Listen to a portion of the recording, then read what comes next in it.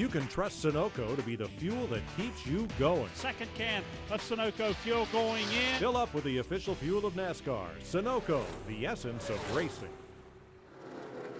Some of those big names that started deep in the field here tonight are moving up the leaderboard. We talked about Jimmy Johnson, who is right now running 13th. Clint Boyer has moved up to 21st. Casey Kane is up to 20th.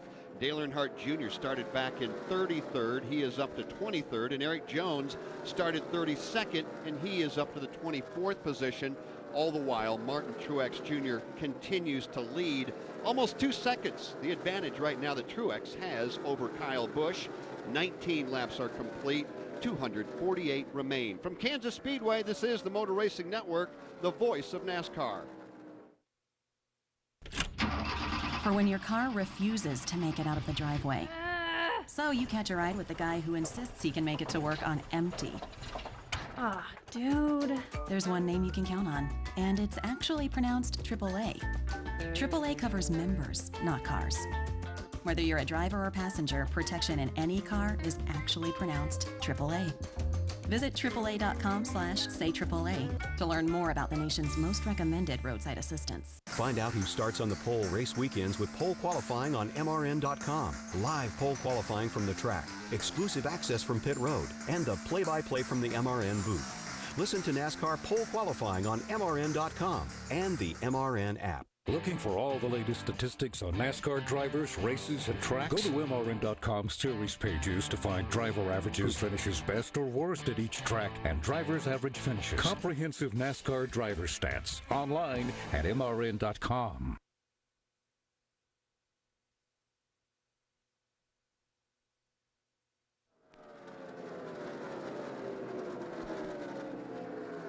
Two-second advantage, that's what Truex has over Kyle Busch. Then Ryan Blaney, Kevin Harvick, and Kyle Larson top 5.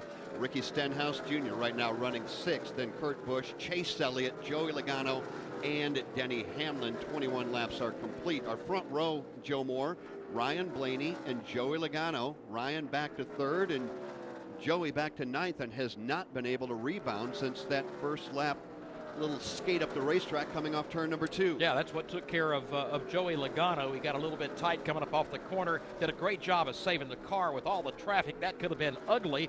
And then in the case of Ryan Blaney, it seems the car's just fallen off a little bit. Let's get an update on both those drivers from Alex Hayden. And Joe, they were both the front row starters. Starting with the pole sitter, Ryan Blaney. Started first, riding currently 3rd. He said the car is building to the loose side. What he means by that is the fuel tank, obviously at the back of the machine, once they're burning fuel off, the car gets lighter in the back, obviously. We're 24 laps into this run already, and the car now is losing grip with the rear tires. It's fast. He just can't get the accelerator all the way to the floor up off of the corners as quickly as Martin Truex Jr. and Kyle Busch, hence the reason they're driving away. Now, the driver who started outside front row, that's Joey Logano. You heard Dave Moody describe on the opening lap going into turn 2, Logano had to chase it all the way up the banking. The nose of the car has no grip, and there's a couple of reasons behind this. They found that there's a little separation underneath the grille right in the center of the car, above the splitter, but beneath the grille, that's allowing air through there. They're seeing that with binoculars. They're getting some good looks with that as well, and that air going up through that little opening is creating a big push, meaning the front tires are not gripping the racetrack. So what's Joey Logano doing to combat that? They have the in-car track bar adjuster inside the cockpit of the machine. Logano went up 13 rounds on that in-car adjuster. As a matter of fact, took it all the way to the top to start with. Now he's beginning to drop it down very minutely, trying to figure out where the balance of this car is going to be, but they do have a small problem with the nose of the race car. Update on Ryan Blaney running 3rd, and update on Joey Logano right now running in. When you would not expect to be on the bottom, that's Kyle Larson, who is always one of the first to go to the top. He and Kevin Harvick are about the only ones even near the bottom of the racetrack right now. Everybody else is going all the way to the top. Seeing the same thing at your end of the track, Buddy Long? Yeah, absolutely, Joe. As we said at the top of the broadcast during the scene set, that might be the groove that drivers would choose once the sun went down a little bit more. But that sun hasn't gone down much since we had the opening green flag. Everybody rim riding here on this end of turn 3 and 4. Likely we'll see that groove changing throughout the course of the evening, Jeff. I talked to Joey Logano earlier this morning, and Joey made it very clear that he expected expected to move up the racetrack very early in the race. Now, the problem with that is he thought everybody would, and they have. And the more they move up, the more rubber that gets laid down. And he said at that point, we'll probably slowly but surely begin moving back down the racetrack. Repeat up and down the racetrack throughout the night, trying to find grip. All right, we're at lap 28 now. Let's take a look at the AutoZone leaderboard. Martin Truex Jr. leads by over a second over Kyle Busch. Ryan Blaney is in third. Fourth is Kevin Harvick, and fifth is Kyle Larson. Chase Elliott just took over sixth. Ricky Stenhouse has dropped to seventh. Eighth is Kurt Busch. Ninth, Joey Logano. And Denny Hamlin is in 10th. Jamie McMurray right now running in the 11th position. Matt Kenseth running 12th. Jimmy Johnson is stalled out now in that 13th position. Brad Keselowski 14th. Austin Dillon 15th. Trouble in turn one, up and into the outside wall as Landon Castle may have cut a tire down. Didn't hit it awfully hard, but has nonetheless scrubbed along that wall for a good long stretch. Damage to the right side of that machine. Landon Castle's A&W Ford in the fence in turn one. He was running in the 31st position at the time. That will be our first caution flag of the evening. We've taken you through the top 15. Let's take you further down the AutoZone leaderboard. Eric Almirola 16th, Daniel Suarez 17th, Casey Kane, Trevor Bayne, and Dale Earnhardt Jr., the rest of the top 20. 21 right now, Eric Jones, followed by Paul Menard, Clint Boyer, Chris Buescher, and Ty Dillon 25th. And it's A.J. Allmendinger, Danica Patrick, Ryan Newman, Michael McDowell, and David Reagan completes the top 30. 31st is where you find Matt DiBenedetto. 32nd is Corey LaJoie. Greg Galding 33rd. Cole Witt 34th. Landon Castle involved in the crash there 35th. Then you have Reed Sorensen 36th. Jeffrey Earnhardt 37th. Derek Cope 38th. Timmy Hill 39th. And Carl Long 40th. That's a look at the AutoZone leaderboard at lap 30 under caution. Let's get what you need. Get in the zone. AutoZone. The Ready to Ride sales event is here. Head to your local Can-Am dealer and gear up for your ultimate adventure. Whether cruising the open road or taking on trails, Can-Am Spyder ATVs and side-by-sides are engineered to perform and excite. Hurry in and save up to $3,500 on select 2016 Can-Am models. Get ready to ride at your local Can-Am dealer. Visit Ride Now Power Sports Concord in Concord. Offer ends soon. Restrictions may apply. See dealer for details.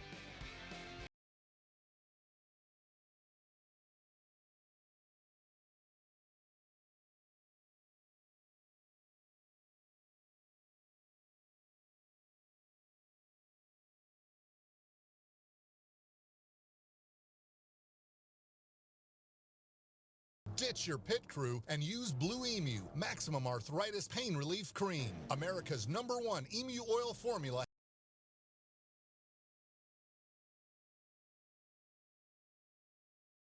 Under caution for a spin in turn 2 by Landon Castle, and the field is on pit road. Let's go to Alex Hayden. Here they come at 45 miles per hour. Truex Jr., Ryan Blaney, Kevin Harvick, Joey Logano taking a quick peek at the nose of Logano's car. He indeed does have a puncture. They're putting some tape right underneath the grill and above. Oh, they ripped some tape off to try to get some extra air in there, and that ripped the tape piece off where they just applied it. So a small mistake there. Everybody getting service. Steve Post. 4 tires and fuel for everybody on this end of pit road. Kyle Busch reported that the car started off a little bit loose, but it tightened up over the run. Air pressure adjustment there. 4 tires and fuel for Dale Earnhardt Jr., for Clint Boyer, for Daniel Suarez, Chase Elliott, Ryan Newman, and more, and Matt Kenseth down here. Woody Kane? 4 tires and fuel, the story on this end as well, Steve. Kyle Larson very happy. He picked up 4 spots, 4 tires and fuel for him. Ricky Stenhouse Jr. dropped 3 spots on that initial run. Told the team he can't get the front end to turn under throttle. Jamie McMurray reports a little bit of a loose condition. Same for Casey Kane, just on the exit there. But 4 tires and fuel, the story up and down this end of pit road. Martin Truex Jr. came in P1. He will go out P1. He was the first one off of pit road. Jeremy Bullins and crew ripped off a stop, and Ryan Blaney back up to the second spot, followed by Kevin Harvick, Kyle Busch, and Chase Elliott. That's the top 5 off pit road. Sunoco makes high-quality performance fuels for the greatest drivers in the world on and off the track. Whether you're pulling up to the pump or experiencing the aromas of race day, trust Sunoco, the official fuel of NASCAR. From Kansas Speedway, this is the Motor Racing Network, the voice of NASCAR. It's almost Busch o'clock. A time for relaxing and unwinding with a crisp, cold Busch beer. It's the most refreshing time of the day. Wait for it. 3, 2, 1. Busch.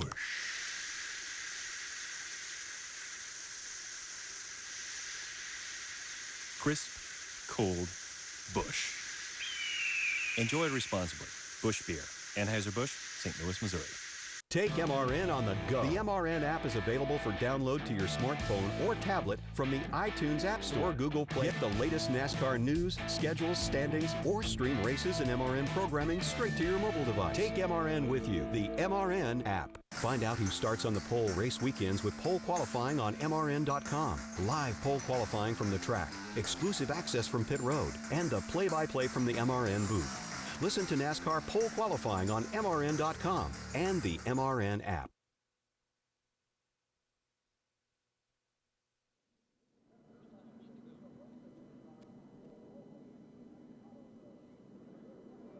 Landon Castle calls the caution a few moments ago after he tagged the wall up in turn number 2. He's back on the racetrack, and everybody is working their way off turn 4, coming to the 1 to go signal after just stopping on pit road to get some fresh tires and fuel. Martin Truex Jr. and Ryan Blaney, they're on the front row for the restart. Then it is Kevin Harvick and Kyle Busch making up positions 3 and 4.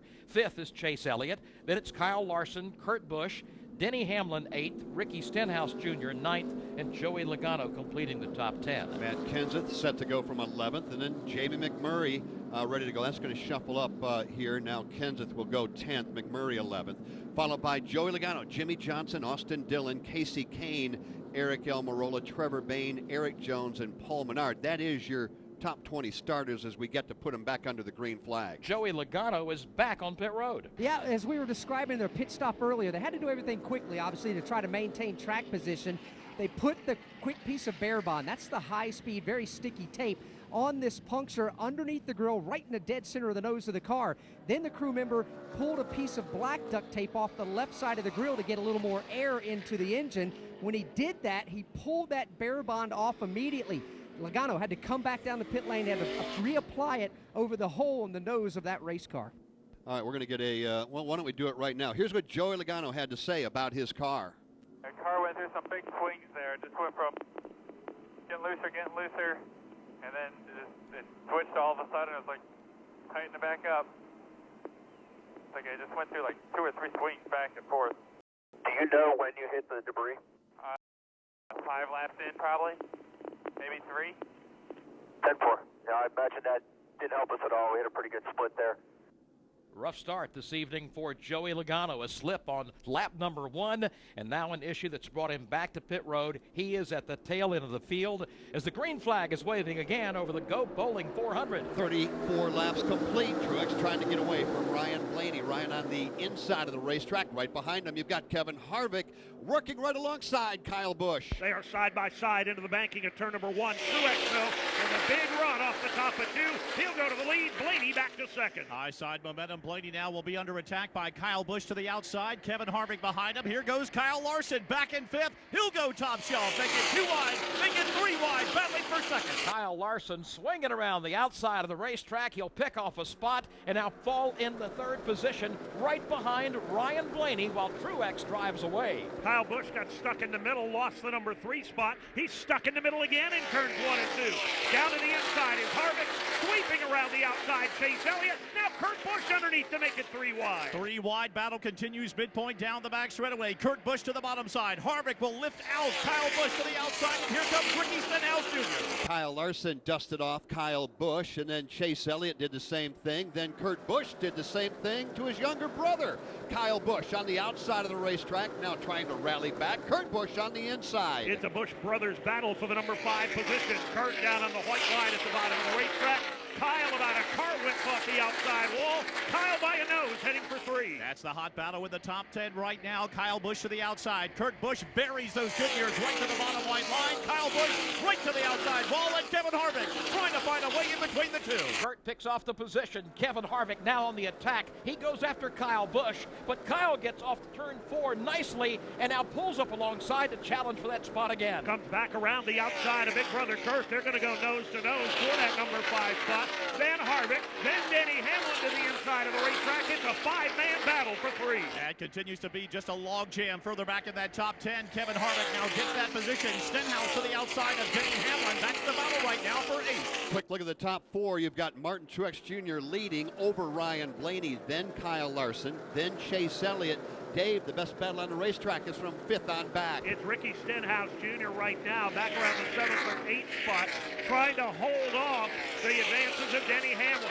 Hamlin to the inside, Stenhouse outside with Jimmy Johnson in tow. And Jimmy Johnson's right there as well, only about a car length back behind him. Then you've got Matt Kenseth and Brad Keselowski. Everybody closing up on this battle.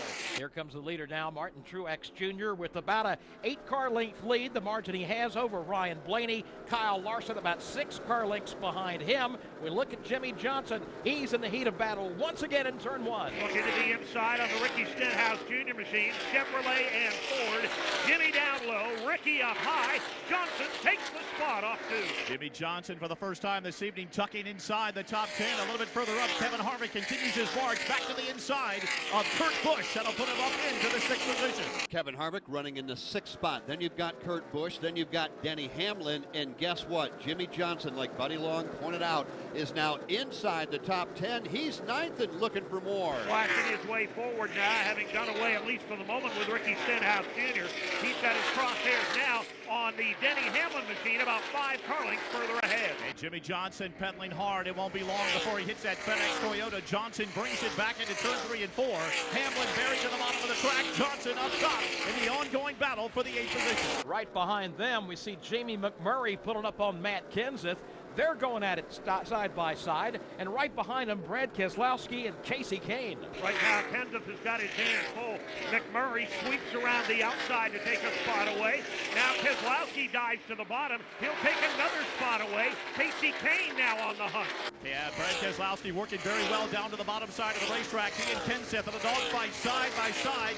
Brad right now right to the bottom of the racetrack, continuing to work it down bottom. A great battle from about 8th on back. 8th right now, Denny Hamlin and Jimmy Johnson. And you've got Ricky Stenhouse Jr. and Jamie McMurray. Behind them, you've got Kenseth, Keselowski, and Casey Kane. Casey Kane on the move now. He jumps to the bottom of the racetrack in turn 1. He's going to try and drive under Brad Keselowski. Slides up across the and takes the spot. Just squeezes in between Brad Keselowski and Matt Kenseth. That's an ongoing battle further back with about the 14th position. Now Casey way up the racetrack. Keselowski to the bottom side. Now, we told you at the start of the broadcast about several drivers who started deep in the field because they didn't get a chance to qualify yesterday afternoon. They include Jimmy Johnson, Clint Boyer, Casey Kane, Eric Jones, and Dale Earnhardt Jr. All those drivers are inside the... Down, right behind him, Kevin Harvick. Just a moment ago, Dave got by Kyle Busch. He did indeed, and it's pulled away by a couple of car lengths now.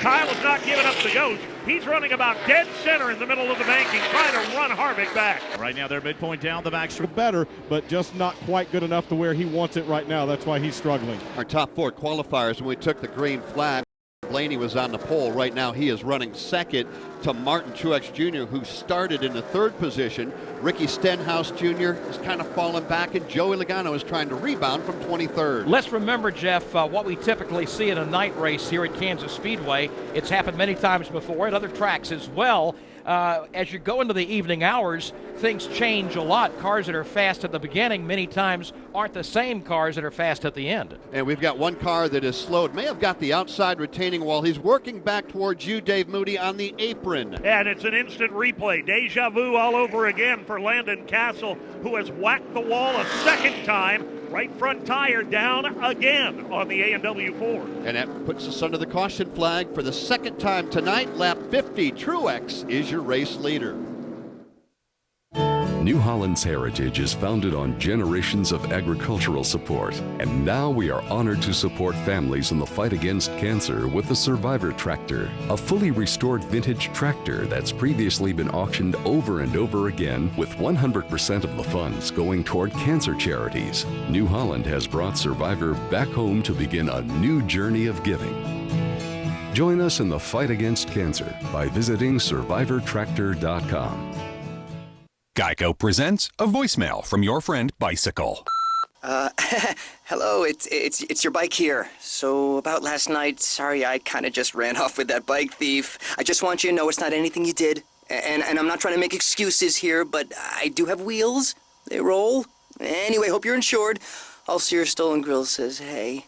When your stuff runs off, it doesn't pay you back. Luckily, the Geico Insurance Agency makes getting coverage a snap. Visit geico.com to see how affordable renter's insurance can be. Next Friday, The All-Stars of the Monster Energy NASCAR Cup Series gear up for All-Star Weekend in Charlotte. Live coverage of Cup practice begins at 1 p.m. Eastern, only on the Motor Racing Network. Landon Castle, for the second time tonight, has put us under the caution flag. It came out on lap number 50, working lap 51 right now. And Joe Moore, I would imagine, in a matter of seconds, we're going to see everybody on pit road. Pit road is open as the cars line up behind the pace car and work their way through turns 3 and 4. And they'll be coming in for these stops at lap number 52. They drop down to the low side of the racetrack, and Woody Kane, they're headed to you. First one on this end of pit road is going to be Kyle Larson. He's driven from 9th to 3rd in the early part of the race. Still very happy with that car. He doesn't want any changes. Just going to be 4 tires and Sunoco racing fuel. Jamie McMurray is coming to make a stop. He's going to get a chassis adjustment, talking about the car being loose. Also in on this end, Denny Hamlin coming in and making a stop as well. Alex Hayden? Well, first of all, Kevin Harvick elected to stay on the racetrack. But here's Martin Truex Jr., here's Ryan Blaney. Further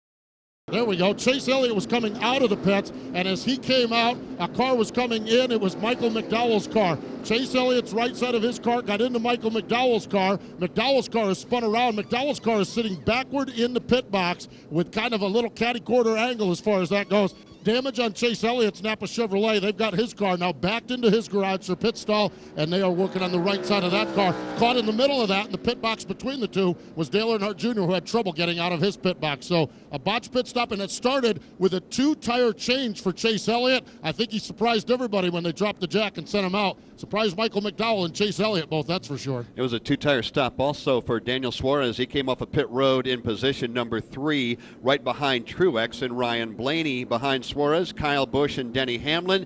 Kevin Harvick stayed on the racetrack. We'll update that for you here in a moment. From Kansas Speedway, this is the Motor Racing Network, the voice of NASCAR.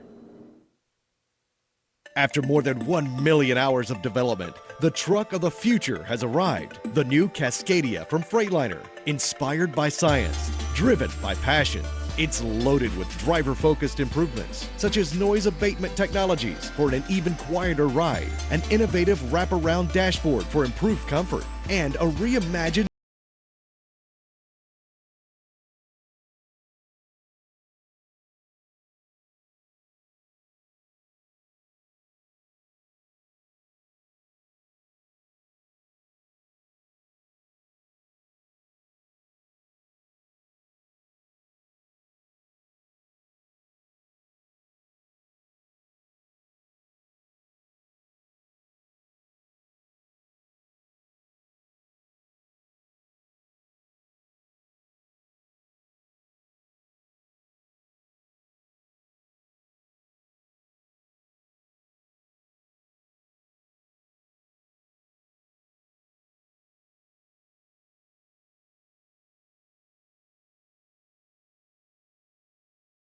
Dillon stay on the racetrack. They're going to restart 1 and 2, and problems for Chase Elliott and Michael McDowell. We'll cover that for you in just a moment. Hey, did you know that kids 12 and under get in free to NASCAR Xfinity Series and NASCAR Camping World Truck Series races?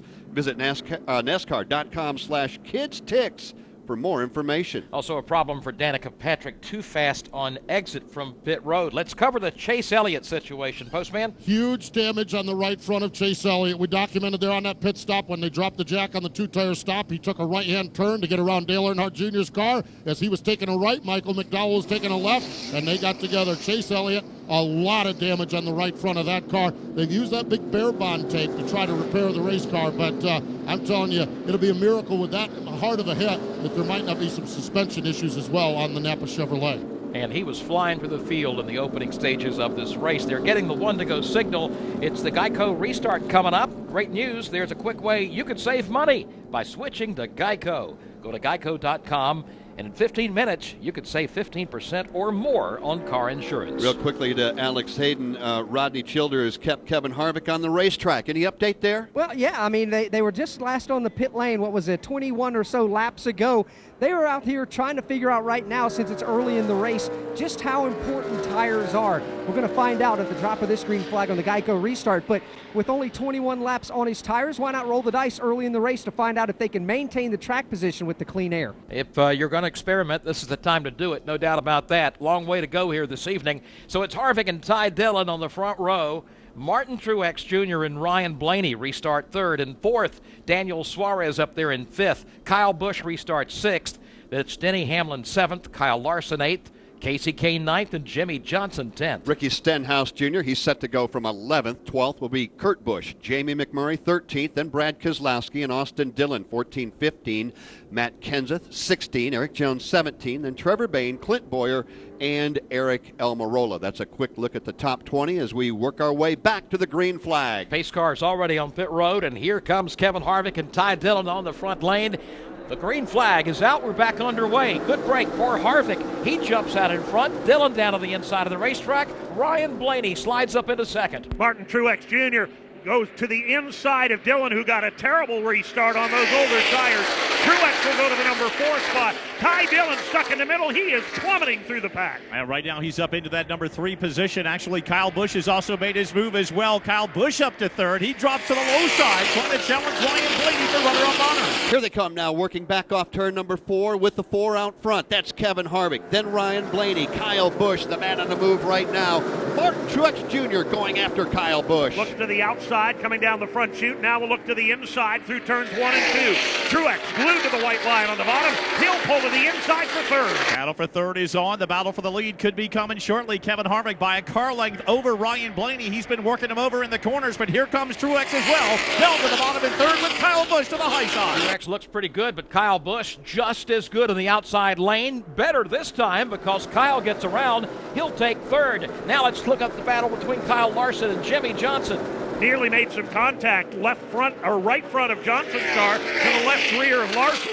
They got away with no damage, and now both of them have got the crosshairs on Truex. Pair of Kyles are running to the high side. Kyle Busch taking over second for Ryan Blaney. Meanwhile, Kyle Larson trying to get fifth from Jimmy Johnson. He looks to the outside of Martin Truex Jr. 3 wide as they work off 4. Ford on the bottom, Toyota topside. That was Ryan Blaney and Kyle Busch give the advantage, and second to Kyle. Ryan back to third, and good hard racing from fourth on back. Close quarters racing as well as all three try and make the best use of the side grass, running inches apart on the exit of the corner. It's still Truex in fourth, then Johnson and Larson. That's a good side-by-side trouble battle back for the straightaway. Ty Dillon goes for a spin off turn number 2. Lost the handle at the exit of the corner. Slides down onto the paved runoff area. Avoids the safer barrier. He'll drive away with no damage, but 4 thoroughly flat-spotted tires for the Twisted Tea Chevrolet of Ty Dillon. Wasn't a good gamble for this team. They decided to stay out along with Kevin Harvick. For Harvick, it worked. For Ty Dillon, Dave, it did not. No, he got drop-kicked at the drop of the green flag, Joe. He was back to 10th place by the time they got to turn 3, the first lap after the restart. A couple of laps later, just lost the rear end coming off turn number 2. A long, lazy spin down to the inside. Everybody able to take evasive action. Just a single car spin for Ty Dillon. Kevin Harvick is the race leader. We're 20 laps away from first stage of tonight's Go Bowling 400. So the intensity is going to pick up even more, Jeff, after this next round of pit stops. Well, you know, I like the word experiment with Kevin Harvick, Ty Dillon, Daniel Suarez. Kevin Harvick staying on the racetrack, did not pit, and showed no signs of slowing down and is currently leading. Suarez came to pit road, took 2 tires. He restarted third. He has fallen back to 10th. And, well, for Ty Dillon, it just turned into be a disaster, and now that car is torn up. So pit road is open. They were just there a few moments ago, and I got to believe, Steve Post, we're probably not going to see much action. No, I don't think we will either. One of the factors, and we were just kicking this around down here on pit road, these 8 tires were not the first stage, and they've already used 2. You assume that they're going to use third one at the end of this stage, and so tire management might be a key. As we say that, we do see a few cars toward the back of the field rolling off, and down pit road, Landon Castle is in, Michael McDowell. Problems early on for several drivers this evening. Joey Logano had an issue on the first lap and then had another problem, had to come to pit road. He's working his way back up through the field now. Chase Elliott had a collision on pit road. Danica Patrick got her first speeding penalty of the year, busted exiting pit road. And now early in the race, Kevin Harvick is doing some experimenting. Yeah, let's just call it strategy, and for good reason. Now 18 laps away from the end of stage one. And Alex Hayden, you can explain some of the benefits that are on the line for Kevin Harvick. Well, as Steve Post pointed out a moment ago, these teams had 8 sets of tires at their disposal at the start of the race. Everybody's already used 2 sets except for Kevin Harvick and his crew chief Rodney Childers, who elected to keep him out there. They got some track position. They can easily make it to stage in lap number 80 on Sunoco fuel, so they've got their track position. The key now is, will those tires that have 21 more laps on them than everybody else, will they maintain that track position? And we'll see how it works out. Gambles sometimes pay off, other times they do not. Harvick up front with Kyle Busch alongside Ryan Blaney and Martin Truex Jr. They're 3rd and 4th. Then Kyle Larson, Jimmy Johnson 5th and 6th. Kurt Busch 7th. 8th is Brad Keselowski. Denny Hamlin lines up 9th for the restart. And there's Daniel Suarez in 10th. Right now, 11th, Casey Kane and Austin Dillon and Eric Almirola. Clint Boyer is up now to 14th, with Kenseth right now running 15th, and Trevor Bayne and Eric Jones, Paul Menard, Ricky Stenhouse Jr., and Joey Logano working closer to that Geico restart, looking for the green flag, Joe. Pace car leads him into turn number 4 and gets ready to drop off the banking. There he is. And Harvick and Kyle Busch have a clear line of sight to the start-finish line, where now they see the green go up in the air once again. Here at Kansas Speedway, Martin Truex on the brake, jumps to the outside of Kevin Harvick, 3 wide for the lead. Thought about pushing Harvick forward, thought better of it. He's going to run around the outside of Harvick and make a run for that number 2 position. Kyle Busch away with the lead. Outside, Truex around Blaney for 2nd. Blaney will be back in that number 3 position. Kevin Harvick settles into 4th. The battle for 5th. Kyle Larson to the bottom side. Jimmy Johnson up. Brad Keselowski right behind.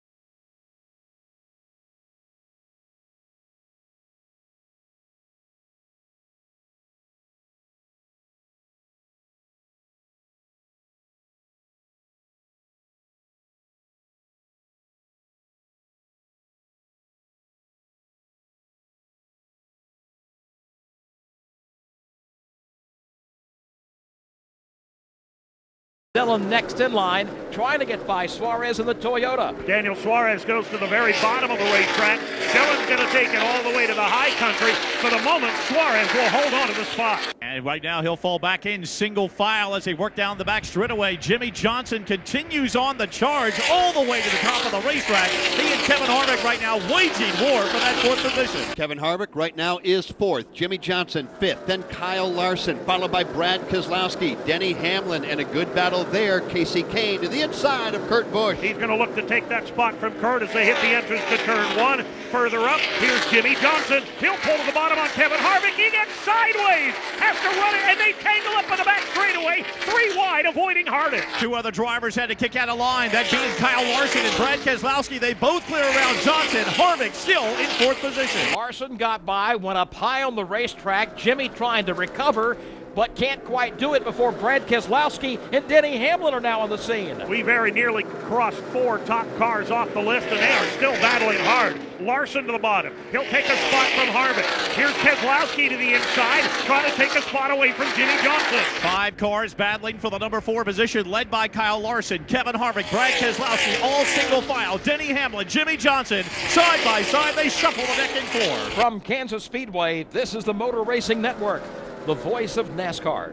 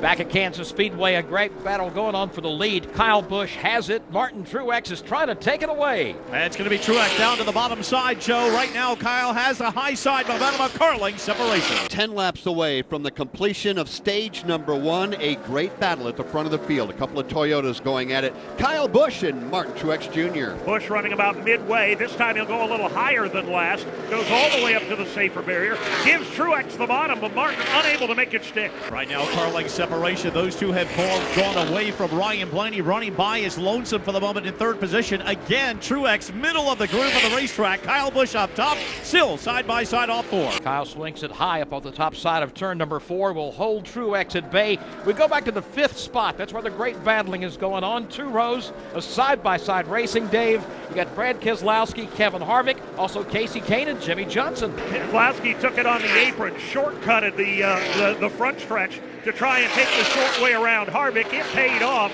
Harvick drops back a spot into the clutches of Jimmy Johnson. And still 5 drivers fighting for that number 5 spot, led by Brad Keselowski. Harvick 2 car lengths back. Jimmy Johnson and his tire tracks. They're all up top with Denny Hamlin and Casey Case side by side. And now Jimmy Johnson's going to try to pull down and pull even with the Ford of Kevin Harvick, and he will do exactly that. Side-by-side battle between Jimmy Johnson and the Chevrolet, Harvick in the Ford. Kevin Harvick on the older tires, fighting as hard as he can, but he is overmatched right now. Johnson underneath him will take another spot. Casey Kane and Denny Hamlin close behind. They are side by side in their battle. Casey Kane for the moment has the high side advantage. Denny Hamlin to the low side, both closing on that Busch Light Chevrolet of Kevin Harvick. 7 laps before the end of stage number 1 of the Go Bowling 400. A.J. Allmendinger dropped out of line a few moments ago. Apparently a handling problem is what the issue is with A.J. He's one of those guys who just cannot get any good luck, Jeff. Well, he was running 3rd a week ago. I think we all remember that at the Talladega Super Speedway. Working off turn number 2 onto the super stretch, got into the back of Chase Elliott. Both of them got turned around, and the big one was on there. And now tonight, A.J. back in the 31st position as we work closer now to the end of stage number 1, just 6 laps away. Leaders work their way back into the corner. It is Kyle Busch ahead of Martin Truex Jr. A comfortable lead there, 5 or 6 car lengths. And then riding all by himself back there is Ryan Blaney. Then comes Kyle Larson. They're working their way to you, Buddy Long. Yeah, right now uncomfortable for everybody in those positions that you mentioned, Joe. Further back, Brad Keselowski comfortable in that number 5 spot.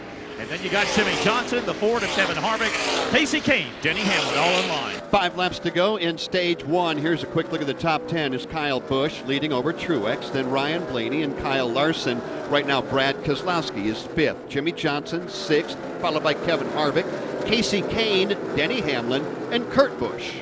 Leaders continue to circulate around the track. Looks like Truex kind of called off the dogs for now. He was all over Kyle for a while, trying to make the pass, trying to get by, but now he's settled back in. Kyle comfortably in the lead as we're coming to the end of stage one. Right now, Kyle Busch about 10 car lengths over Truex, another 25 back to Ryan Blaney, a long way back to Kyle Larson. And then you pick up Brad Keselowski, Jimmy Johnson, and let's pick up the battle, I guess, Dave, for Kevin Harvick on back. Harvick trying to hang on to one of those final spots in the top 10.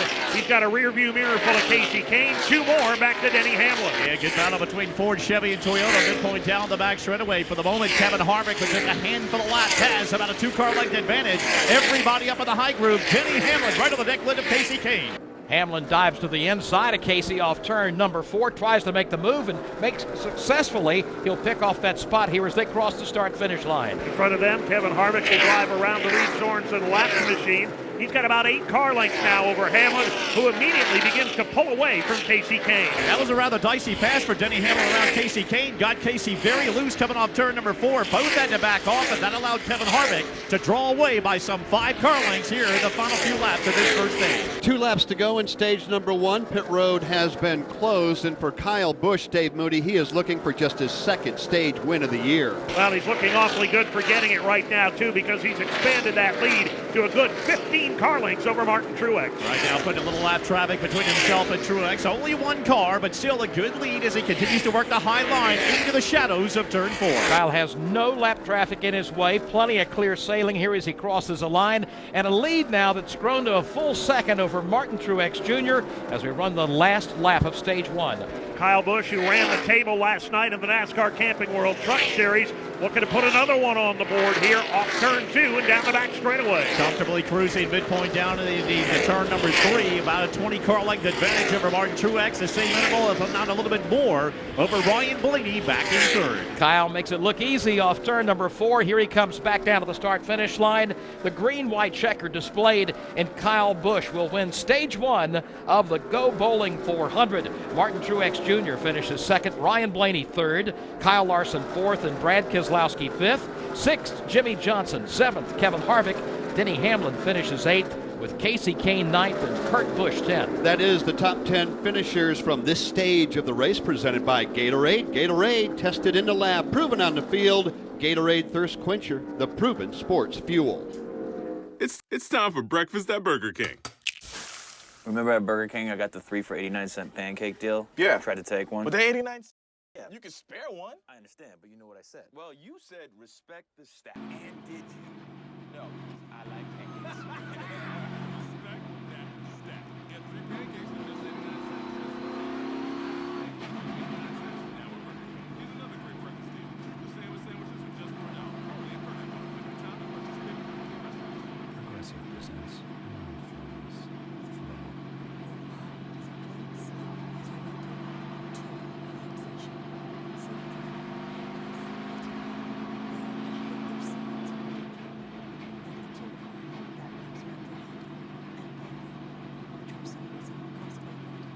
Switch to Progressive and surround yourself with savings. Visit Progressive.com today. Progressive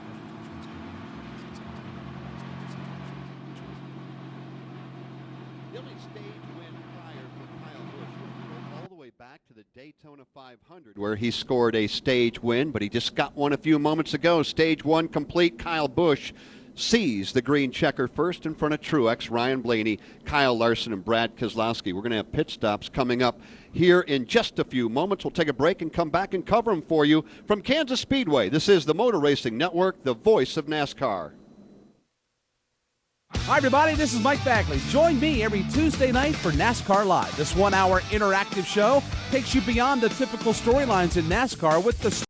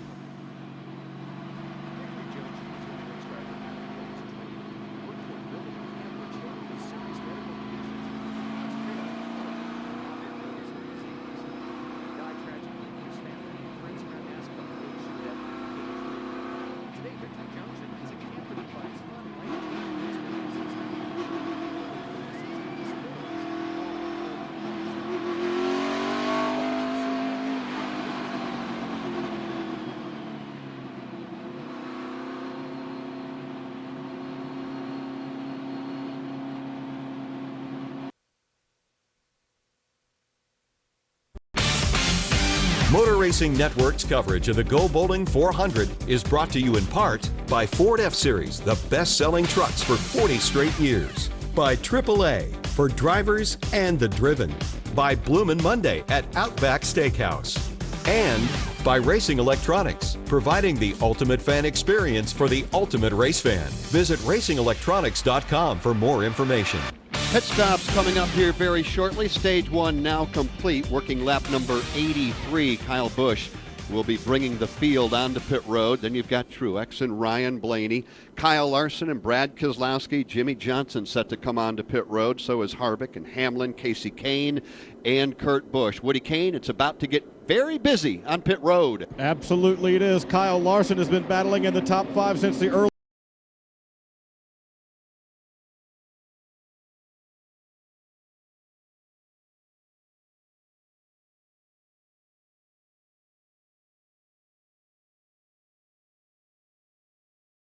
from 31st to 8th in this segment. Denny Hamlin, an air pressure adjustment looser as the run goes on. Alex Hayden. You got Ryan Blaney, Martin Truex Jr. rather is in. You've also got Austin Dillon. You got Brad Keselowski, Kevin Harvick. Everybody taking 4 fresh tires, topping it off with Sunoco fuel. The first off the pit lane. Oh, it's going to be a drag race 3 wide. It's too close to call between Blaney, Truex, and Kyle Busch. Steve Post. 4 tires and fuel for Paul Menard as well as Clint Boyer. Dale Earnhardt Jr. chassis adjustment. 4 tires and fuel. Kyle Busch, Ryan Newman, and Matt Kenseth all getting pit service here on lap number 84. Ryan Blaney the first off pit road with Martin Truex Jr. coming off second, then Kyle Busch, Kyle Larson, and Denny Hamlin. So as we work under the caution flag, why don't you interact with us? It is the MRN fan vote presented by Straight Talk Wireless. Straight Talk Wireless nationwide coverage on America's largest and most dependable 4G LTE network, only at Walmart. Here's your question. Which driver, winless this year, is most likely to go to victory lane tonight? Kyle Busch, Ryan Blaney, Kevin Harvick, Casey Kane, or Denny Hamlin. You can share your opinion at mrn.com/vote or on the MRN app. Just simply touch the microphone icon. AutoZone has over 5,000 locations all across the country. But no matter where you're at, there's only one thing you can be sure of. It's gonna get hot. Heat causes battery fluid to evaporate, which could damage your battery's internal structure. That's why Duralast batteries are designed to beat the heat. Tested to start your car at up to 167 degrees Fahrenheit. And even though it won't get that hot in Alaska, you never know. It might. Duralast. Proven tough and sold only at AutoZone. Let's get you what you need. Get in the zone, AutoZone. You want to get something done fast and right? Someone's got to have your back. Look at Ryan Newman's pit crew. In 12 seconds, they get him back on the track. Change the tires, fill the tank, any adjustments Ryan needs. 12 seconds. They've got his back. Who's got their back? Grainger. Grainger has the products and solutions you need to help keep your team running at top speed. What you need, when you need it. Grainger's got your back. But give them more than 12 seconds. Call clickgrainger.com or stop by. Grainger, for the ones who get it done. Still working under the caution flag. That came out at the conclusion of stage number 1. Kyle Busch, the first one across the line. Joe Moore, let's see if we can hear from the driver of that M&M's Toyota. Hey, Kyle, it's Joe Moore at Motor Racing Network. You got a copy? Yeah, man, gotcha. Hey, what a way to win that stage, the first stage of the race this evening. Looks like your car really came to life late in the running of that stage. Yeah, it sure did. And also just being able to run the top side, I guess. It's really quick up there if you get it right. So hopefully we can keep it going that way, and we can keep this M&M's Red-Nosed Day Camry up front all night long and shoot for another win like last year. It's still pretty early, but is the track starting to change already? Not yet, but I bet you it's going to start going here pretty quick. Right around this next stage, we'll probably see almost full swing of it just with the sun going down and the lights coming on here. So it'll continue to change all night long, though. We'll have to stay on top of it. All right, bud. Congratulations. Maybe we'll talk to you again at the end of stage 2. I'd rather hear from you at the end of stage 3, but I'm with you. All right, Kyle Busch, again the winner of stage 1 here tonight at Kansas. Our in-car communications are brought to you by Racing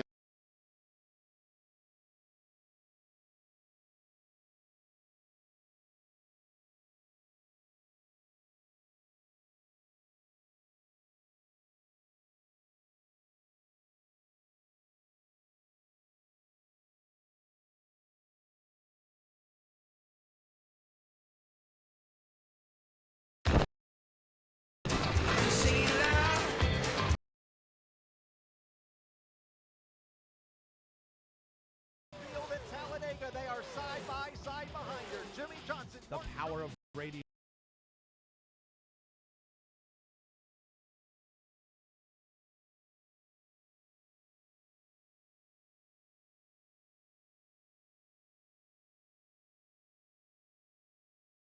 To the imagination of the listener. Tune in to the Motor Racing Network. Visit MRN.com for an affiliate list in your local area.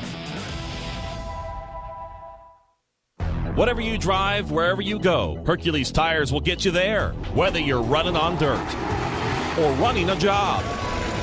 Our dependable, high-quality tires are the perfect fit for your needs. For unmatched value, selection, and warranty with industry-leading road hazard protection, there's only one choice: Hercules Tires. To learn more, visit HerculesTire.com or call 800-677-9535. Hercules Tires, ride on our strength.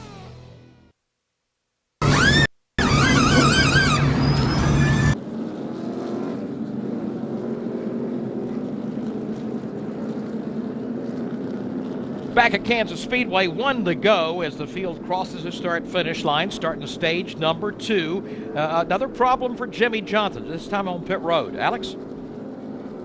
Oh, actually, we had the audio of what happened there. All right, man, we went through too many boxes. We'll have to start in the back. Yep. One box too early there, bud. Yeah, can't see too well, and I was afraid of that. Okay. 10-4.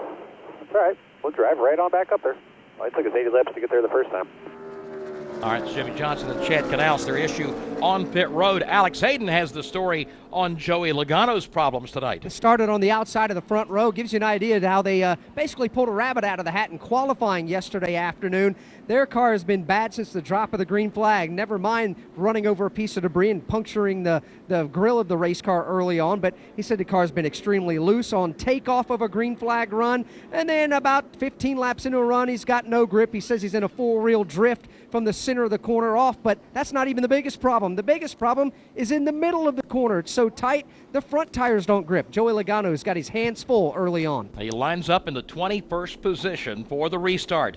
It's Martin Truex Jr. up front with Kyle Busch alongside, then Ryan Blaney, Kyle Larson, and Denny Hamlin, the top 5. Looking for the green flag to begin stage number 2 here at the Kansas Speedway, and it is in the air, and Truex is trying to get going. Kyle Busch right now will have to battle with Ryan Blaney and Kyle Larson, but now that car comes up to speed, and they go side by side into one. Kyle Busch to the inside, Martin Truex to the outside, then Blaney and Larson, Denny Hamlin, Brad Keselowski, and Kevin Harvick off turn 2. Battle for the lead continues with Busch to the inside. Martin Truex not giving up. Kyle Larson looking to take another lane, goes top shelf and tries to make it 3 wide for the moment. Here's Truex going to the middle and taking the lead. Denny Hamlin slipped coming off turn number 2, lost a couple of spots, but looks like he's back up to speed, battling now with Casey Kane back there for about the 6th spot. Leaders back in turn 1. Martin Truex Jr. front of the pack and trying to put some daylight between himself and Kyle Busch, who rides second.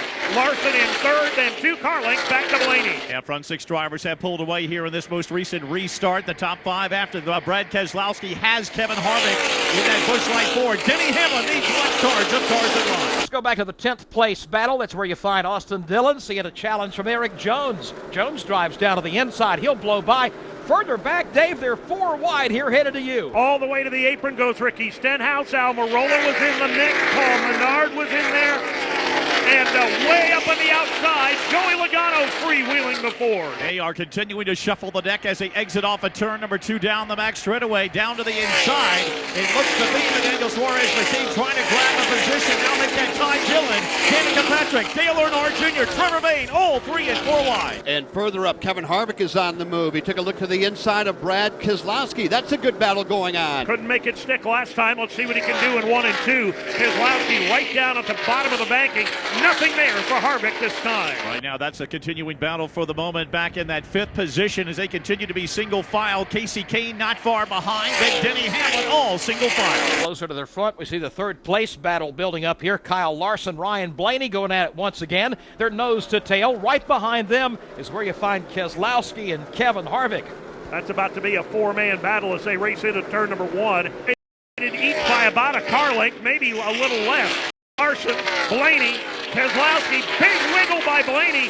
Hey, he gets loose. Here comes Harvick down to the bottom. And Harvick got a great run by virtue of that. Grabs the 4th position from Ryan Blaney. He gathers it back up in the middle groove. Keselowski also backs off and falls into 6th. Great move by Kevin Harvick, just diving down to the inside of the racetrack. He moves up in the field now, having a great run tonight. Currently in the 4th spot, but up front it's still Martin Truex Jr. Blaney had a big wobble coming off turn 2 last time. Brad Keselowski was so close he had to check up, and that allowed Harvick to scoot away underneath them both. And right now it's a 2-car jailbreak as Kyle Larson now has pulled away from that battle with Kevin Harvick and Ryan Blaney by his lonesome in 3rd position. And right behind them you've got Brad Keselowski, then you've got Casey Kane. Here comes the field again, working off turn number 4. Behind Casey, you've got Denny Hamlin, and how about Eric Jones? Dave, we haven't talked about him, and now he too inside the top 10. Another solid run for the youngster out of Michigan. Bottoming out a little bit on the front splitter, right front corner up near the top of the wall, but solid run already for Eric Jones. And that 5-hour energy Toyota trying to gather up Denny Hamlin right now. He's got another Toyota in Matt Kenseth not far behind as Jones continues to work the outside line. We're at lap 94 now as Martin Truex Jr. continues leading the Go Bowling 400. Coming up, Kurt Becker will bring you a mid-race refresher brought to you by Coca-Cola, the official soft drink of NASCAR. First, let's pause 10 seconds for station identification on the Motor Racing Network.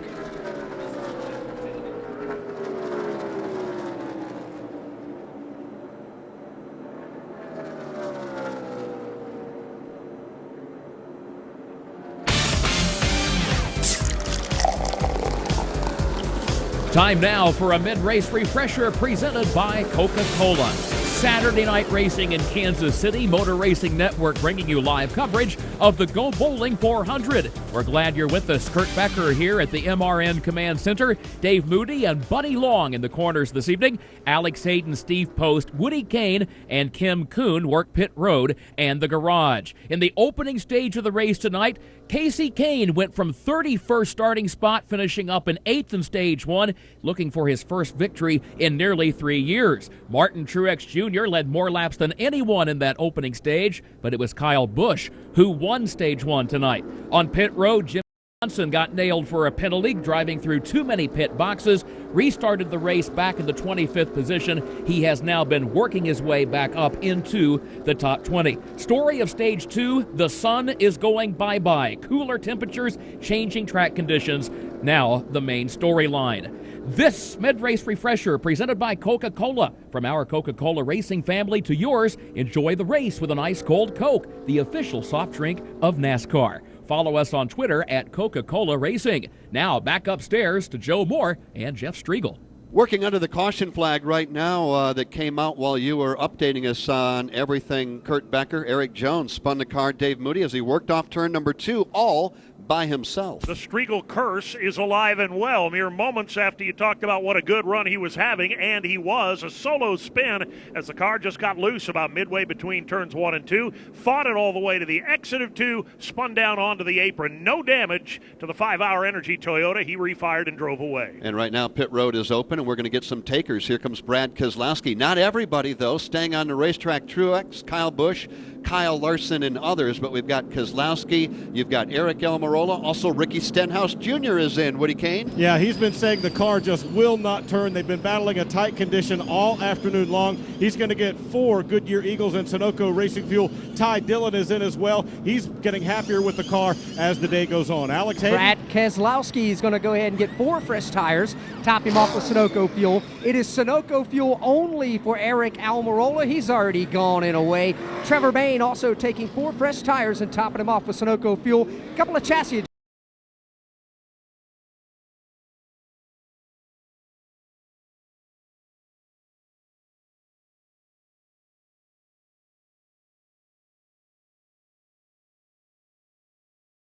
tires adjustment and fuel. And Ryan Newman, they've just struggled from the beginning here tonight with some damage on the front of the car, and they keep wailing away on that race car. 4 tires and Sunoco race fuel as well. All right, thanks, guys. This is the Go Bowling 400. We're coming up to 1 to go to get back under green.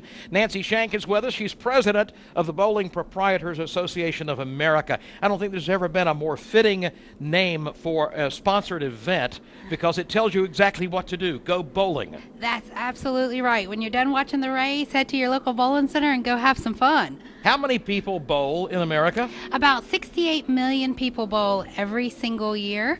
Most just going out with their families or birthday parties. And then we have almost 2 million people who do it regularly during league. So a bunch of people.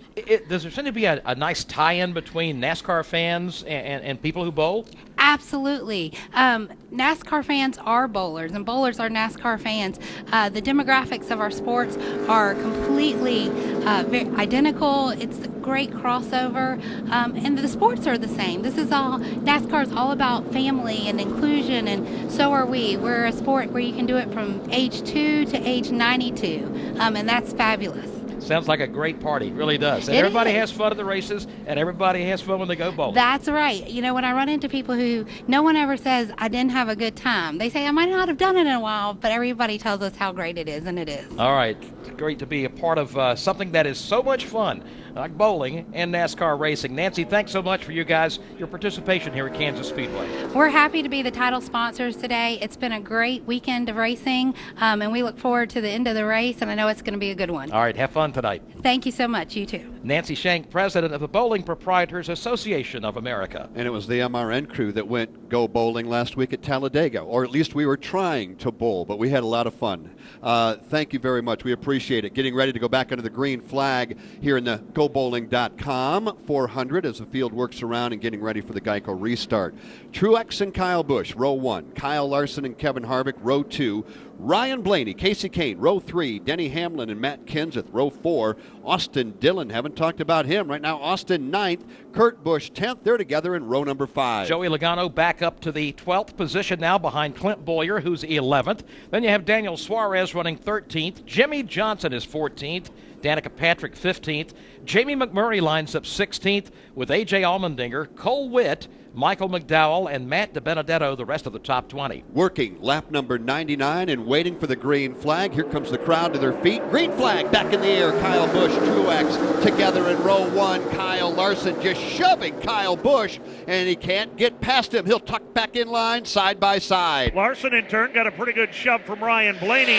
They all separate without incident, but it's enough to shove Kyle Busch into the lead. And Ryan, I should say Martin Truex Jr. in this second, and that also vaults them out to a 5-car length advantage. Kevin Harvick down to the bottom in third. Kyle Larson up to the high side in fourth. Right behind those two is where Ryan Blaney rides all by himself. Behind him, Denny Hamlin on the move. He and Casey Kane are going at it again. Something wrong with Jimmy Johnson. Off the pace, the field goes storming by. Plummeting backwards through the pack is Jimmy Johnson. He's made his way from the rear for the second time this afternoon, but he is badly off the pace.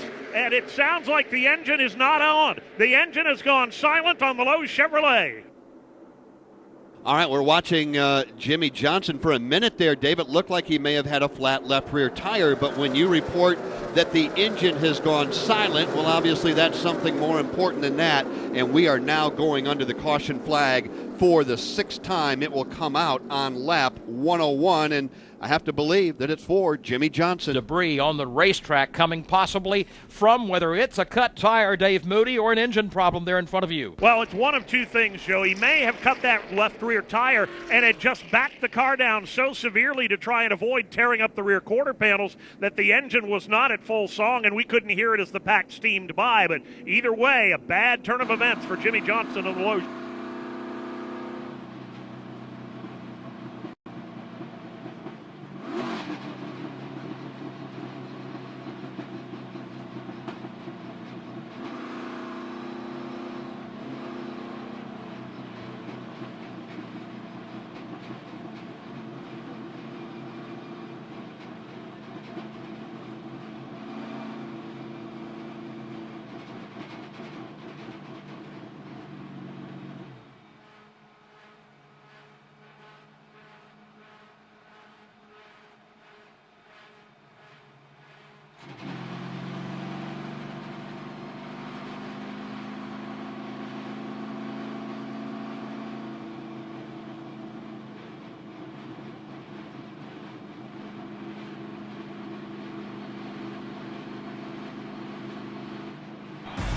Hey race fans, this is Kyle Larson, driver of the number 42 Credit One Bank Chevrolet. Credit One Bank offers the only official credit card of NASCAR. This card is loaded with cash-back rewards, and there are new card designs available for the 2017 season. Check out the NASCAR race action design and the patriotic design featuring the American flag. Every NASCAR fan needs this credit card. See if you pre-qualify today for your NASCAR credit card at creditonebank.com. That's Credit One.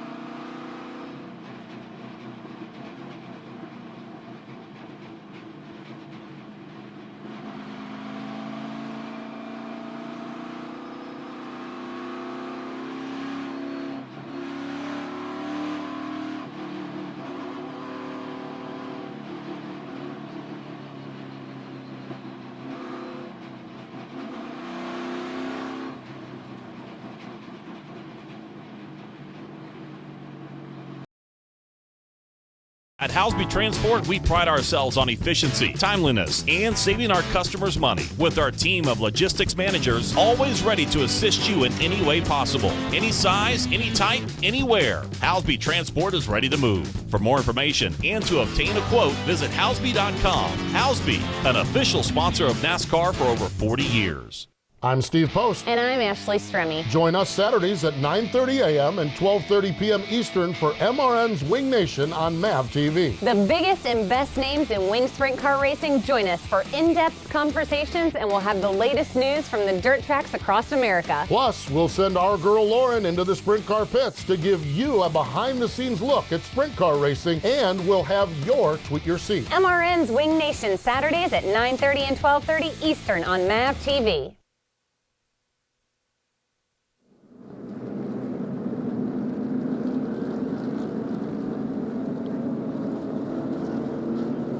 Geico restart in just a lap from right now. Kyle Busch and Truex at the front of the field. Well, we've got a minute. Let's wrap up our MRN fan vote presented by Straight Talk Wireless. We asked you which one of the winless drivers in 2017 is most likely to go to victory lane tonight. 32% of you said Kevin Harvick, and right now Kevin Harvick is running in the 4th position. If Kevin wins the race or even finishes in the top 10 in tonight's race, you'll get a free bloomin' onion at Outback Steakhouse on Monday. Brought to you by Outback Steakhouse. So the sun beginning to set behind the main grandstands, the field now working the back straightaway, and we get ready to put them under the green flag. Right now we have 105 laps complete, 162 remain. When we do put them under the green flag, the field working behind the pace car over at the feet of Buddy Long. Yes, indeed. It's going to be Martin Truex Jr. to the bottom side, Jeff Kyle Busch up top, Kevin Harvick, Ryan Blaney in row 2, Denny Hamlin, Matt Kenseth, your front 6 as we get set to go back to green. Pace car brings them into turn number 4. The sun is setting here in Kansas City. The bright sunshine we saw in the back straightaway has now faded. The shadows covering the entire racetrack. And you heard Kyle Busch earlier talking about how the track will change. It hadn't at the end of stage 1, but now's when it starts. Well, we'll find out soon. Green flag back in the air. Kyle Busch now trying to get away from Truex. This time Kyle on the top side of the racetrack, and he will bypass Truex before they get to 1. It's a very good restart. He's out into the clean air with the lead. The battle will be for second.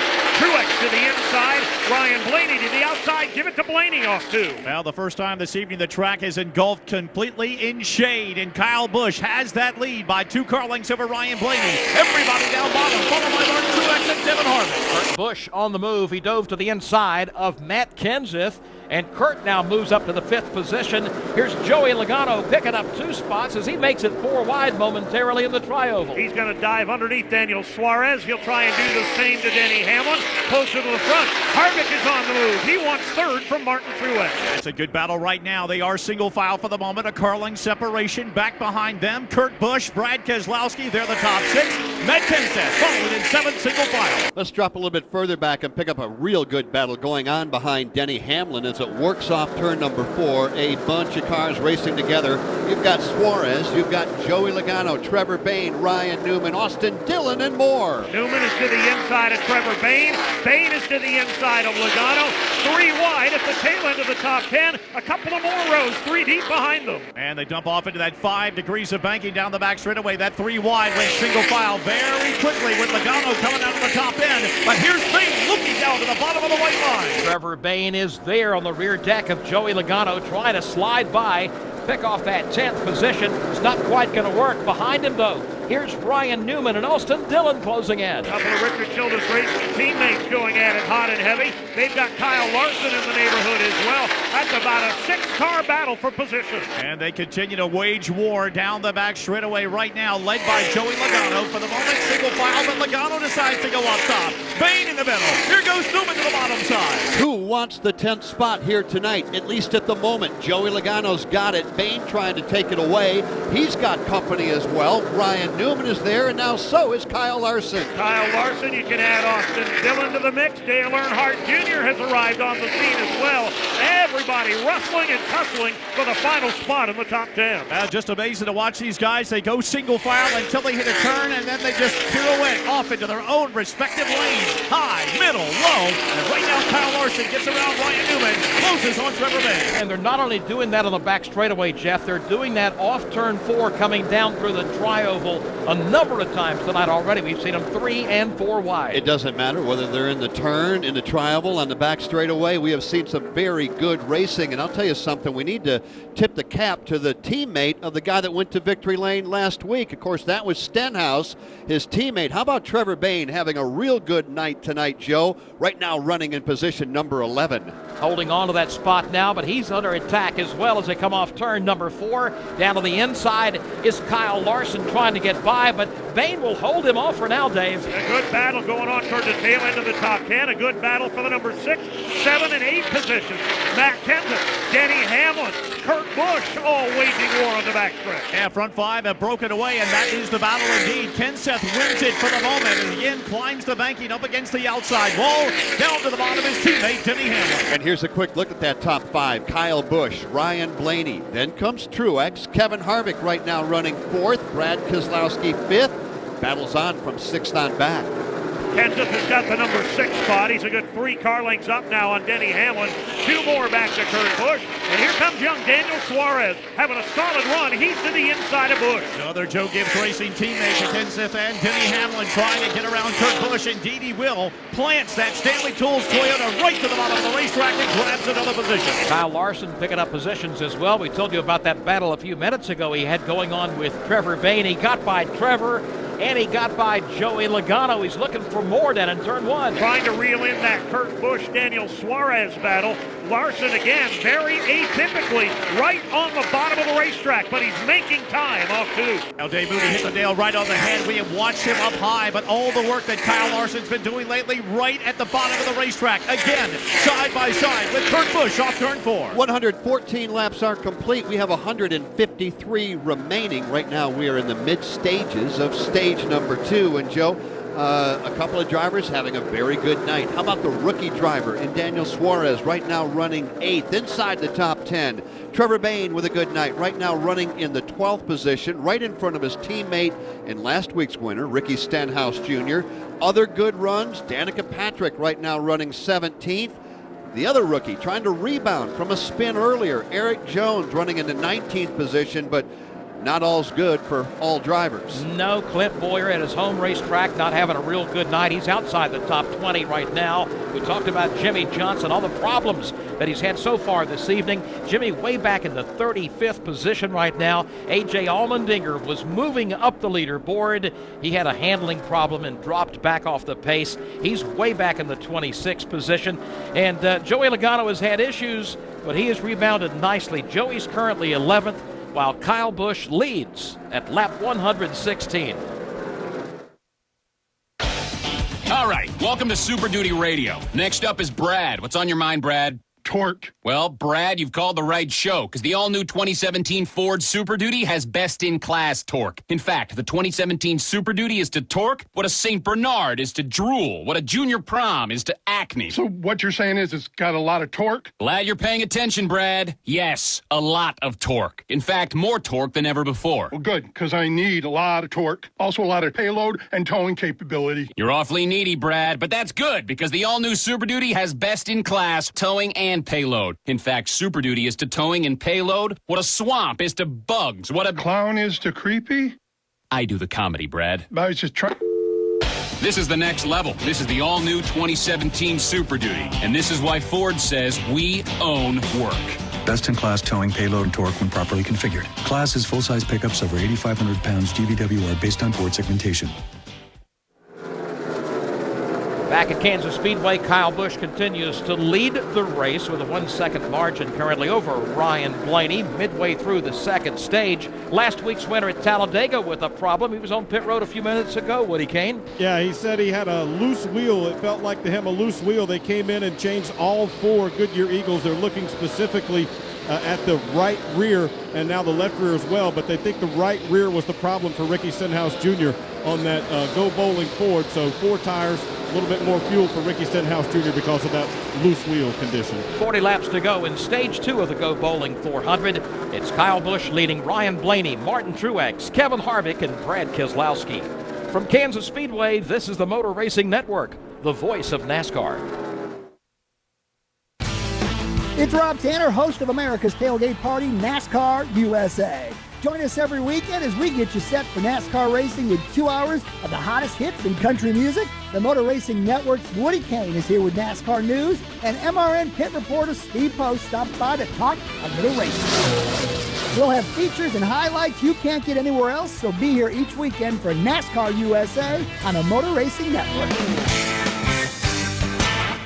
Where will you be when NASCAR comes to Chicago's fastest loop? 4 days of racing, tailgating, camping, and music. Come to Chicagoland Speedway September 14th through the 17th. Chase Elliott went 4 wide on the back straightaway. They're side by side for the lead. Tickets for Sunday Chicagoland 400 are available now. Camping spots are available and selling fast. All kids tickets $25 off adult price and free on certain race days. Get your tickets and campsite now at ChicagolandSpeedway.com. Chicagoland Speedway, the Monster Energy NASCAR Cup Series playoffs start here.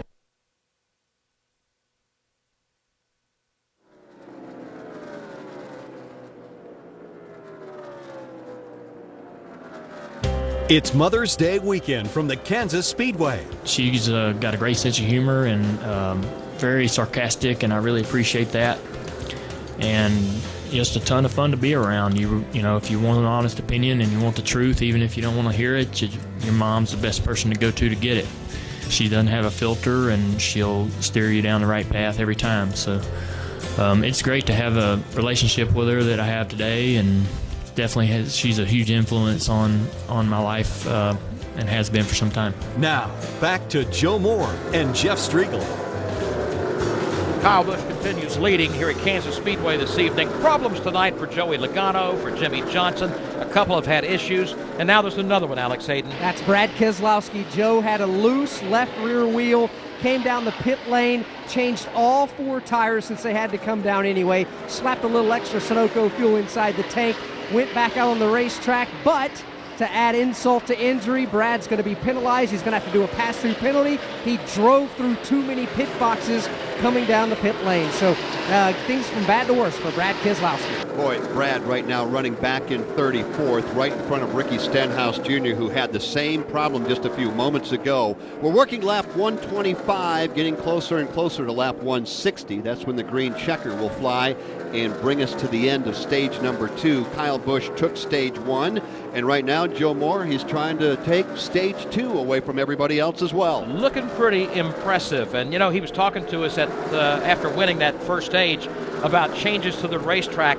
Apparently, they have planned well for that, because he's just as good now, and maybe even better than he was in that first stage. He has a 2.5-second lead over Ryan Blaney, who led the field to the green flag, and here comes Brad back onto pit road. So even more problems now for Brad Keselowski, already a lap down. This is going to cost him even more. But back to Ryan Blaney.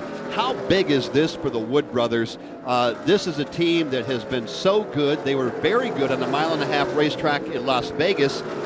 Going back there, he won stage 1, he won stage 2 there, and performing very well on the mile-and-a-half here at Kansas. One of the team owners, Lynn Wood, told me today, he says, you know what Ryan has accomplished this year is he's become more aggressive. And I said, he's learned to do that? He said, no, he's earned being aggressive on the racetrack. He's earned the respect of the other drivers out there, and he's a racer, certainly from a racing family, just like the Wood brothers, going back generations. And he said he has really turned up the heat, and we feel like we're in position to win a race real soon.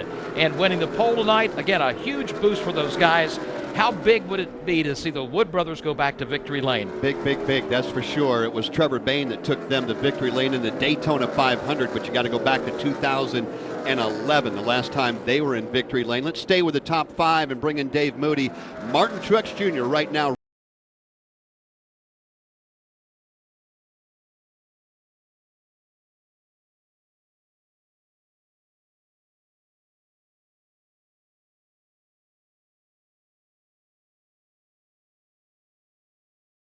That's amazing. It is amazing. Napa know-how. Hey, I'm Chase Elliott, driver of the Napa number 24. And even though I'm one of the youngest drivers on the track, I make up for it with know-how. Because when it comes to racing cars, or just keeping your car on the road, that's all that really matters. So head to Napa, where quality parts and a little know-how will keep your ride running longer, stronger. That's Napa know-how. Napa know-how. At this point in the season a year ago, Joe Gibbs Racing had been to victory lane 5 times. So far this year, not a single driver has been to victory lane, but right now, all is good for Joe Gibbs. Kyle Busch, P1. Denny Hamlin right now running in the 5th position. Rookie Daniel Suarez is 7th. And let's just add the 4th member of that team inside the top 10. Matt Kenseth right now running in the 5th position. We see Kurt Busch coming off the pace right now and dropping onto pit road. We'll cover that stop when we come back. From Kansas Speedway, this is the Motor Racing Network, the voice of NASCAR. If you or your family love the freedom of swimming any time of year, if you love sharing good times and making great memories, or if you want one of the best total body workouts ever, then it's time to discover the 3 C's of your very own endless pool. The first C is convenience. Imagine swimming year-round in your own private swimming pool, installed indoors or out, just steps away. The second C is comfort. With sculpted spa seats and your own adjustable temperature, you can easily escape the stress of your day. And the third C is cost. Your endless pool is an affordable luxury at a fraction of the cost of a regular pool. And here's a bonus C, choice. Because when you call for your free Endless Pool Idea Kit, you'll receive information on our full line of pools to suit your budget and location. Call now for free information. 800-283-8089. 800-283-8089.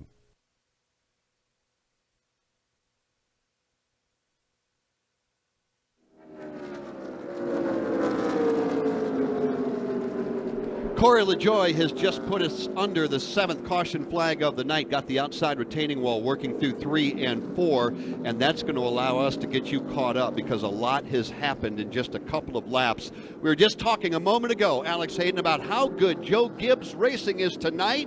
Well, the same can't be said for Stewart-Haas Racing. Just a moment ago, we had 2 cars of theirs on pit road. Starting with Kevin Harvick, he just came down the pit lane. He radioed into Rodney Childers and the team a few laps ago, said the car's starting to vibrate terribly, thinks he has a loose wheel. Team grabbed their helmets to get ready to make a quick pit stop. Harvick said, let me try to hang on and make sure that's what it is before we come to pit road and give up our top 5 track position. It continued to get worse, the vibration did. Harvick finally had to give up the ghost, came to pit road, but he wasn't the only Stewart-Haas Racing Ford on the pit road earlier as well. All right, tough break for both those guys, and this caution did not help things at all. Wrangler Advanced Comfort jeans are made with 20% stronger denim and 4-way flex technology that moves with you. Try on a pair today. Wrangler Advanced Comfort Jeans. Be comfortable. So a moment ago, it was Kevin Harvick on pit road. Right in front of him, coming down pit road, was Kurt Busch. Steve Post. Yes, indeed. A right front flat tire on the Haas Automation Ford for Kurt Busch. They are surveying it now to try to determine what the problem is. The tire did not get tore up or anything, but there was no air in the tire when he came down, so an unscheduled pit stop just before that caution for Kurt Busch has put this team behind the 8 ball as well. All right, so the caution flag again for Corey LaJoie, who tagged the wall over in turns 3 and 4. That'll be the 7th caution of the evening as we close in on the close of stage 2. It's time for breakfast at Burger King.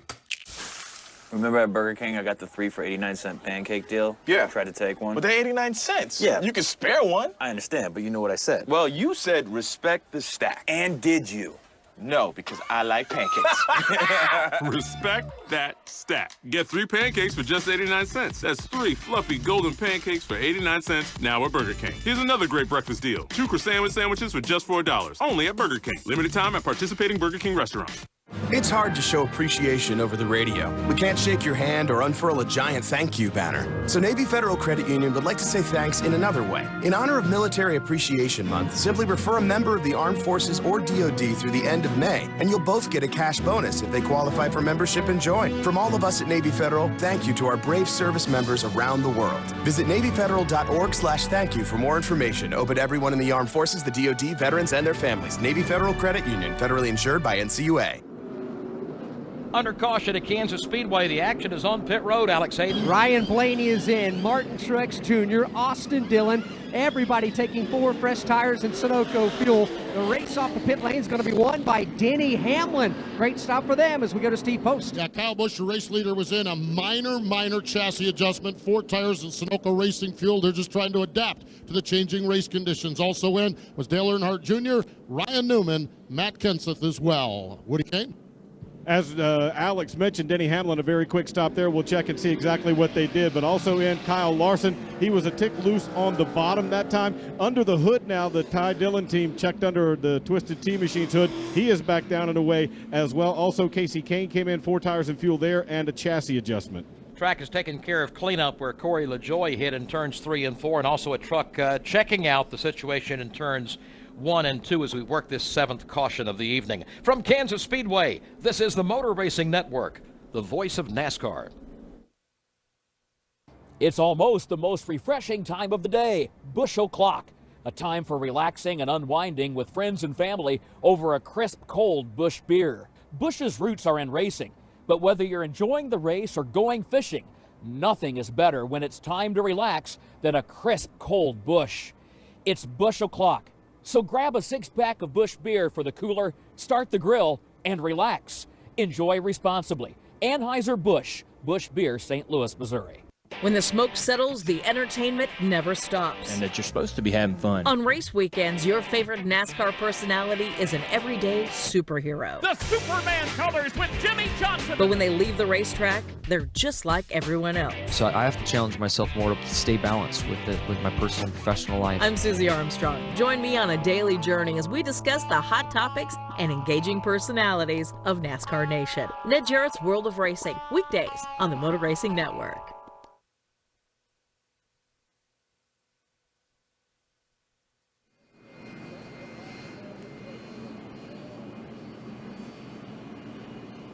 Still cleaning up here at Kansas Speedway this evening after a crash by Corey LaJoie on the back straightaway, and a lot going on just before that caution flag came out, Jeff. Well, you had Kurt Busch with issues on pit road. In fact, you had Kurt, Kevin Harvick, Ricky Stenhouse, Brad Keselowski.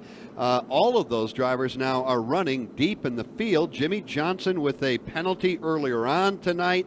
He's back into 28th position. So, again, kind of like what we started with, Joe, with big names deep in the field. Well, we got big names deep in the field again. Yep, exactly the same thing at the start of the race here this evening. Most of those guys made up for the problems, but again, right now, it's a little jumbled up as we're 20 laps from the end of Stage 2. One driver stayed on the racetrack and will lead the field for the first time tonight. He calls Emporia, Kansas home. The hometown boy, Clint Boyer, is the race leader. And why don't we take a look at the AutoZone leaderboard, working lap 141. Boyer now is at the front of the field, but he did not pit Then comes Ryan Blaney, Denny Hamlin, Kyle Busch, and Kyle Larson, top 5.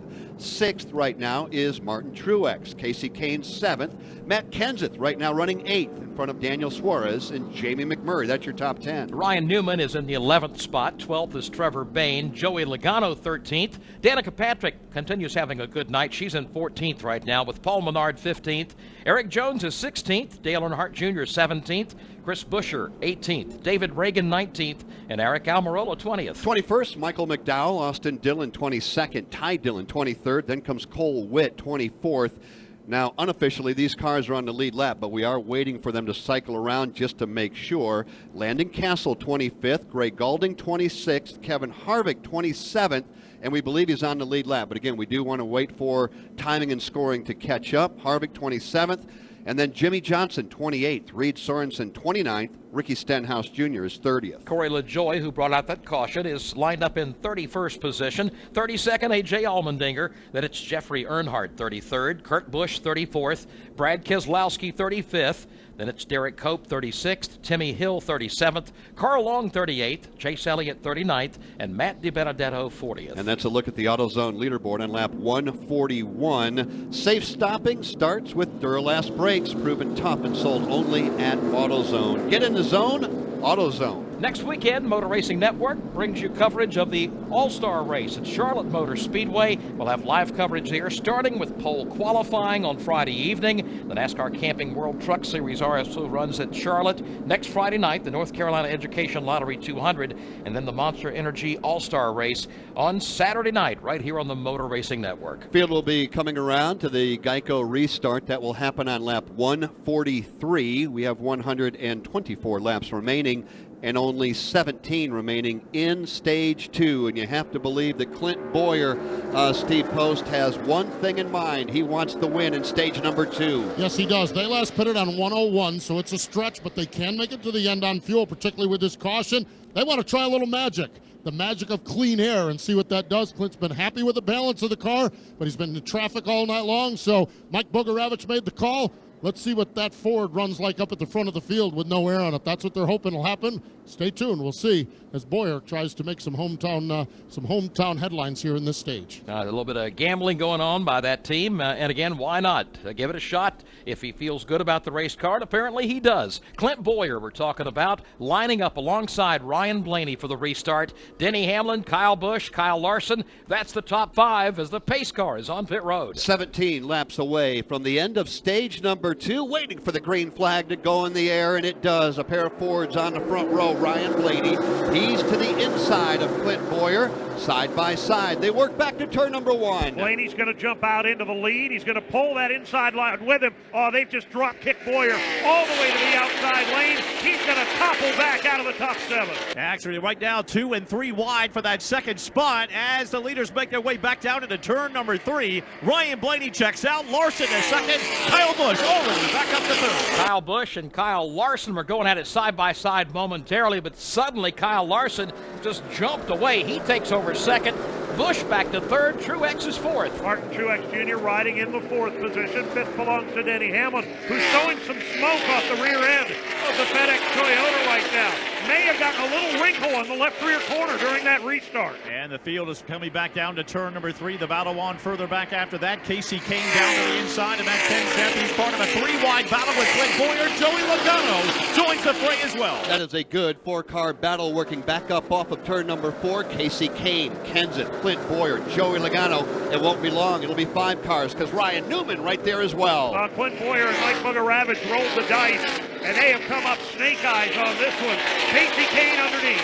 Kenseth goes underneath. Logano underneath as Boyer continues to backslide. That's the freight train led by 7th place Casey Kane. Kenseth right down to the bottom side. Joey Logano this time goes top shelf. Boyer down to the bottom side.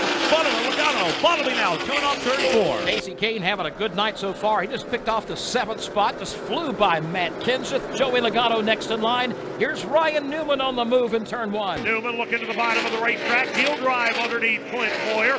The bottom now open for Danica Patrick. electric. Boyer running the outside lane, but unable to hold him off down low. Just a free fall for Clint Boyer right now, almost falling outside the top 10, and he does as the leaders make their way back to 3 and 4. Trouble in turn 2, into the outside retaining wall is Gray Gaulding. Got a piece of the rock, has torn up the right side of that machine, and limps his way down the back straightaway. Lap 147, caution flag number 8. And now we understand that there's going to be some fluid that has been laid down. Gray Gaulding, the 19-year-old driver, getting the outside retaining wall and putting us under the caution.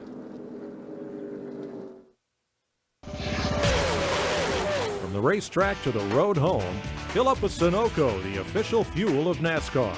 Sunoco makes high-quality performance fuels for the greatest drivers in the world, both on and off the track. Whether you're pulling up to the pump or into the pit, 4-tire change, topped it off with Sunoco fuel. you can trust Sunoco to be the fuel that keeps you going. Second can of Sunoco fuel going in. Fill up with the official fuel of NASCAR. Sunoco, the essence of racing. I'm Ricky Stenhouse Jr., driver of the number 17 Go Bowling Ford Fusion. When my pit crew and I aren't rolling on the track, we're bowling on the lane. That's why we always make a pit stop at GoBowling.com, the hub for everything bowling. Log on now to enter a chance to win a VIP trip to racing's biggest championship at Homestead Miami Speedway. Plus, everybody that enters gets a free game of bowling. So get rolling now to GoBowling.com. No purchase necessary. Must be 21 to enter. Promotion ends May 14. For details and free entry method, log on to GoBowling.com. Void where prohibited. A big break, this caution flag for Jimmy Johnson and Kevin Harvick. Remember, they took the wave around to get back on the lead lap. This caution flag flew when Gray Gaulding got the wall, and Jimmy Johnson's going to take advantage and take that Chevrolet to pit road. Yeah, they're just coming back in to work on the body some more, particularly on that left rear when he had the tire problem earlier. They don't want to change the tires or anything right now. They want to make sure that that body is as smooth out as can be. They're just taking advantage of this caution to try and do a little more work from the damage he had earlier. So the Lowe's Chevrolet is going to get some brand new tires and rejoin at the tail end of the lead lap. Lap 148 is in the books. Ryan Blaney is the race leader from Kansas Speedway. This is the Motor Racing Network, the voice of NASCAR. Hey everyone, this is Steve Post. And I'm Aaron Evernham. Wing Nation is hitting the road.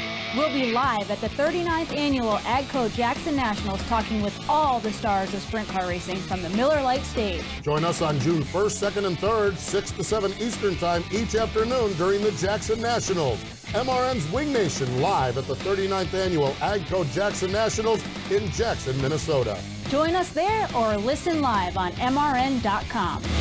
MRN's Throwback Thursday, the greatest races in NASCAR history. Richard Petty comes to the outside of Benny Parsons, and ladies and gentlemen, it will be Richard Petty victorious in the STP Dodge. Listen Thursdays at 1 p.m. Eastern on MRN.com or the MRN app. And Dale Earnhardt has won the Daytona 500. On demand in the MRN.com Media Center or on iTunes and Google Play. Jeff Gordon wins the Southern 500 and the Winston Noble $5 million bonus. Throwback Thursday on MRN.com.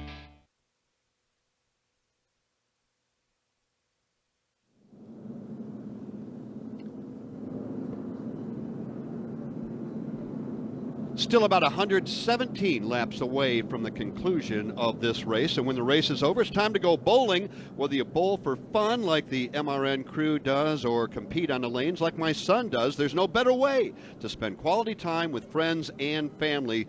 So what are you waiting for? Let's go bowling. Visit GoBowling.com to find a bowling center near you. We're just 10 laps from conclusion of stage number 2. We kind of figured that Clint Boyer would come to pit road. He did not, but his teammate did, Steve Post. Yeah, Kurt Busch. Now, I believe he was got the lucky dog pass, so they came in. Now, the car really hasn't been handling all that well. Kurt's not been happy with it, so they came in, put some tires on it, made an adjustment, and have now sent him back out onto the speedway.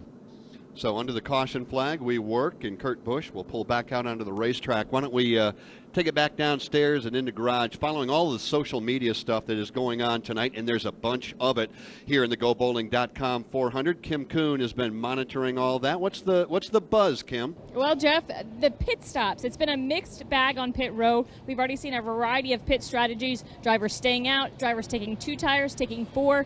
As the laps wind down, lots of speculation on social media as to what type of calls crew chiefs will make.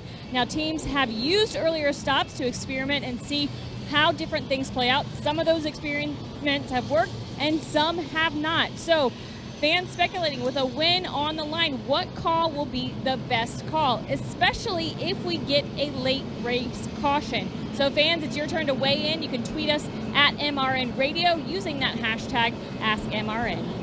It's been a very interesting race this evening. A lot of guys actually, with problems. Some have recovered, others have not. And further complicating the whole game, of course, is the stage racing format. Already very complex how crew chiefs make the decisions of when to bring their guy in, when to not bring him in. And with the stage part of the race added to the equation, it really makes for a complex task for these guys. And then you add the allotted amount of tires that each one of these teams gets, and all of a sudden you've got a very complicated mess that probably only the crew chiefs understand. And Alex Hayden, you can kind of shed light on that. You would think perhaps that some of the drivers that are outside of the top 15 might take advantage, come to pit road, bolt on brand new tires, and then at the end of the stage, when they don't have to pit, they'd be at the front of the field, but we did not see that happen. No, we haven't seen that happen at all right now. And I think the biggest reason about that, Jeff, is the fact that we're hearing drivers on the radio say just how hard it is to pass out there. When you're behind another car in the turbulent air, it's difficult for a driver to pull out and just drive right on by somebody. So track position is what we're seeing is the big key right now. So these crew chiefs, even though we still have another stage 2 break here coming up in about, another 30 laps or so, or rather 10 laps or so, then I expect they're just going to hang on right now. Yeah, again, just further complicating the equation. Here comes the field across the line, getting the 1-to-go signal to get back onto the green flag. And, this night has been one of those Jimmy Johnson kind of nights. He's had a lot of problems, but suddenly he's back in good shape. He's back on the lead lap, and if anybody can come back from trouble like that, it's Jimmy. Well, he already proved that he can drive from the back of the field all the way to the front of the field. He's going to have to do it again, and this time he's going to do it from the 29th starting position. But yeah, he's strong here. A 3-time winner already at the Kansas Speedway. He's got some work to do, and he's got 115 laps to get it done. Well, Ryan Blaney dominated at Texas, Joe, winning stage 1, winning stage 2. He did not win the race, and he is certainly going to try to do everything he can to hold off Kyle Larson, as we will have 8 laps remaining in stage number 2. That's the front row for the restart, Ryan Blaney and Kyle Larson. Then it's Kyle Busch lining up, winner of stage number 1 tonight. Martin Truex Jr. alongside him. Denny Hamlin will restart from 5th. 6th is Jamie McMurray, lining up 7th, Casey Kane. Then it's Matt Kenseth, Joey Logano, and Ryan Newman. Ready to go from 11th, Clint Boyer. Then Danica Patrick set to go from 12th. Chris Buescher, Eric Jones, Trevor Bayne 15th, then Daniel Suarez, Dale Earnhardt Jr. set to go from 17th. David Reagan could run tonight. He's 18th. Paul Menard 19th, and Eric Almirola rounds out the top 20 as we get ready to put him back under the green flag. 29 cars are on the lead lap with 115 laps to go in the Go Bowling 400. Green flag is out once again. Ryan Blaney in the outside, Kyle Larson down low. Both red and white cars, both side by side in turn 1. A little further back, they're 3 wide with Joey Logano on the bottom, Casey Kane in the middle, Ryan Newman up high. Front of the pack, we've got a new leader, Ryan Blaney to the point on the back straightaway. Chevy versus Ford. It's going to be Ford winning the battle for the moment. Ryan Blaney grabs the lead. Here comes Kyle Busch down to the inside, trying to find a lane to the inside of Kyle Larson. Tucks in on that rear deck lane. Boy, Kyle Busch came rocketing down the back straightaway, pulled down to the inside, and took the spot away from Truex. Guess what? Truex just took it back, and now it's Jamie McMurray on the move. McMurray will dive to the inside of the racetrack. He'll drop kick Kyle Busch back to the number 5 position. Behind them, side by side, Matt Kenseth to the inside on Denny Hamlin. Once again, 6th on back. That's where the log jam is going to be. Side by side racing. Kenseth, Hamlin, a pair of Joe Gibbs Racing teammates, still side by side through 3 and 4. Hamlin on the top side of the racetrack. Kenseth down the low side, and that low side's going to pay off. Kenseth slides by. He'll pick off the spot before they come down to the line. Now Casey Kane comes into that trio. They're battling in turn 1. Yeah, Denny Hamlin's problems are not over yet. Here comes Casey Kane. He'll dive to the bottom of the racetrack. Hamlin all the way up to the safer barrier. Kane tried the slide job. No room. They're side by side. That was close quarters racing indeed, but for the moment it's going to be Casey Kane to the bottom side. Denny Hamlin all the way up to the outside safer barrier. That leads for the top spot. And just a moment ago, Ryan Newman racing off turn number 4. He may have got the outside retaining wall. He was running right in front of Joey Logano. He dove that car down to the bottom of the racetrack. Eric Jones passed him there, and then all of a sudden he just got off the pace, and he is slow, and now he's working down the apron. So obviously a problem for Ryan Blaney, Ryan Newman. Ryan Blaney, though, all things good, Joe Moore. Yep, he's a leader. He blows by Ryan Newman, who's trying to make his way to pit road. The battle now for the 4th position as they come back to the line. It's McMurray trying to hold off Kyle Busch. Kyle Busch's car seems to get better after a couple of laps under green. Hasn't been quite good enough to wrestle that 4 spot back away from Jamie McMurray. McMurray's got the spot by about a half a car length. Busch with a very good car, but just a handful of laps to see if he can get back up front and win stage 2. He's got some work to do. He goes after it to the bottom of Jamie McMurray here in turn number 3, still side by side for 4th. Talking about Kyle Busch and Jamie McMurray again, that battle for 4th. Just a moment ago, we were talking about Ryan Newman, Steve Post. He did not get the wall, but he did get the garage. Took that 31 Chevrolet right straight there. Yeah, the crew jumped up on the wall, and then they just walked down off the wall. The sense of urgency is gone. It's a power plant failure. Not sure the details on it, but no power for the Caterpillar Chevrolet, and Ryan Newman has gone back to the garage area. Change for the 4th spot going into turn number 3. It's Jamie McMurray finally completed the pass, got by Kyle Busch, so he moves up another position. Right behind them, they're going at it once again. It's Denny Hamlin, Casey Kane, and Matt Kenseth. That 3-man battle's been ongoing virtually since the restart went up in the air. Denny Hamlin's got the spot right now by a car length and a half over Casey Kane. Kenseth running the bottom of the track, another 2 back. Keeping one eye on those 3 drivers fighting for that number 5 position, or actually number 6. Another eye just in front of them. Kyle Busch continuing to try and reclaim a position from Jamie McMurray. Good battles just inside and outside the top 5. And Dave, let's just jump all the way to the front of the field. 1 to go in stage number 2, and Ryan Blaney's just driving away from the field. Kissing them all goodbye right now. The Wood Brothers Quick Lane Tire and Auto Ford all by itself. Heading for turn 3, Ryan Blaney with a big lead. Rocking away with about a 25 car length advantage. Tucks it right down to the bottom white line. The Motorcraft Ford of Ryan Blaney heads off turn number 4. Very smoothly working off turn 4 with a comfortable lead. He'll come down to the line and see the green-white checkered flag. Ryan Blaney will win stage 2. Here at Kansas, it'll be his 3rd stage win of the year. Kyle Larson finishes 2nd. Martin Truex Jr. 3rd. Jamie McMurray 4th, and Kyle Busch 5th. 6th, Denny Hamlin. 7th, Casey Kane. 8th, Matt Kenseth. 9th, Eric Jones. And 10th is Joey Logano. And that is the top 10 finishers in stage number 2, presented by Gatorade. Gatorade, tested in the lab, proven on the field. Gatorade Thirst Quencher, the proven sports fuel. AutoZone presents the oil change. Regular oil changes protect your engine from wear and tear, helping your car roll well beyond the 100,000-mile mark. And right now, you can get 5 quarts of Valvoline conventional motor oil and an STP filter for just $23.99.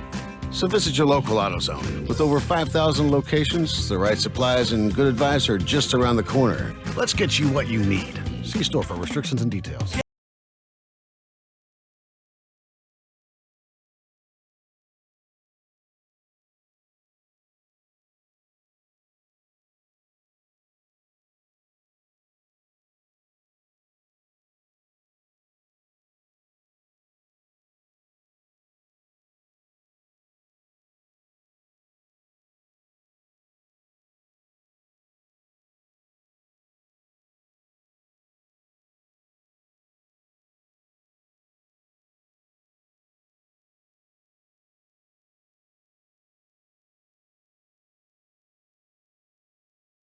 On lap 160, so Ryan Blaney will pick up the stage victory. Time now for an MRN fan vote presented by Straight Talk Wireless. Straight Talk Wireless nationwide coverage on America's largest and most dependable 4G LTE network, only at Walmart. Here's your question. Coming into tonight's race, Joe Gibbs Racing drivers have led the most laps this year, 770. Now the question is, can one of those 4 drivers go to victory lane tonight? Very simple, yes or no. Will a Gibbs driver be in victory lane, yes or no? Share your opinion at mrn.com/vote or on the MRN app. Just touch the microphone icon. From Kansas Speedway, this is the Motor Racing Network, the voice of NASCAR. Whatever you drive, wherever you go, Hercules Tires will get you there, whether you're running on dirt or running a job. Our dependable, high-quality tires are the perfect fit for your needs. For unmatched value, selection, and warranty with industry-leading road hazard protection, there's only one choice: Hercules Tires. To learn more, visit HerculesTire.com or call 800-677-9535. Hercules Tires, right on our strength. When the smoke settles, the entertainment never stops. It's all a family sport. On race weekends, your favorite NASCAR personality is an everyday superhero. Fred Keselowski will win. But when they leave the racetrack, they're just like everyone else. We just have to find the value package that connects a new generation of fans. I'm Susie Armstrong. Join me on a daily journey as we discuss the hot topics and engaging personalities of NASCAR Nation. Ned Jarrett's World of Racing, weekdays on the Motor Racing Network.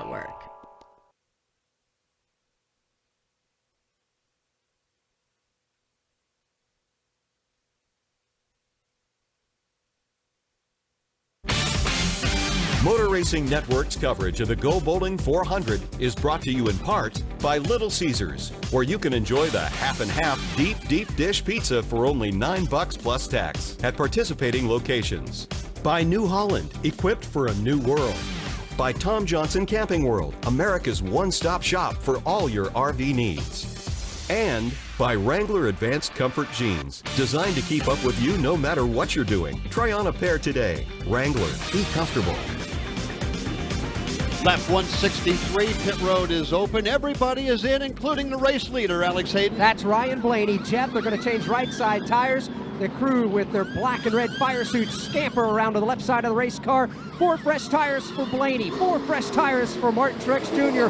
Blaney easily the first off the pit lane. Truex getting tires. Harvick, Austin Dillon also getting pit service down here on lap 163. Steve Post. Solid 4-tire work for everybody down here. Paul Menard was in for 4 tires and fuel. Daniel Suarez quietly having a good night, 4 tires and fuel. Dale Earnhardt Jr., Kyle Busch is in. Matt Kenseth still sits on pit road. They're working on some front-end damage on the Circle K Toyota of Matt Kenseth, working on the right front of that car. Woody Kane? On this end of pit road, both of those Ganassi Chevrolets came in. Kyle Larson and Jamie McMurray, they're both saying they're a little bit free, a half round of wedge, the chassis adjustment there, 4 tires and fuel. Danica Patrick has quietly driven up into the 12th spot before that stop, 4 tires and fuel for her. Same for Denny Hamlin. He is very quiet. That means he's very happy with the FedEx Toyota, 4 tires and fuel for him as well. Ryan Blaney first off pit road, followed by Kyle Larson. Then it was Kyle Busch, Martin Truex, and Casey Kane.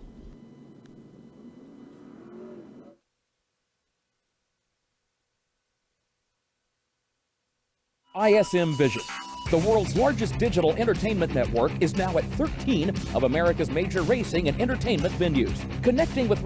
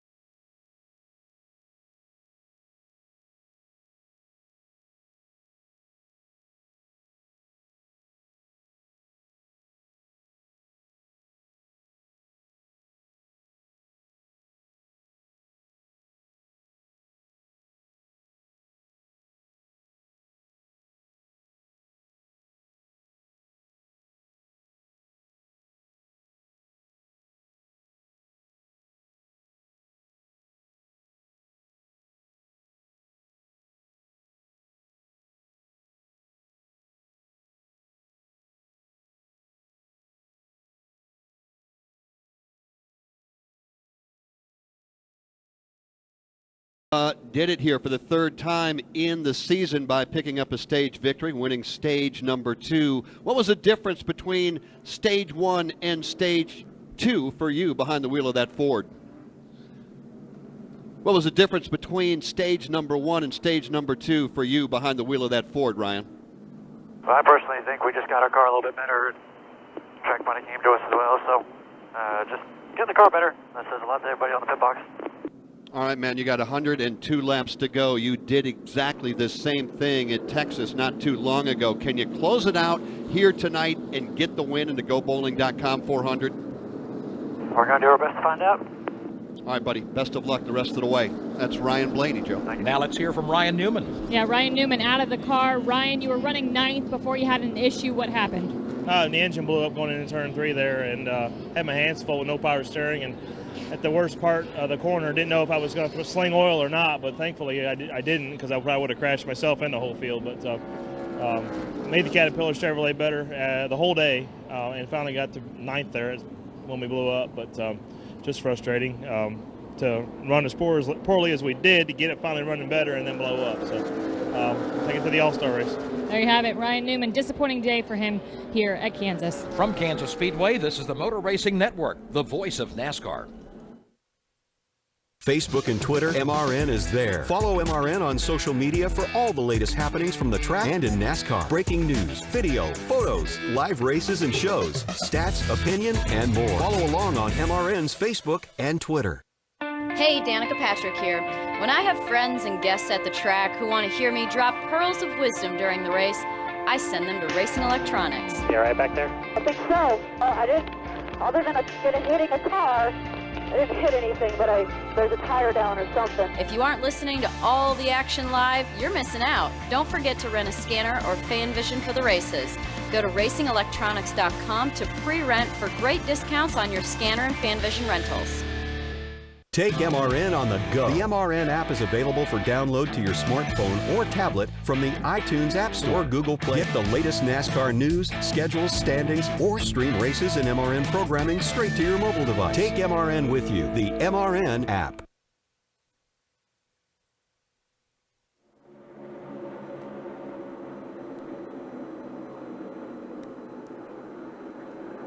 Back at Kansas and back under the green flag, and Ryan Blaney will cross the stripe, P1. Then comes Truex, Kyle Larson, then Kyle Busch. Right now running into 5th position, but dropping back is Kurt Busch. Yeah, he got the bum's rush. It's a drop of the green flag. He may lose another spot here to Casey Kane.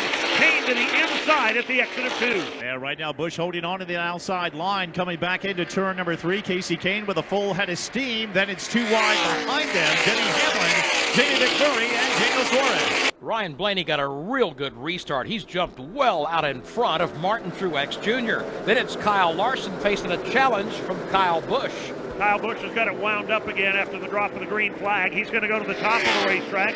Larson again running the short way around. For the moment, he'll hold him off. That's the battle for 3rd right now. Back behind them, the battle for 5th is indeed won by Casey Kane. Kurt Busch losing that spot. May lose another now. Jamie McMurray to the bottom side of the racetrack. Just drove it in straight to the bottom of the racetrack. Jamie McMurray did on Kurt Busch, and he will just drive right by him. Kurt Busch.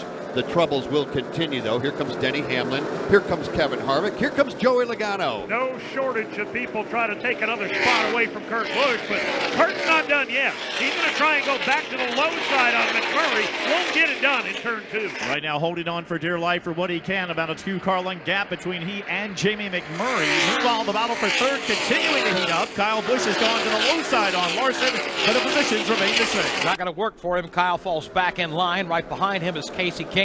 Then that battle further back with Jamie McMurray at the head of the pack in turn 1. Jamie McMurray leads that field. He's gotten away by about 4 car lengths. Kurt Busch right behind him, now trying to fend off the advances of both Kevin Harvick and Denny Hamlin. Kevin Harvick with a very full head of steam coming down the back straightaway in that Busch Light Ford and drops it down to the bottom of the racetrack. Grabs another position from Kurt Busch. Denny Hamlin right in line. 96 laps to go. Ryan Blaney leading over Truex and Kyle Larson. Kyle Busch right now running into 4th position. Casey Kane 5th, and now Jamie McMurray is 6th. McMurray in the 6th spot. 7th belongs to Kevin Harvick. Kurt Busch is rocked back to 8th. 9th belongs to Denny Hamlin, and Joey Logano is back in the top 10. Right now, he has just won that battle in the top 10. He, along with Daniel Suarez, have had a pretty good battle, Ford versus Toyota. And again, Logano down to the bottom side. The Suarez not far by. All that going on back in the field while Ryan Newman is pulled out to a 1-second lead over Martin Truex Jr. Coming up, Kurt Becker will bring you a mid-race refresher brought to you by Coca-Cola, the official soft drink of NASCAR. First, let's pause 10 seconds for station identification on the Motor Racing Network.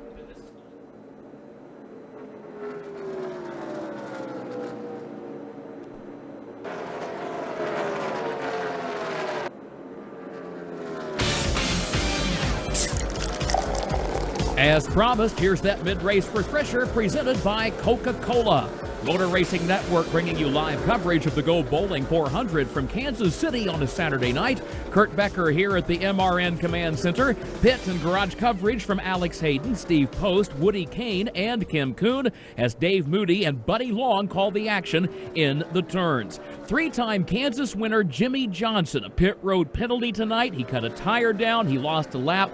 Through it all, he's managed to work his way back onto the lead lap and is now busted back into the top 20 in the 19th position. Tough night for Clint Boyer trying to win at his home track here in Kansas. He's led only 3 laps. That's been his lone highlight of the night thus far.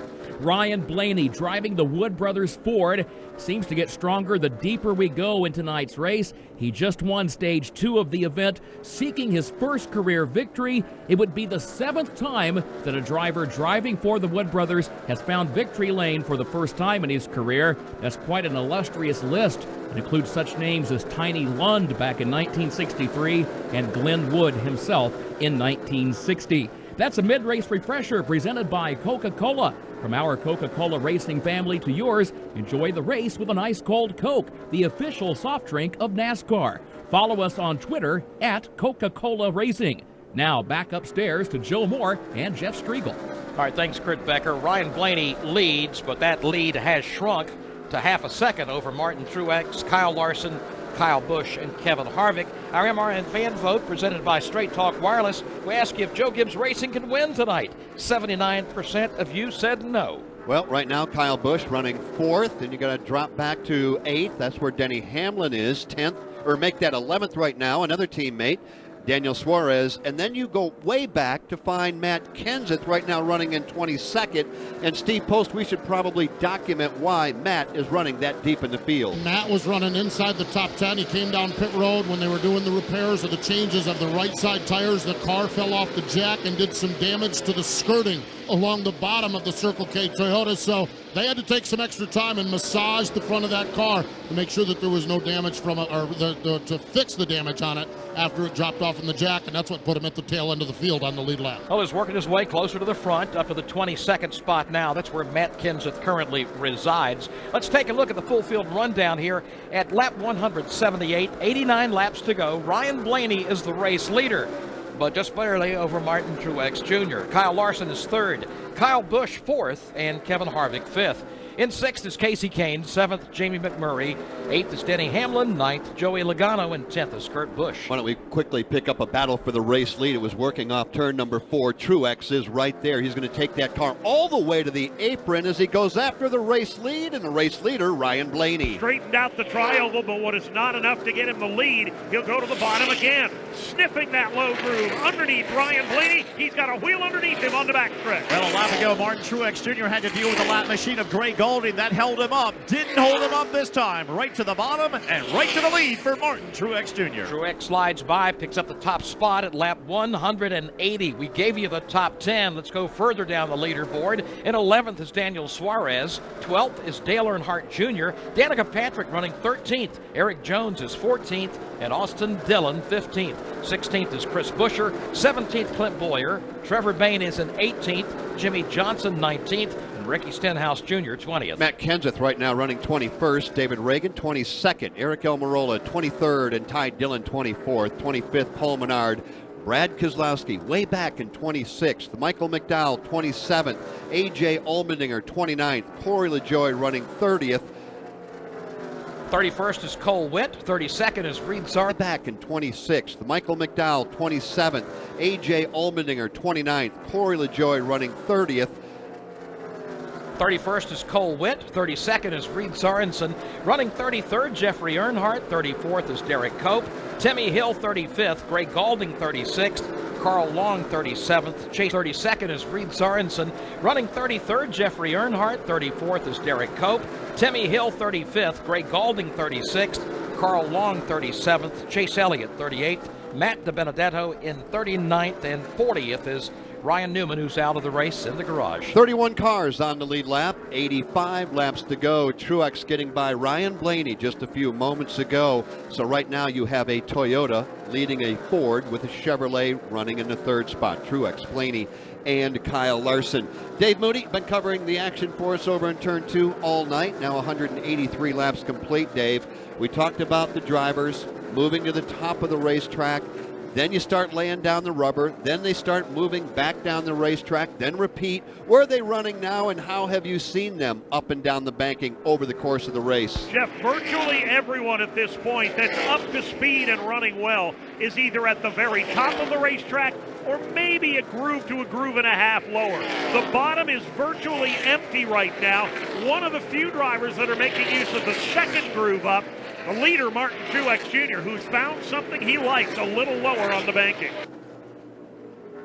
Truex continues to lead. Now he's starting to check out a bit, as Ryan Blaney did for a while. It's about an 0.8 of a second margin that Truex has over Ryan Blaney. Still in the hunt, Kyle Larson, Kyle Busch, and Kevin Harvick. And we just did the full field rundown, Jeff. I was looking at some names there, particularly in the top 20, that I really didn't expect to see up there. We talked about Danica Patrick continuing to have a very good run tonight. Look at Chris Buescher. He's in the 16th spot right now. Ricky Stenhouse having a problem, having to come to pit road early on. He's in the top 20, and Clint Bowyer's back up there as well. And so with the good, you've got to have the bad, and certainly there are some big names that have not had a good night here. Haven't talked about Brad Keselowski much. Why? He's back in 25th, still on the lead lap.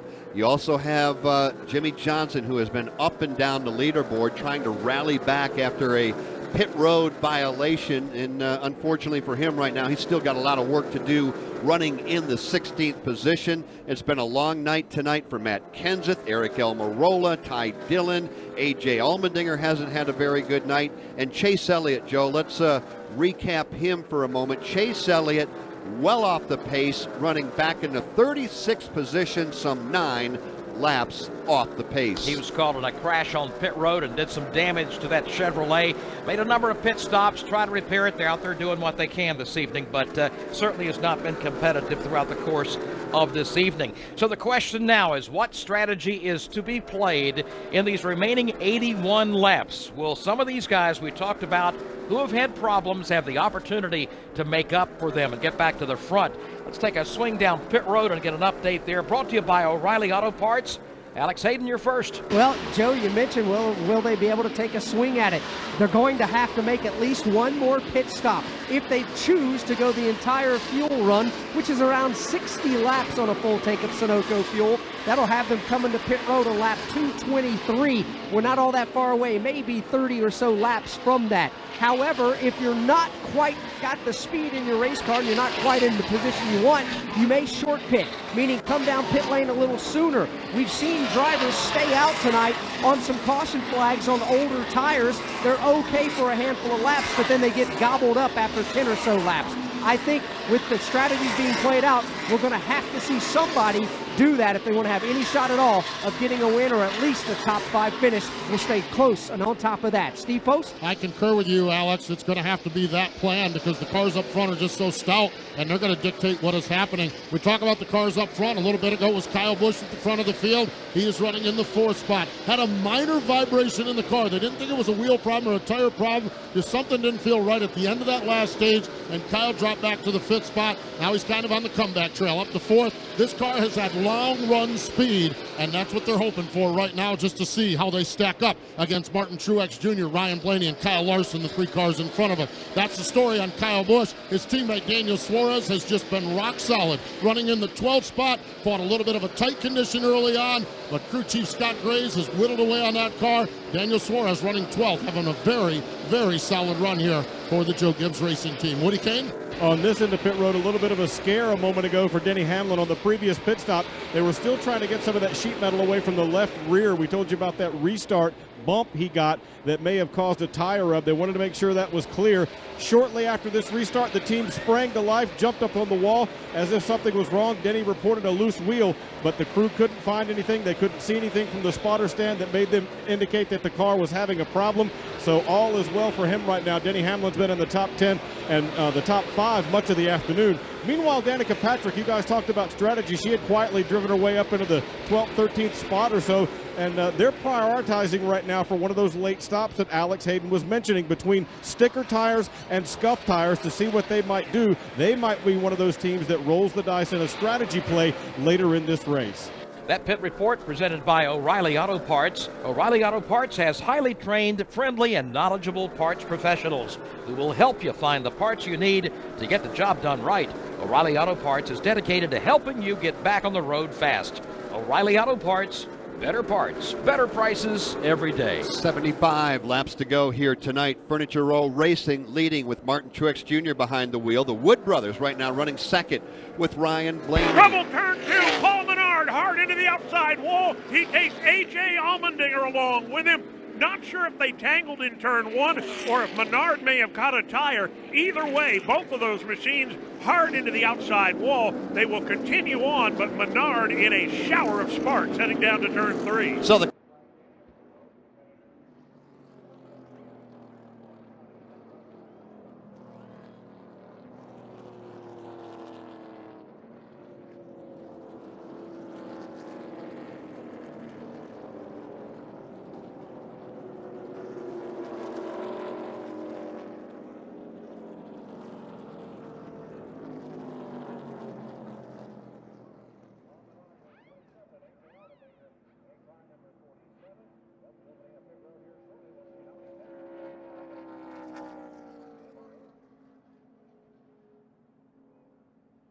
A week ago, A.J. Allmendinger running third when a crash took him out. You remember that when he got together with Chase Elliott. Tonight, not a good night for A.J. He and Paul Menard were battling for the 27th position. Insurance. And yeah, I like rampaging. But I'm also a huge fan of Geico. Expect great savings and a whole lot more. A week ago, A.J. Allmendinger running third when a crash took him out. You remember that when he got together with Chase Elliott.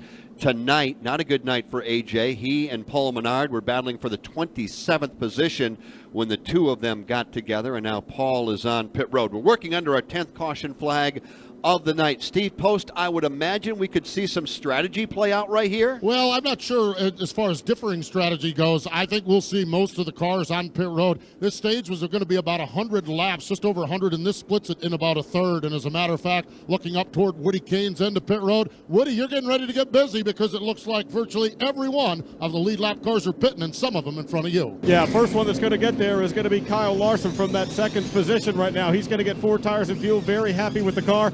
Another chassis adjustment for Jamie McMurray, still trying to free him up a little bit. Also in Denny Hamlin, 4 tires and fuel. They want to make sure they got that loose wheel condition settled down. Alex Hayden. Kevin Harvick, Martin Truex Jr., Ryan Blaney among the leaders. Throw Austin Dillon in the mix as well. All of them on the pit lane. Looks like it will definitely be 4 fresh tires. Sunoco fuel. Ryan Blaney's car got a little bit too loose on that last run.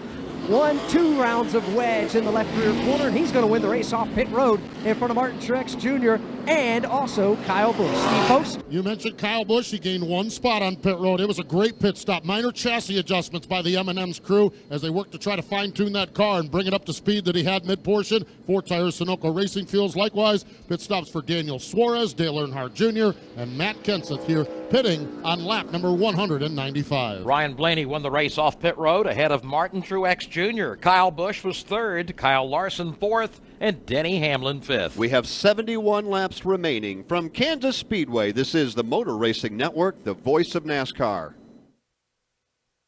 Hey, this is Dale Earnhardt Jr., and I know the importance of communication. So when it came to selecting equipment for my team, I chose Racing Electronics. Dale Earnhardt Jr. will win! Oh, yeah! And so should you. With Racing Electronics, you can listen to all the raw, unfiltered, heat-of-the-moment communication between drivers and the crew. I love you, man. Thank enhancing your experience. Unbelievable! And putting you right in the middle of the action. Go to racingelectronics.com to rent a scanner or FanVision, or see Racing Electronics and FanVision trackside at every NASCAR race. Hey race fans, visit Camping World in Concord for convenient one-stop shopping on outdoor accessories, top brand RVs, and quality service. Buy an RV and enroll in the Good Sam Elite loyalty program, offering incentives valued at over $2,000. Browse over 10,000 Camping World products and accessories in America's largest RV dealer network. Plus, shop the top manufacturers such as Coleman, Keystone, Newmar, Thor Motor Coach, Winnebago, and many more. America's #1 RV dealer has something for everyone. Visit Camping World in Concord today. See dealer for full offer details and disclaimers.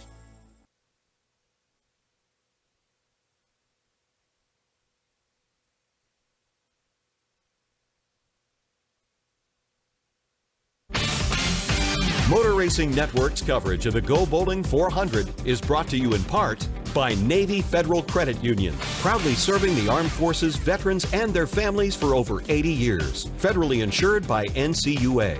By Grainger. No matter the job, Grainger's got your back. Grainger, for the ones who get it done.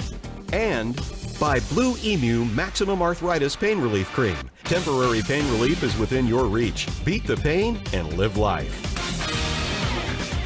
NASCAR is racing in Kansas City tonight. The Go Bowling 400 coming up on 70 laps remaining in this event. When we started the broadcast tonight, we talked about some keys to winning here, Jeff Striegel. A couple of those were don't make mistakes and adapt to changing race conditions with the track going into the evening hours and cooling off. And what does that mean? It was 103 degrees, the track surface, when we went under the green flag a couple of hours ago. It has cooled off now to 74 degrees, and that means more grip, and that means these crew chiefs are working overtime to keep Blaney and Truex and Kyle Busch at the front of the field. The other one we talk about week in and week out, Joe, is don't make a mistake. And we've only had 2 mistakes tonight, and both of these drivers have rebounded from them.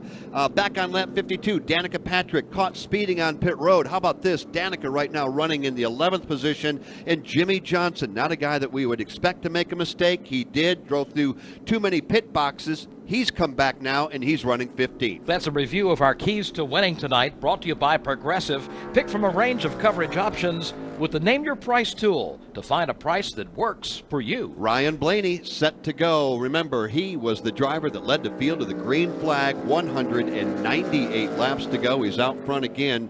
Jeremy Bullins and the crew with the Wood brothers getting him off of pit road in P1. Truex came in P1, but he will restart second.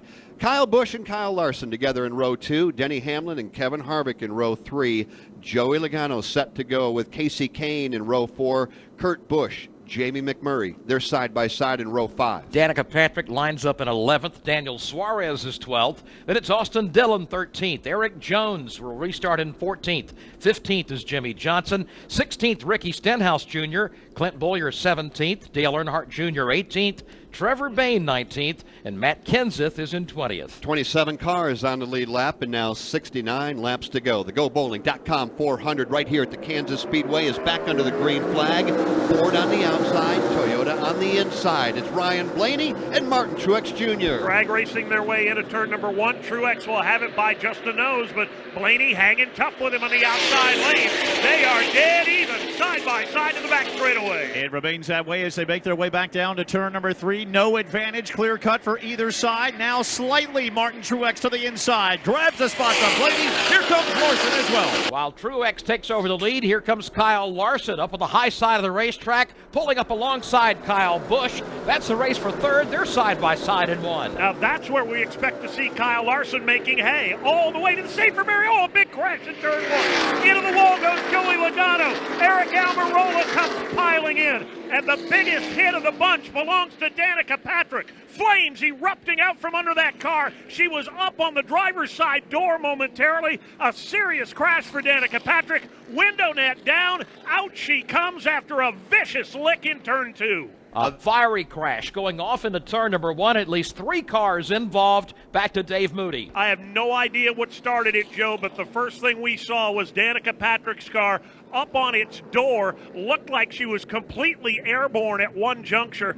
The car erupted in a ball of flame. 2 others were involved. The Joey Logano car sits down on the apron, all used up. Eric Almirola's machine came piling in late after he got clipped from behind. His car is up against the safer barrier at the exit of turn number 2. A vicious lick for Danica Patrick, who walks away not happy. Hands on the hips, but boy, who can blame her after a ride like that? Well, let's go back and revisit it.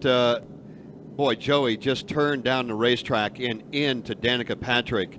And like Dave Moody called it, a vicious hit by Danica, and then Eric Almirola nowhere to go. And they are running 210 going into turn number 1, and I think Eric was doing every bit of that when he caught that wreck. Oh, watching the replay on the ISM Vision screen here, the whole back end of Almirola's Ford came up in the air, and Dave Moody was talking about the situation with Danica Patrick up on the driver's side of the car, and flames all up in turns 1 and 2. That was a scary-looking crash. Well, you know what? I'm going to tell you something here. I'm going to just go out on a limb and make an assumption. I'm not so sure that Joey did not have a tire issue. That car snapped, Dave Moody.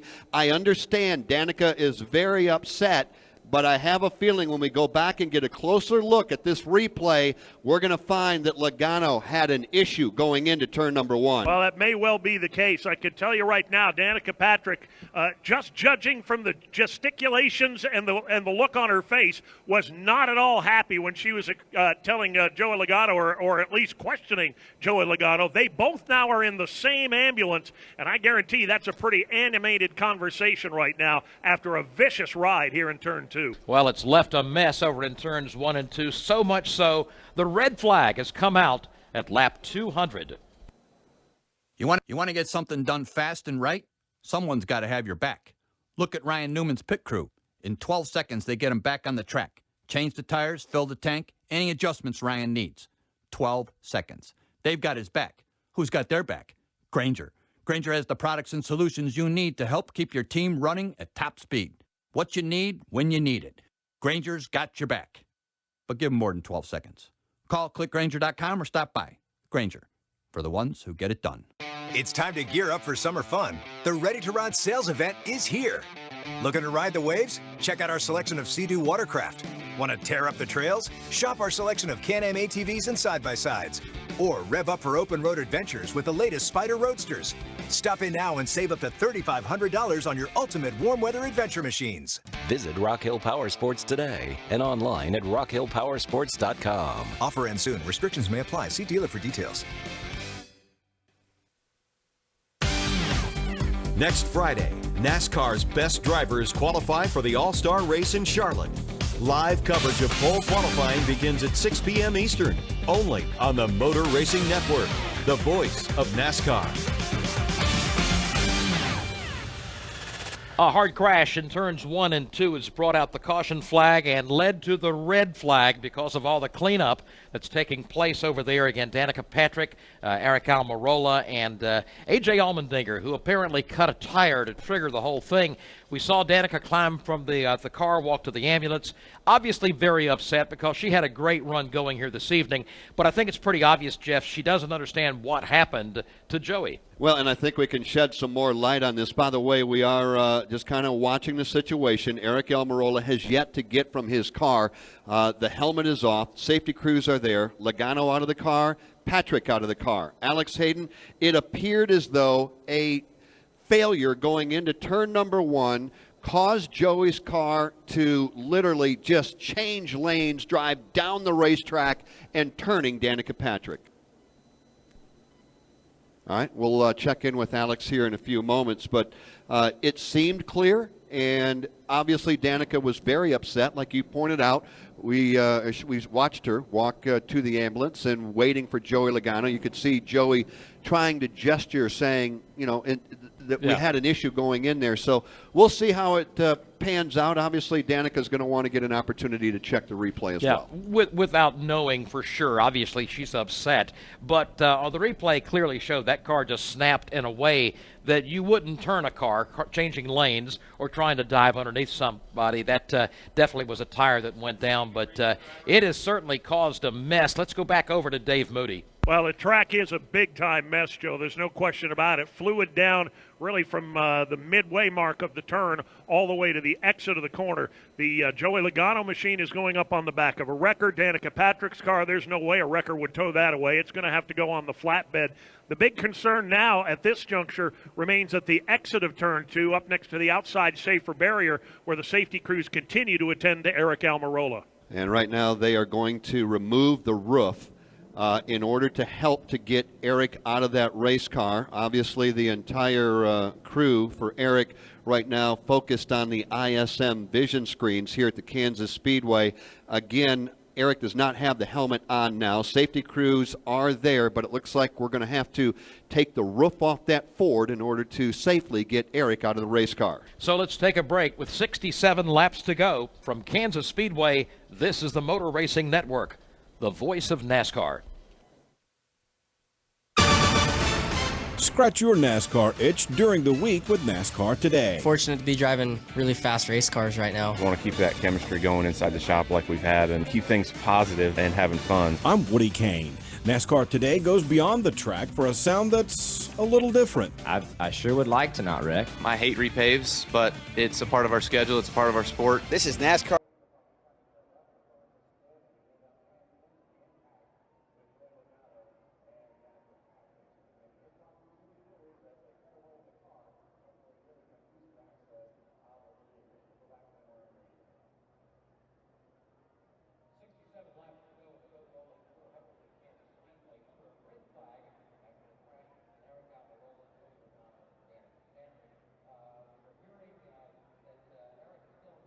Or see Racing Electronics and Fan Vision trackside at every NASCAR race. I love you, man. Thank you. Unbelievable!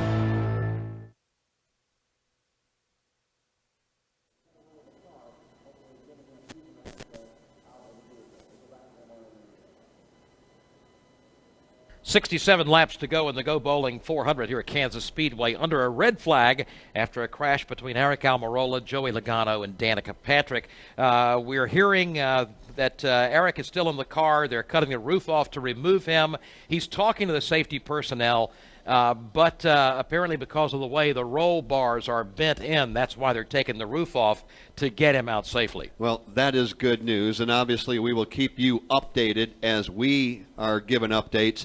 What we can tell you is literally before that car came to a complete stop, talking about the car of Eric Almirola, he had already dropped the window net. Now, he's got to do that himself, so he was conscious, obviously, able to drop that window net.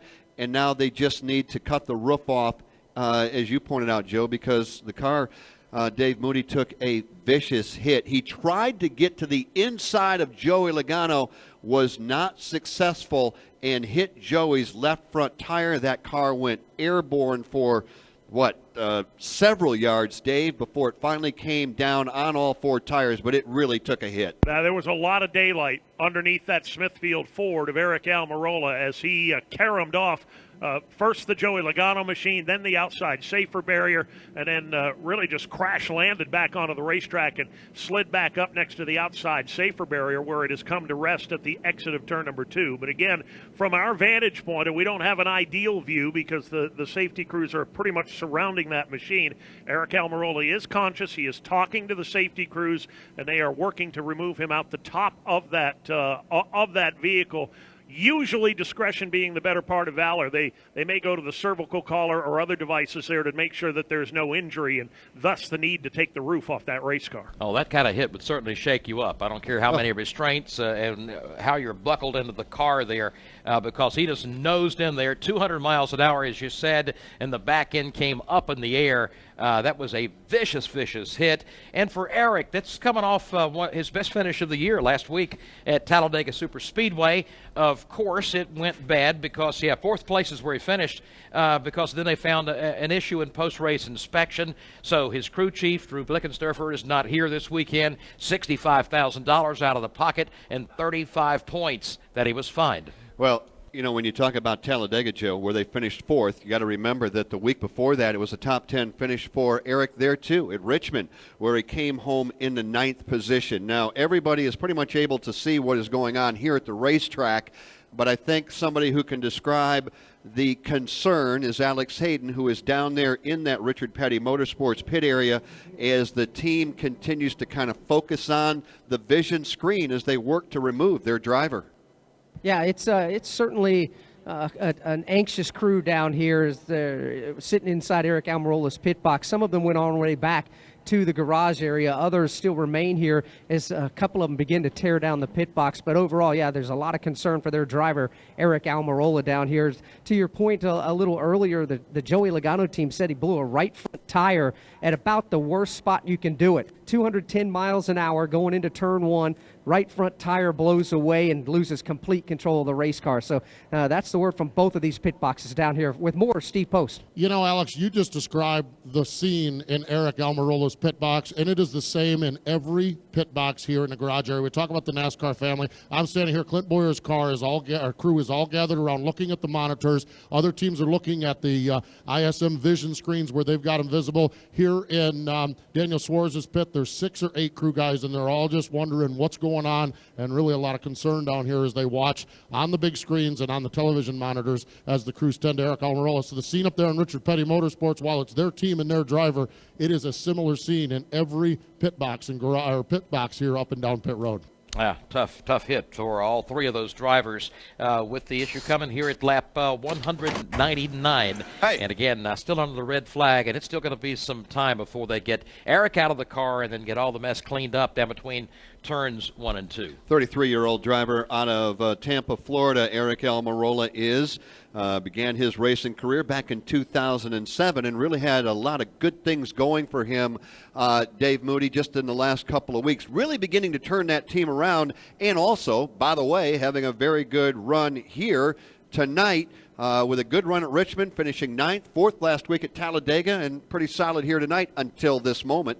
Yeah, absolutely. It's all gone for naught here tonight, obviously. But, you know, Richard Petty Motorsports, they downsized during the offseason, going from 2 cars down to just the one, the traditional number 43, the legendary number 43, originally driven by Richard Petty. Eric Almirola, their only driver this year, and they have shown some results in the early races of this season, trying to get pointed back. They made some major engineering changes, started building their own race cars last year, and quite honestly, they figured out toward the end of the season that was not the best path for them to take. They've kind of reversed field here in 2017 and begun getting a lot more help from Roush Fenway Racing and from Team Penske, and the results have begun to show. Obviously, this is going to be a pretty severe setback for that race team after a pretty tough hit in the points category last week following Talladega. Yeah, it's 2 weeks in a row, 2 different situations. But as Dave said, a big hit for that organization from last week, the penalties that were assessed after the race at Talladega, and now this week, hopefully not too severe, the injuries there for Eric Almirola. Right now being attended to by no fewer than 25 safety officials that are on the scene there. That Petty blue roof has been peeled back, and now the safety crew is able to actually get in there and work with Eric. And again, if you are just joining us, the thing that we do want to say is Eric was alert. He was talking to the safety crews, and it just had to do with the way that impact twisted that car, bent the frame, moved the roll bars, and they felt like the best way to get him out of the car was to remove the roof so they could get in there and get to Eric Almirola, and that is what they're doing right now. All right, that process continues. We'll keep you posted as soon as we hear more on the condition of Eric Almirola and the cleanup of the track and the resumption of tonight's race. But let's spend a few minutes and talk about what's going to happen next week here on Motor Racing Network.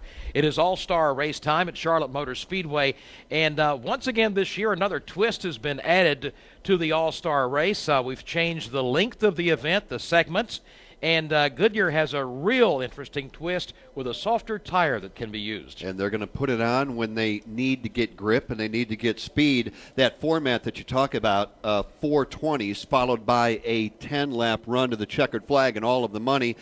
Goodyear will bring a normal race tire just like they do each and every week, but the teams will have the option to bolt on a softer, stickier, gummier tire that will provide more grip and more speed. So a lot of interest behind that, Joe. I think a lot of people want to see just exactly how that's going to work, and we're going to see it for the first time next weekend in Charlotte. And Steve Post, I imagine crew chiefs are already kind of sitting around planning how we're going to use that for our best finish there when we put those tires on. You'd automatically think you just put them on in that last 10-lap segment, but, you know, there's probably somebody thinking there might be a better way. Well, and that's crew chiefs, and that's how they work on it. Immediately when that was announced at Charlotte Motor Speedway, I think Kurt Busch might have been one of the drivers there as part of the announcement, and Kyle Larson. And Kurt Busch kind of, when they briefed him on it before it, he had already made connection with Tony Gibson to give him the heads up, maybe even a head start on it a little bit so they could think about what they were going to do. And you're right,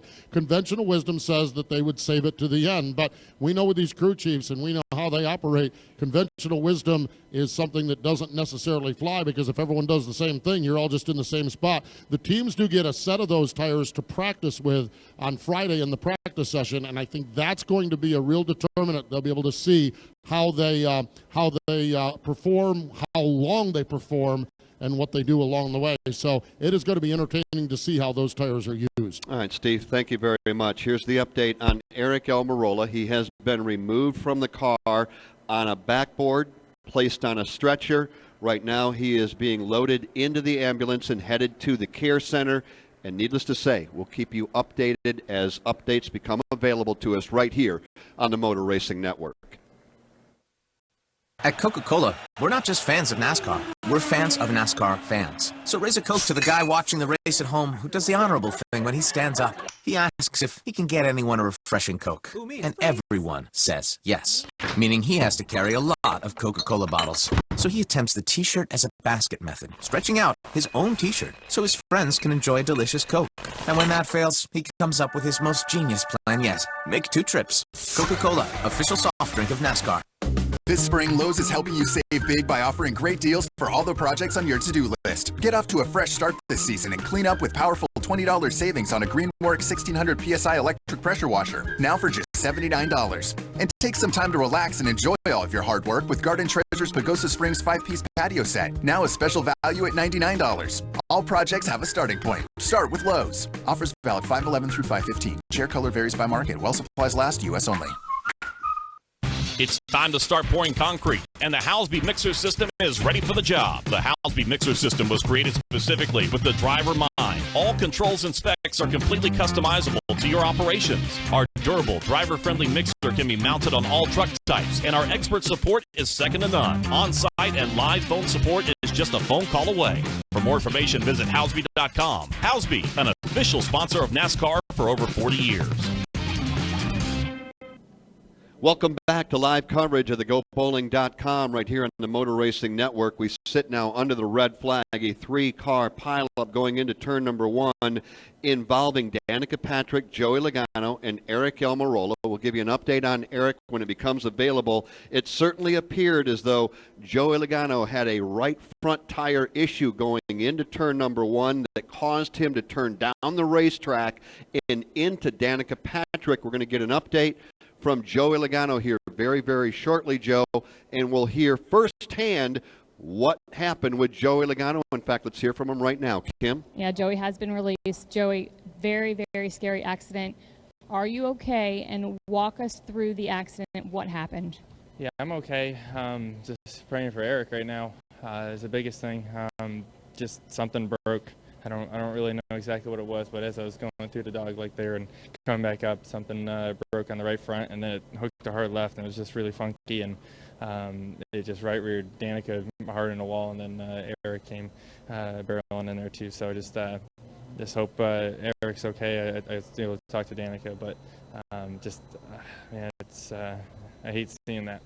Was there any indication beforehand that something was going to go wrong? No. Everything was fine. It was just on a restart, and we're all racing hard like we've been, and just like I said, middle of the straightaway, something. I have no clue what it was. It was weird. Usually, if it's a right front, you just go straight to the wall and you stay in the wall. Something broke on the right front, and then it took a hard left. No clue. Glad you're okay. Very solemn Joey Logano down here at the Care Center. All right, Kim, thank you very much, and thank you to Joey Logano for spending time with us. MRN Care Center updates are brought to you by Blue Emu. Blue Emu Maximum Arthritis Pain Relief Cream and Blue Emu Continuous Pain Relief Spray, both the penetrating and odor-free be pain-free, 2 ways, and live life. Eric Almirola's car is being towed back to the garage, minus the roof, where they cut it away. Cleanup has begun. Let's check in with Dave Moody. The cleanup where the Danica Patrick and Joey Logano cars came to rest is virtually finished. They've just really been able to get started on the path of fluid put down by the Eric Almirola machine, as first Eric was removed and taken by ambulance toward the infield care center. The car now has been hauled away, as you mentioned, Joe. Now a bunch of speedy dry has been put down, and the sweeper and vacuum trucks will run over that a time or two. Still a bit of work to do here, I imagine. They fired up the jet blowers across the track from me in turn number 1.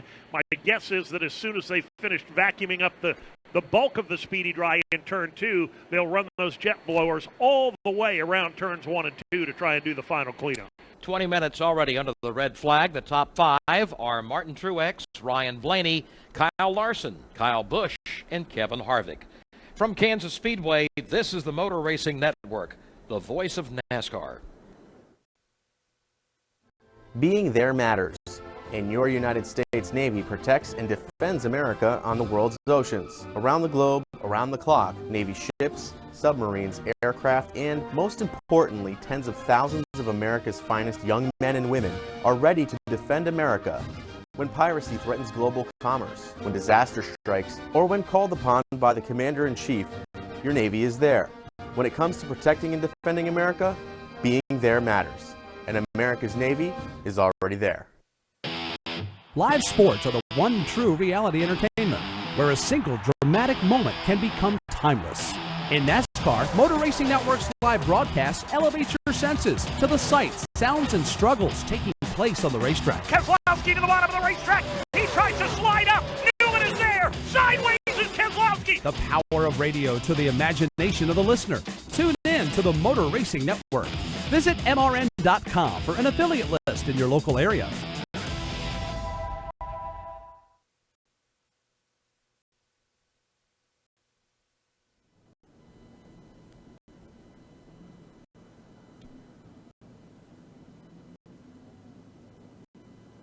Welcome back to Kansas Speedway tonight, still under the red flag after cleanup continues from the crash in turns 1 and 2. Again, Joey Logano involved there with Danica Patrick and Eric Almirola. They've taken Eric Almirola to the infield care center, waiting to get some update there. Hopefully to hear from Danica Patrick in a few moments. Already heard from Joey Logano.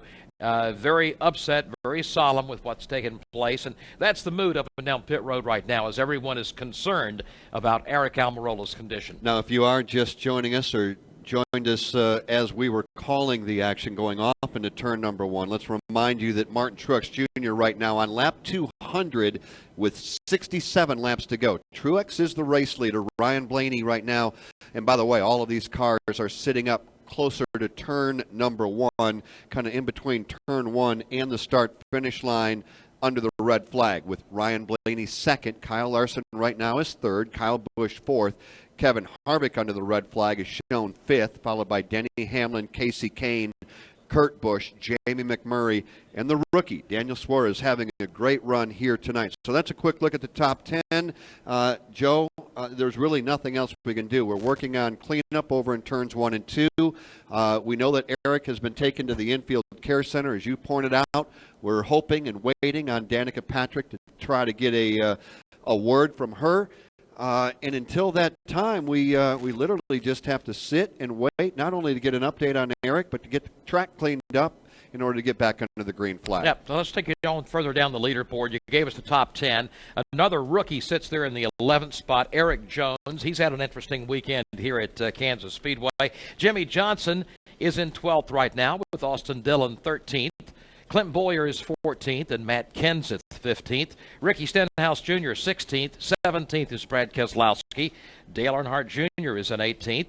Then it's Trevor Bayne 19th and Ty Dillon 20th. Michael McDowell right now is 21st. 22nd belongs to David Reagan, and Landon Castle 23rd with Chris Buescher 24th. Then comes the cars now of Corey LaJoie, Cole Witt, Reed Sorensen, A.J. Allmendinger, and Jeffrey Earnhardt. That would be your top 30, followed by Paul Menard, who is running in the 33rd position, followed by Timmy Hill, Chase Elliott. What a bad night it's been for Chase. Just nothing they could do. They had an issue on pit road, have not been able to rebound, and they are 9 laps in the rears. Then comes Carl Long, Derek Cope, Matt DiBenedetto, Gray Galding, Ryan Newman, and the 3 cars involved, most recently Danica Patrick, Joey Logano, and Eric Almirola. We've had 11 caution flags waved this evening, and this most recent red flag that's 23 minutes old now. It's been 13 lead changes among 6 different drivers, and a very entertaining race so far. We've seen a lot take place, and some of the big-name drivers from the drop of the green flag with drivers who failed to qualify yesterday afternoon. What's that? That's why Danica jumped out so fast. Look at all the flames. Big. What's that? What's that? That's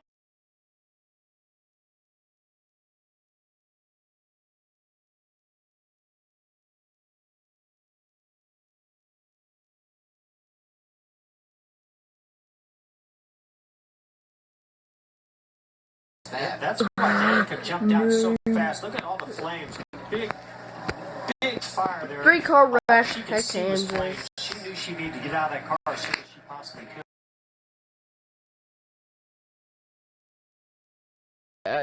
Bad luck has affected just about everybody in some way tonight. Well, we haven't talked a lot about Casey Kane, and he was one of those drivers that started deep in the field, and he has just been moving through the field. He's been running inside the top 10 for quite some time now, and right now is being shown in the 7th position. Jimmy Johnson, like you said, up and down the leaderboard, right now is 12th. Dale Jr. right now running in the 18th position. He started outside of the top 30. So to your point, we saw some drivers that started deep in the field that have moved back inside the top 20. But the class of the field continues to be those drivers in the top 5. Truex, Blaney, Kyle Larson, Kyle Busch, Kevin Harvick. Those 5 drivers, Joe, have been rock solid inside the top 5 since we dropped the green flag. They've been the major players most of the evening, maintaining spots, top 5 and top 10 positions, without a doubt. But, you talked about Casey Kane a few moments ago, and there's a team that I think everybody's scratched their heads about for a long time, because it's been since 2013 that Casey Kane won a race in the NASCAR Cup division. And this year things starting to look a little better. They had a 5th place run at Talladega last week, and tonight they've probably been the strongest I think we've seen them all this season on this style of racetrack. Now, they had a 4th place finish at Atlanta early in the season, and here on a similar style of racetrack, a 1.5-mile track, once again it seems like they've got this thing figured out. Keith Rodden is the crew chief for Casey Kane, with Kevin Hamlin on the roof. The spotter, the Hendrick Motorsports number 5 Chevrolet, looking to go back to victory lane, something they haven't done as a team since 2014, talking about Casey Kane. Again, we sit under the red flag. We heard from Joey Logano just a few moments ago. He explained to all of you exactly what he thought happened going into turn number 1, and in a moment, Joe, we hope to hear from Danica Patrick. She has come out of the care center already here at Kansas Speedway, and as talking to some of the other media, we'll try to hear from her in a few moments.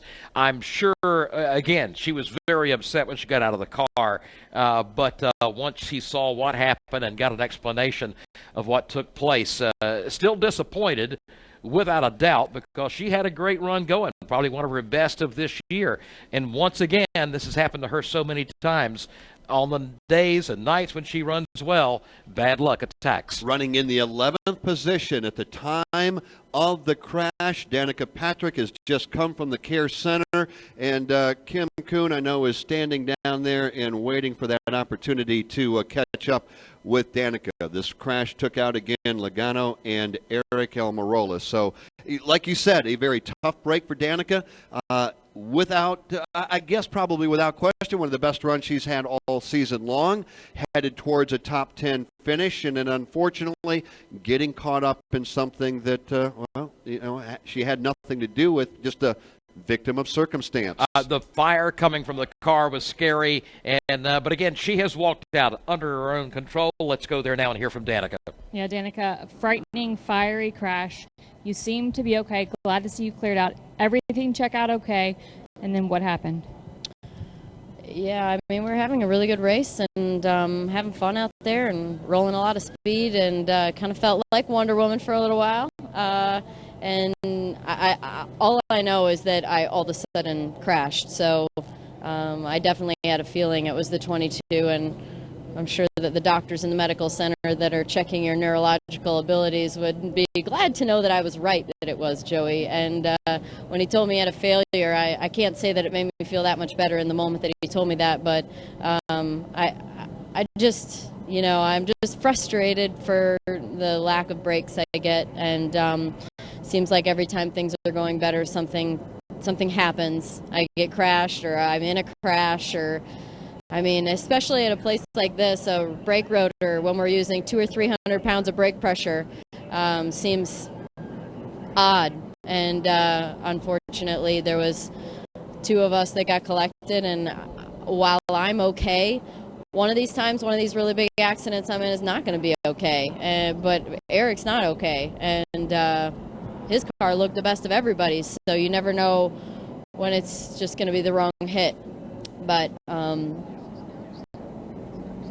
I have a team that works hard and put another car on the track and hope that we're saving up for like a really good run of good luck. We saw the visible frustration after you got out of the car. You shared an ambulance with Joey. What was the conversation like, the mood? I think I said everything I needed to say before I got in the car, and then I said something else in there, and it was just a matter of, I mean, if he had a failure, there's really nothing you can do about that. That is unfortunate, and me and Eric are unfortunate recipients of that problem, but you know, it's not that I haven't had issues with Joey in the past, so you know, to think that it was something else was imaginable. Thanks for your time, Danica. Glad you're okay. All right, Kim, thank you very much. Thank you to Danica Patrick. Now you've heard from Danica. Now you've heard from Joey. And again, we will give you an update on Eric Almirola as soon as we get it. 27 minutes, 42 seconds under the red flag. It's been withdrawn. We're under the yellow flag now. Pit road is open. And Woody Kane, we've got a couple of cars coming your way. Coming down on this side, Chris Buescher is going to be the first one to get to his stop in that number 37 car. He's having a quietly good day as well. Also, Ty Dillon coming in on this end of pit road. Alex? Yep, we've got Austin Dillon. We've got Trevor Bain. We got Brad Keselowski. Brad just getting a little splash of Sunoco fuel there. It's going to be 4 fresh tires for the other 2 that made their way down the pit lane here on lap 201. Steve Post. Dale Earnhardt Jr., he is in getting pit service. Matt Kenseth, we saw him in. Clint Boyer coming down pit road. A lot of these cars were cars that were behind the crash, and that crash put debris everywhere. So in many instances, it was a matter of crew chiefs and teams running around the car to make sure that they didn't have any damage from debris from that crash over in turn 2. Well said, Steve Post. So the top 10 cars stayed on the racetrack. Truex, Blaney, Kyle Larson, Kyle Busch, and Denny Hamlin. Then comes Harvick, Casey Kane, Kurt Busch, Jamie McMurray, and Daniel Suarez. 201 laps are complete. Under caution now, 66 laps remain. Hey race fans, this is Kyle Larson, driver of the number 42 Credit One Bank Chevrolet. Credit One Bank offers the only official credit card of NASCAR. Hey. This card is loaded with cash-back rewards, and there are new card designs available for the 2017 season. Check out the NASCAR race action design and the patriotic design featuring the American flag. Every NASCAR fan needs this credit card. See if you pre-qualify today for your NASCAR credit card at creditonebank.com. That's creditonebank.com. Why aren't you 3 inches tall? At Coca-Cola, we're not just fans of NASCAR. We're fans of NASCAR fans. So raise a Coke to the group of friends who don't run for cover when there's rain on race day, because they came prepared with ponchos and a cooler of refreshing Coca-Cola. And it doesn't matter that they're standing in a puddle soaked to the gills, because they crossed 7 states and 2 time zones to be at this race. And when the sun reclaims the sky, they'll be first in their seats with a delicious Coke in hand, because they never left. Coca-Cola, official soft drink of NASCAR. Next Friday night, the rising stars of the Camping World Truck Series tangle in Charlotte.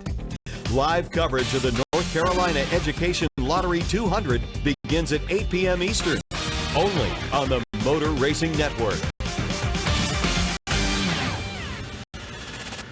After a 27-minute and 42-second red flag, the green flag is in our future. That should be coming up here very shortly. From the Kansas Speedway, this is the Motor Racing Network, the voice of NASCAR.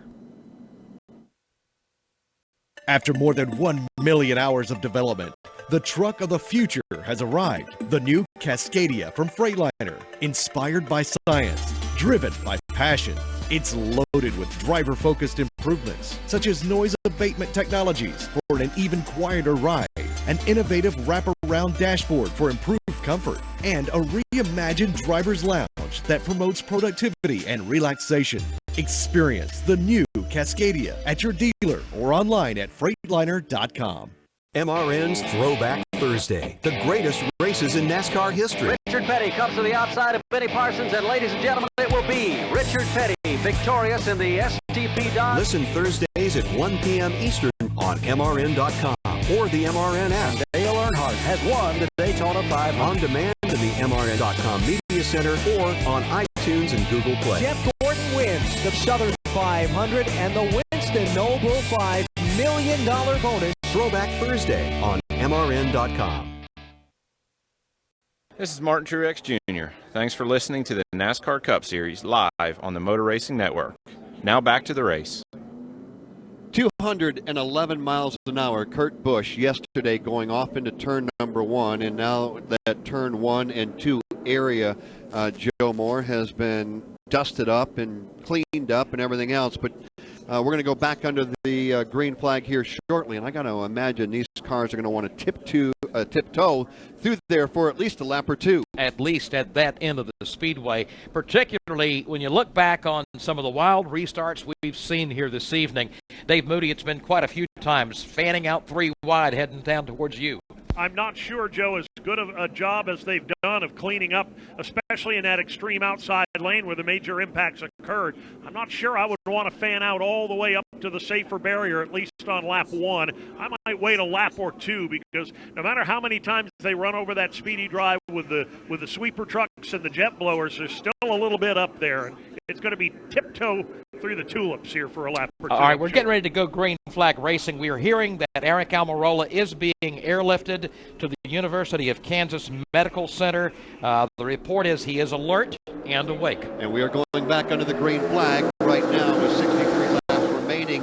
Truex, race leader, electing to start topside. Ryan Blaney in the Ford to his inside. Ryan Blaney goes up and throws a vicious side draft on Truex. Just stalled Martin Truex out, middle of the turn. Oh, into the wall goes Kyle Larson. He slid up and got the fence at the exit of 2. Well, he gathers it back in, but he allows Kyle Busch to get around him. Denny Hamlin likewise gets down to the inside as well as Larson holds on to fourth. Blaney still shows the way off turn number 4, trying to get some distance between himself and second place Martin Truex. Kyle Larson, after scrubbing the wall, falls in line in 4th. He's got the number 4 position and is up to speed. This time he's not even flirting with the top of the racetrack. He didn't hit it hard. He runs in 4th. Here comes Harvick to the inside for 5th. That is the battle for 5th indeed. Here comes the Stewart-Haas Ford of Kevin Harvick. He'll grab that position away from Denny Hamlin down bottom. Now it's going to be a teammate Kurt Busch. Oh, he shoots out to the bow side. Kurt Busch right at the bottom of the racetrack trying to get a fender up alongside, and he will do that. He will draw even with Denny Hamlin. This is the battle for the 6th spot, racing back to turn 1. The battle's not over yet. Kurt all the way down on the white line at the bottom of the racetrack. Hamlin about a groove further up, trying to hang with him, but Kurt Busch gets the edge off 2. And Busch will get that spot. Daniel Suarez, the next driver in line that would like a shot at his teammate Denny Hamlin. But again, Hamlin way up the racetrack. Busch gets the position, and here comes Suarez as well. Hamlin draws even with Kurt Busch using the outside lane, again right up against the outside retaining wall. He'll finally complete the pass here at the start-finish line, and Suarez is next to take a shot. Change for the number 4 spot as well. Kevin Harvick made his way under the Kyle Larson machine, moves Harvick to 4th, Larson back to 5th. And Harvick's got some peddling to do, about some 10-15 car lengths to catch up to Kyle Busch up in that 3rd position. Larson dropping back, then after that, the bottom side, Hamlin, Kurt Busch, Daniel Suarez. Ryan Blaney, Martin Truex, Kyle Busch, Kevin Harvick, and Kyle Larson. That is your top 5. How about a tip of the cap, Dave Moody, to the rookies out there battling? Daniel Suarez right now running in position number 8. Eric Jones in position 10. Yeah, and Jones has got an idea for some more. He's got Casey Kane and Jamie McMurray in the crosshairs as they head for 3. Long day for Eric Jones. He has slowly and methodically climbed his way back up into contention. He is down to the bottom of the racetrack. He's got Jimmy Johnson and Jamie McMurray on the high side. Trying to work their way closer to the front of the field, inside the top 10. Already inside the top 10, rookie driver Daniel Suarez. Let's check and see what's happening there. He's a member of the Coca-Cola Racing family. Postman? What's happening there is a strong run. That's what's happening with Daniel Suarez running in the 8th spot. And just checked in with the team on this particular run. He hasn't said anything about the car. Early in the day, they were flirting with tight, and then they would flirt a little bit with loose. So when you're dancing over that tight to loose, you know you're close, you know within your range, and Scott Graves seems to have dialed the car up pretty good. And in fact, maybe the weather, the temperature as we get into night is helping him as well. A few laps ago, he restarted in the 10th spot. He's up to the 8th spot. You can tell two things. When a car is going forward and passing people and the driver's not saying a word, pretty happy with the race car. His career best finish was the 7th at Phoenix, and they're hoping that maybe they can match or even better that here tonight. That car for Daniel Suarez is very, very good. From our Coca-Cola Racing family to yours, enjoy the race with an ice cold Coke, the official soft drink of NASCAR. Follow us on Twitter at Coca-Cola Racing. Up front, it's Ryan Blaney, Martin Truex, and side by side for 3rd. Here comes the challenge for the 3 spot. Kevin Harvick beginning to come to life. He drives to the inside. He'll take 3rd from Kyle Busch. And no sooner than he got around Kyle Larson, he had some peddling to do in quick order. He gets around Kyle Busch, catches him, goes around him, continues to work on the bottom side. Now going after Martin Truex and some work to do there. At the front of the field, here they come back to the start-finish line with Ryan Blaney working around some slower traffic. He'll slide by. Truex is a half second behind him as Kevin Harvick has moved up to 3rd. Kyle Busch, Kyle Larson, Denny Hamlin, then Kurt Busch, Daniel Suarez, Casey Kane, and Jimmy Johnson. That's the top 10 as we're down to 55 laps to go. Right now, Jamie McMurray running in the 11th position. Eric Jones, who had been running top 10, has drifted back to 12th. Then comes Ricky Stenhouse Jr., 13th. Brad Keselowski, again, we haven't talked about him all night other than to say he's been struggling. Well, he has rebounded now up to 14th. Matt Kenseth right now 15th. Dale Jr. 16th. Then comes Trevor Bayne 17th. Clint Boyer with high hopes coming in tonight. Right now he's 18th. Ty Dillon 19th, and Austin Dillon is 20th. Chris Buescher's in 21st now. 22nd is Michael McDowell. David Reagan 23rd. Landon Castle brought out the first 2 cautions this evening. He's back up to 24th. 25th is Corey LaJoy. 26th, Reed Sorensen. 27th, Cole Witt. A.J. Allmendinger, 28th. Jeffrey Earnhardt, 29th. And Timmy Hill is in 30th. The rest of the leaderboard looks like this. 31st, Chase Elliott. Carl Long running 32nd. And Paul Menard out of the race, 33rd. Danica Patrick will be scored tonight, 34th. Logano, 35th. And Eric Almirola, 36th. Matt DiBenedetto, 37th. Greg Galding, 38th. Derek Cope out of the race, 39th, and Ryan Newman will be scored tonight in 40th. 53 laps to go. Let's pause 10 seconds for station identification on the Motor Racing Network.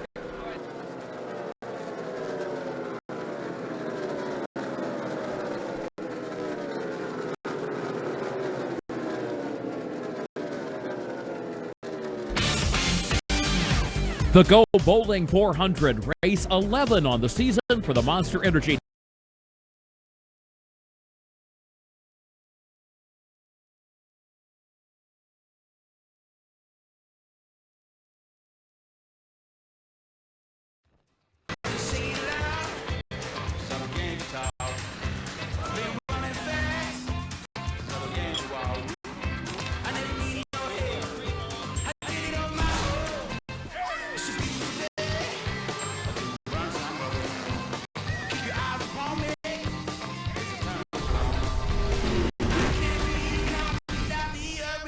While cars, tracks, and drivers may change, the smooth citrus taste that drives us remains the same. Only Mellow Yellow.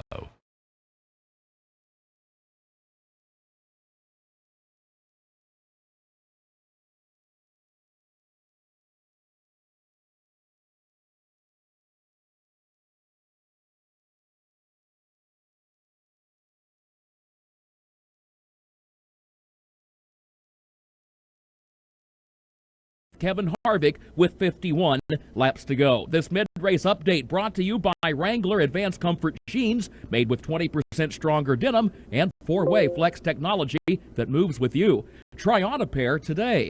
Wrangler Advanced Comfort Jeans, be comfortable. Now back upstairs to Joe Moore and Jeff Striegel. All right, Kurt Becker, thank you very much. Under the caution flag, once again, it comes out on lap 216, the 12th one that we have had. We'll recap that in a moment. Eric Jones spinning off turn number 2. Meanwhile, pit road is open, and Steve Post, here they come. Yes, indeed. Here they come. A number of the cars at the front of the field, including Kyle Busch. He brings the M&M's Toyota Camry in. Crew around to the right side. Handle has gone away just a little bit on this race car, and they're going to make a minor chassis adjustment as they come around to the left side. Pump it a half of the jack on the left side. Left side tires are in. Dropping the jack. Kyle Busch is down and away. Alex Hayden. 4 fresh tires for Ryan Blaney. A slight wedge adjustment to the left rear corner. You also had Martin Truex Jr., Kevin Harvick. Blaney will be easily the first off the pit lane. Harvick's team bust off a good stop. They're going to gain a position up to the second spot on exit of pit road. Woody Kane. Kyle Larson came in after brushing the wall. They wanted to pull the fenders away from that right rear to make sure he was okay after the contact with the wall. He says the car is pretty well balanced. He says he's just lacking a little bit of speed right now. Also in Jamie McMurray, 4 tires and fuel. 4 tires and fuel for Casey Kane, a minor chassis adjustment there. 4 tires and fuel for Jimmy Johnson, and 4 tires and fuel for Denny Hamlin, who says his car is coming to him the longer this goes. With 50 laps to go, and we're getting closer to the final lap of the race. That lap will be the Credit One Bank one to go. Credit One Bank is the official credit card of NASCAR. See if you pre-qualify today at creditonebank.com. So we're getting down to it with 50 laps remaining in the event. Service on these cars now as they circulate the racetrack, and we look to these closing laps to see how things are going to sort out. Now, Dale Earnhardt Jr. stayed on the racetrack. That's going to move him up to the top spot here. That's the highest he's been here so far this evening. Interesting to see how that strategy is going to work out. We'll set the whole field for you here in just a few moments.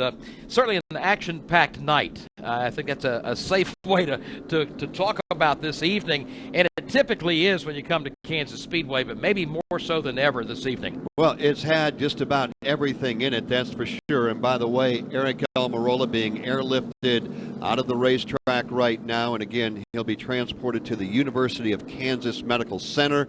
We'll have an update if it becomes available, or you can follow it online at MRN.com. So for the very latest there, that's where you can go if we don't have it before we go off the air, MRN.com. I've got a stat for you, Joe Moore, and it has something to do with the guy that led the field to the green flag, young Ryan Blaney and the Wood brothers. You know that he has led more than 200 laps here tonight. The last time the Wood brothers have led 200 laps in a season was back in 1982 with Neil Bonnet behind the wheel. A season in 1982, and Ryan Blaney has eclipsed that here tonight in one race. One of the drivers we've been talking about all this year, that it's just a matter of which week it's going to happen, which week they go to victory lane. Obviously, we have a ways to go. Anything can happen here tonight, but he's certainly been strong, starting from the pole this evening, and has been one of the tough competitors all night long. But things have shaken up considerably here because a number of guys stayed out. I told you Junior did not come to pit road, nor did Trevor Bayne, Chris Buescher, or Michael McDowell. So that's the front 4 now. Again, Dale Earnhardt Jr., Trevor Bayne, Chris Buescher, and Michael McDowell. Then comes Ryan Blaney. He'll line up in 5th. Kevin Harvick in 6th. Kyle Busch 7th. Denny Hamlin 8th, Martin Truex 9th, and Kyle Larson is 10th. We're getting the one to go signal. The Geico restart coming up here shortly. I do want to correct something I said. I said that Ryan Blaney had led 200 laps here tonight. It's 200 laps that he has led now for the entire season, and the last time that they had done that in a season was back in 1982 with Neil Bonnet. Regardless of how many laps that Ryan has led, he has been the dominant car here tonight. But to your point, he is going to start back in the 5th position. The field coming around for the Geico restart. Great news. There's a quick way you could save money. Switch to Geico. Go to geico.com, and in 15 minutes you could save 15% or more on car insurance. Got them shook up a little bit as far as the lineup of this field, with 4 drivers decided to stay on the racetrack for most of this evening. That strategy has not worked. We've seen them just tumble back through the field. I think Kevin Harvick was the only one who played that card, and it worked for him at least for a little while. But here's Dale Earnhardt Jr., Trevor Bayne, Chris Buescher, and Michael McDowell staying on the racetrack. This should be fun. They're lining up now coming into turn number 4. We'll be down to 47 laps to go. So it'll be Junior and Trevor Bayne, row 1, then Chris Buescher and Michael McDowell, row number 2. Those are the 4 drivers that Joe said stayed on the racetrack as the pace car now hits pit road. First cars on fresh tires back in row number 3. Hey. Ryan Blaney and Kevin Harvick. Green flag going back in the air here in the Kansas Speedway. On the inside, Trevor Bayne. On the outside, Dale Jr. Behind him, they're 3 wide. Immediately 3 wide for second, and Ryan Blaney is not waiting. He storms to the bottom. He'll go all the way to the second spot. Harvick gets kicked way wide on the outside. They're 4 wide midway back. And a half a track later, Ryan Blaney is almost going to take the lead. But wait a minute, Kyle Busch to the outside, grabbing the lead off turn 4. 3 wide momentarily. Kyle Busch to the top side. Ryan Blaney down to the inside. And they are dead even at the start-finish line, racing for the lead in turn 1. Blaney all the way to the grass through the front stretch tri-oval. That'll get into turn 1 with the lead. Kyle Busch, though, hanging tough on the outside.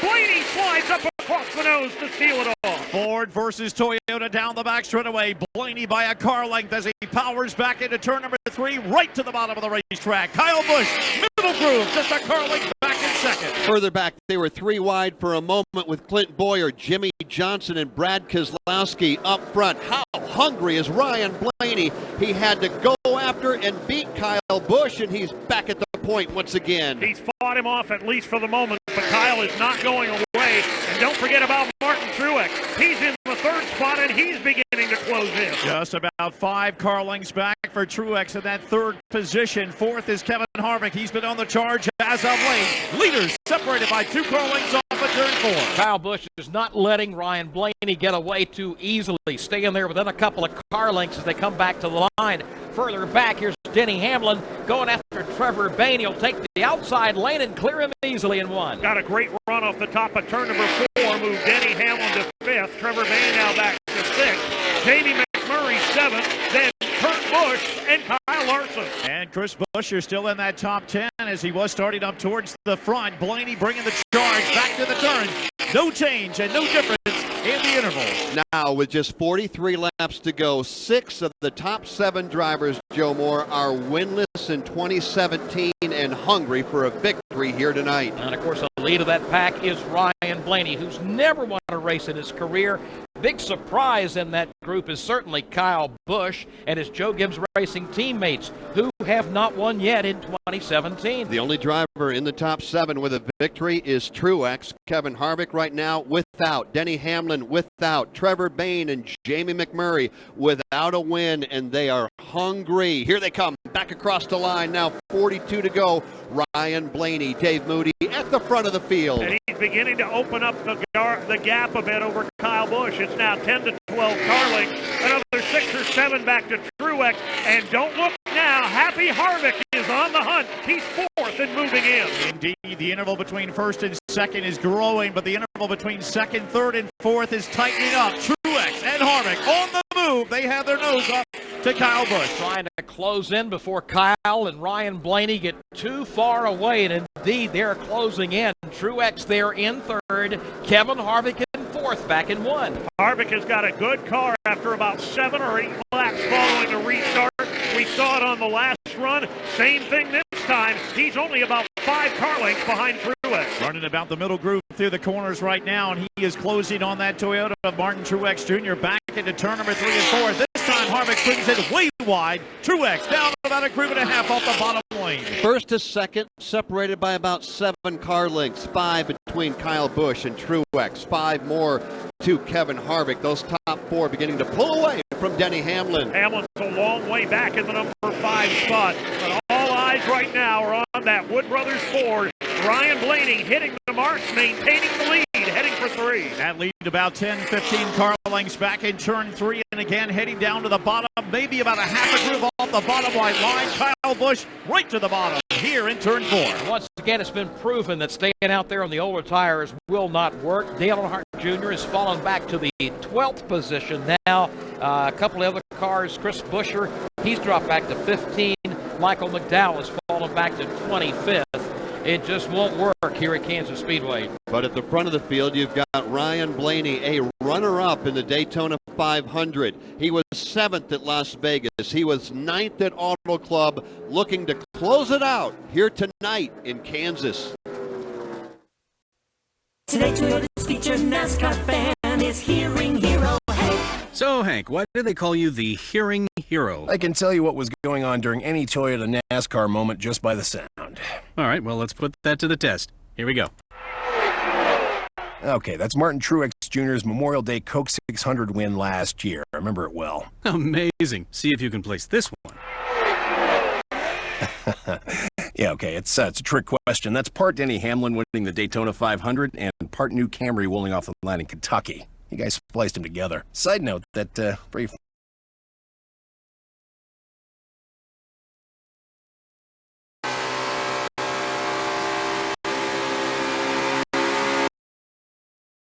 I'm just kidding. I made up everything after the Camry, dude. I may be a hearing hero, but I couldn't hear Pi a la mode.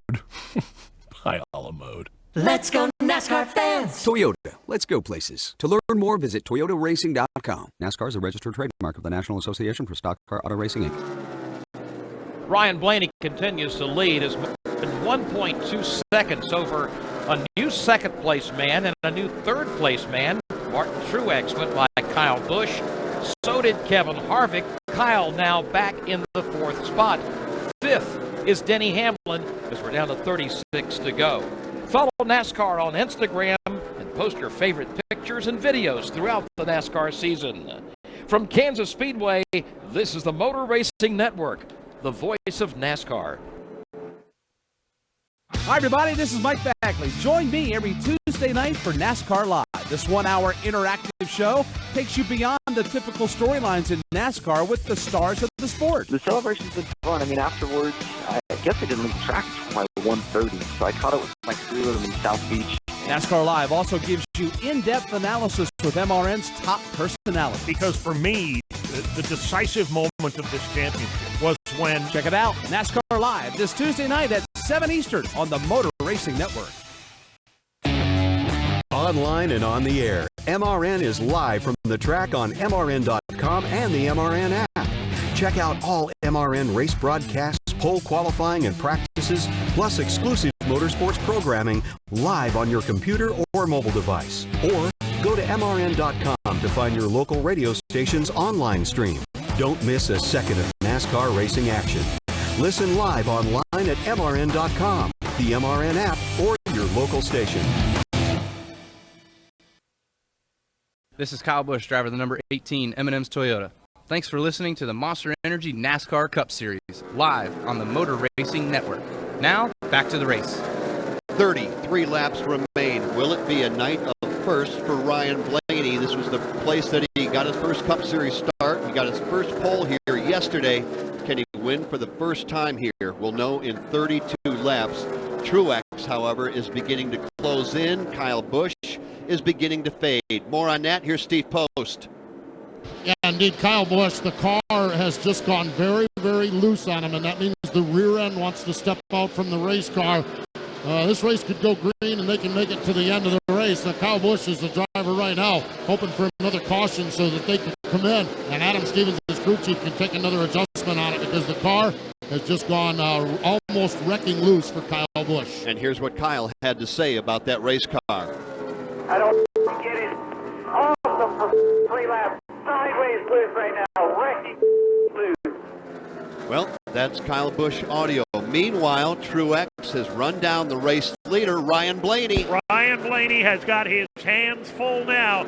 If he's going to win his first one, he's going to have to fight off Martin Truex. Truex is there off turn 2. It's about a car length and a half separation, and when Truex gets into the turn, just dive bombs down, and Ryan Blaney can't do anything with them. He has got his hands full, mirror full, 2 car length separation. The top 2 have now pulled away from Kevin Harvick as they work back to the stripe. Ryan Blaney has the point. Right behind him now is Martin Truex Jr. He gets closer and closer in turn 1. 6 or 7 laps ago, it looked like Kevin Harvick might have something for Ryan Blaney as well, but his progress has stalled out as Martin Truex Jr. turns to the attack now, heading for 3. And right now, that stalled out for a moment because as Blaney was being caught up, it was about 2 car lengths. That interval has remained that way. Not much of a lead right now. Grows to about 3 off turn 4. And now Dale Earnhardt Jr. is on pit road. We'll follow up there in a moment. Ryan Blaney, Truex, Kevin Harvick, Kyle Busch. That's your top 5. Oh, you just can't even imagine what's going through the mind of young Ryan Blaney right now. The 3rd generation driver with Martin Truex Jr. in the rear view, but he's doing a heck of a job. He maintains a 3 car length lead. And some choices to be made with lap traffic coming up for Ryan Blaney here in the waning stages of this event. He'll clear that car right to the bottom of the racetrack. Truex, again, just a couple of car lengths back, 1 groove higher. So, Dave Moody, it's kind of simple here for Ryan Blaney. Pick the right lane, working through lap traffic. Maybe you go to victory lane. Pick the wrong way to go around lap traffic. You may be second. One mistake will cost him this race. There's no doubt about it. Martin Truex Jr. is there. He's keeping the pressure on. Ryan Blaney's going to have to be perfect the rest of the way. And he's going to be tiptoeing his way by the time he gets to turn number 3. The first choice of a lap car to the low side for Ryan Blaney. Truex right there on his tracks. Everybody giving the leader plenty of room. The next lap machine for Ryan Blaney will be Cole Witt. He's going to catch him at the start-finish line, dive down to the inside of him, and put him yet another lap down. Ryan Blaney continues to lead. A little bit of open racetrack into turn number 1 before he will catch in a lap or so the Reed Sorensen machine. Truex, though, is still right there, just 3 car lengths behind. 2 lap cars down, several to go, but the choices have been good for Ryan Blaney so far as he catches them in single car. But here comes Truex, closing the gap right up on the rear bumper on the 4. Right on the bottom of the racetrack for Truex, and now he's going to dive down to the apron at the stripe. Ryan Blaney is the race leader, but here comes Truex. Lap traffic in the way. They'll move around the lap machine of Reed Sorensen. Truex is there. Around the lap machine of Carl Long. Truex looking to the inside. The battle is on for the lead, heading for 3. Almost like the push-to-pass feature was created in NASCAR for Ryan Truex. A rocket right to the bottom of the racetrack. Tries to the inside of Ryan Blaney and tries to draw even. Truex is there but cannot quite draw even with Ryan Blaney. He's strong. That Ford horsepower keeps him out in front by a car length over Martin Truex. Gloves are off now for the win at Kansas Speedway. It's a bare knuckler the rest of the way. Young Ryan Blaney nearly lost the rear end of it. Here comes Truex to the bottom off 2. Drag races on midpoint, back straight away. Truex to the inside, clearing a lap machine. By the time they enter turn 3, Martin Truex Jr., your new leader. And Ryan Blaney is not going to go away, though. He's going to hang right there with Truex. Here they come, working off of turn number 4. And on lap 243, we have a new race leader, Dave Moody. It's Martin Truex Jr. And Truex immediately puts a couple of... Oh, we got a car in the wall. Corey LaJoie in the wall right in front of the leaders, holds it up on the safer barrier as Truex and Blaney make their way by. Caution flag waving once again with only 24 laps remaining. Dave Moody. Corey LaJoie looked like he may have caught a right front tire, Joe. He got up and into the outside safer barrier, just 7 or 8 car lengths in front of the leaders. As he went to the top, they immediately went to the bottom, cleared the LaJoie machine with no problem. Well, this may be the break that Ryan Blaney needed, Alex Hayden, because that car is very good on the short run, down to just 23 laps to go. Truex very good on the long run.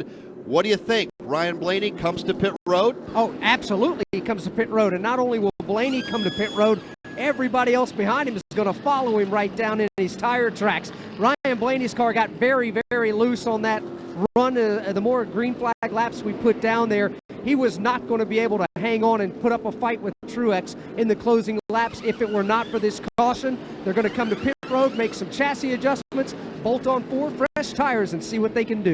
Action starts on pit road in just a few moments with 23 laps to go. From the racetrack to the road home, fill up with Sunoco, the official fuel of NASCAR. Sunoco makes high-quality performance fuels for the greatest drivers in the world, both on and off the track. Whether you're pulling up to the pump or into the pit, 4 tire change, topped it off with Sunoco fuel. you can trust Sunoco to be the fuel that keeps you going. Second can of Sunoco fuel going in. Fill up with the official fuel of NASCAR. Sunoco, the essence of racing.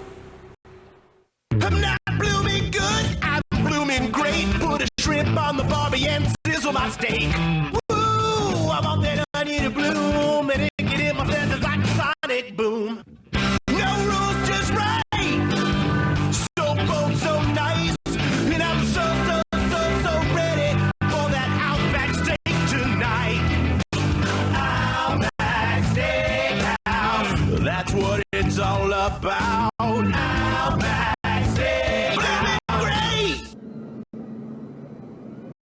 Back at Kansas Speedway, it is money stop time, Alex Hayden. Martin Truex Jr. is in pit box number 2. Ryan Blaney just in front of him in pit box number 1.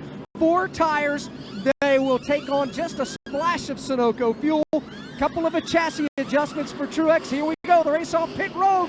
It's going to be an absolute drag race, but I believe Truex will get in front of Blaney. And then Denny Hamlin gets out third. Steve Post. Yeah, down here it was 4 tires, Sunoco Racing fuel for Kyle Busch, and he lost a spot a little slow on the left rear. You can tell the body language of the crew guys as they got up, coming over the wall, that they knew there was money stop time, and they came up just a little bit short on that one. They lost a spot on this round. Woody Kane? Great stop for Denny Hamlin's FedEx Toyota crew. They were high-fiving after completing that stop right there. He said that the car was a tick loose at the end of that run, but he's been very happy with that car all night long. Further back, Jamie McMurray stopped 4 tires and fuel. He's battling a condition where his car is a little too tight for him right now. Kyle Larson dropped back after scraping the wall earlier. 4 tires and fuel for him. Casey Kane, a little bit tight, a chassis adjustment. 4 Goodyear Eagles and Sunoco Racing fuel for him as well. And Joe Moore, how about this? The Wood Brothers Ford comes off of pit road in position number 1. They beat Truex off of pit road. Denny Hamlin comes out in position number 3. And there's only 21 laps remaining from Kansas Speedway. This is the Motor Racing Network. The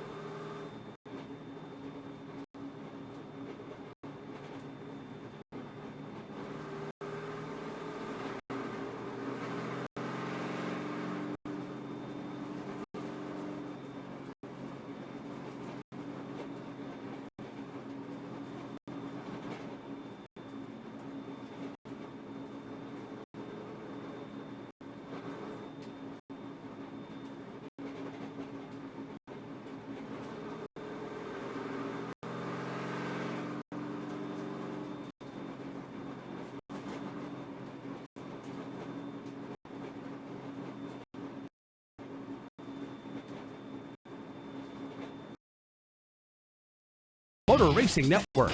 Visit MRN.com for an affiliate list in your local area. This is Danica Patrick. Thanks for listening to the Monster Energy NASCAR Cup Series live on the Motor Racing Network. Now, back to the race. field is circulating the racetrack as cleanup is taking place, getting ready for the final 20 laps of this event. A great stop by the Wood brothers for Ryan Blaney. Although Eric Jones stayed on the racetrack, he's picked up as the leader. So Ryan Blaney will start in position number 2. Then Truex and Denny Hamlin, they busted off a stop. But Alex Hayden, paint the picture for us down there. Ryan Blaney, Truex pitting almost nose to tail right in front of you. It's tremendous because both pit crews are spectacular.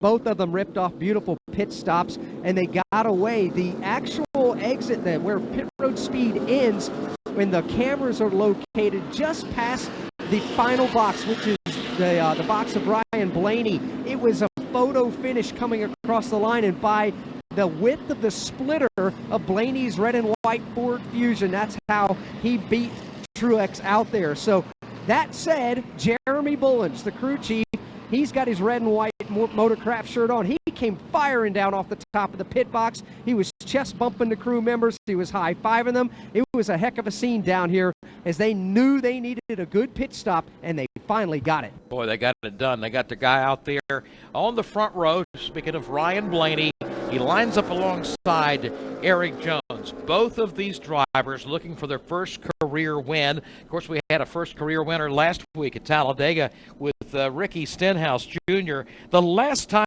consecutive races were won in NASCAR by drivers getting their first wins was in 2007 when Martin Truex Jr. won at Dover, and then Casey Mears won at Charlotte Motor Speedway. Well, and the last time the pole sitter got his first pole and went on to win the race, you got to go all the way back to 1964.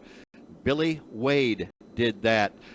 Can Ryan Blaney do it? Now, this is going to be a land rush going into turn number 1, Joe. You've got Eric Jones that stayed out, lining up right behind him. You've got Toyota teammates and Denny Hamlin and Kyle Busch. They are not going to be waiting. On the inside, you have Ryan Blaney, Martin Truex, and Kevin Harvick. 19 laps to go, waiting for the green flag to go back in the air. And they are off on the gas, trying to break away. Blaney down at the inside. Truex trying to go lower than Blaney. Blaney takes him all the way down to the grass. Truex goes right back up the track and up the middle. Here comes Martin Truex. He is side by side with Blaney. Truex the hard way to the lead off 2. Power move by Martin Truex Jr. draws away by 2 car lengths over Ryan Blaney. Give Harvick third. Kurt Busch, Denny Hamlin side by side for fourth. Boy, Denny Hamlin all the way up against the outside safer barrier. Now will bring the Toyota back down and tuck back in line behind Kurt Busch. Behind them 3 wide racing, but at the front of the field, it's Truex, Blaney, and Kevin Harvick. Martin Truex Jr. by 2 car lengths over Blaney. 2 more back to Harvick. 4 more back to Kurt Busch. 4 more back to Denny Hamlin in the top 5. Top 5 single file right now. The 6th position was under attack a few moments ago. Kyle Busch was fighting for it. He's got Jimmy Johnson to also deal with. Johnson's on the move. He'll take 6th this time. A little further back, Brad Keselowski digging hard down at the inside of the racetrack, trying to get back up there inside the top 10 as the laps are winding down. He moves to the inside of Eric Jones, just trying to salvage something on his night. If he can come out of here with a top 10, Brad would probably be a happy man. Front of the pack, it's still Truex by 3. Top 3 drivers have a pretty good advantage over the rest of the field. Again, Denny Hamlin and Kurt Busch, they're the 2 drivers fighting for that 4th spot. Jimmy Johnson not done. He's going top shelf on Denny Hamlin this time. Boy, all of a sudden we get down to the end, and here comes Jimmy Johnson once again. He's going to dive down to the inside on Denny Hamlin. Hamlin will try to throw the block as they get back to turn 1. After all the hurdles he's had to clear tonight, Jimmy Johnson is about a foot away from the top 5. Drives under Denny Hamlin. Johnson to 5th place. High move in turn 3 and 4 sets up a low move and a pass on Denny Hamlin for the 5th position. Jimmy Johnson now sets his sights on Kurt Busch. Running the bottom groove. Johnson again goes to the high side off 4. He'll fall back in line, single file off turn number 4, right in the middle of the racetrack. Kurt Busch looks back and sees Jimmy Johnson close it in. Growing larger in the rearview mirror is that Lowe's Chevrolet. Kurt goes to the very bottom of the racetrack. Johnson will follow in his tire track. Then it's Denny Hamlin in the next spot. A little bit more pedaling to do for Jimmy Johnson this time to capture Kurt Busch. About 5 car lengths separation. Hamlin not done himself. He'll try to attack Johnson on the low side as the top 3 begin to edge away. 14 laps to go, and Truex running for his life. Ryan Blaney doing everything he possibly can to stay with him, and Kevin Harvick just 3 car lengths behind Blaney. Martin Truex Jr. right now getting on with getting gone. He's begun to open up the margin now. He's pulling away from Ryan Blaney and the rest of the field. Ryan Blaney seeing Martin Truex getting smaller on the windshield and seeing Kevin Harvick still very large, only about 3 car lengths back in that ongoing battle for second spot. Starting off turn 4, back to start finish. Martin Truex starting to stretch it out. Battle may be shaping up for second as Harvick is sneaking in on Ryan Blaney. Little by little, Kevin Harvick beginning to whittle away at that advantage held by the second place machine of Ryan Blaney. No sign of Jimmy Johnson or Kurt Busch being able to take them down. Yeah, they're comfortable. Their battle for each other right now as Harvick looks back and sees Kurt Busch far off in the distance and continuing to set his sights on Gorman. So pulling away from the field right now, Joe Moore, is Martin Truex Jr. Ryan Blaney, I think, doing absolutely everything he can, but it is not to be, at least not at the moment, because Truex, lap after lap, putting more distance between himself and the Ford.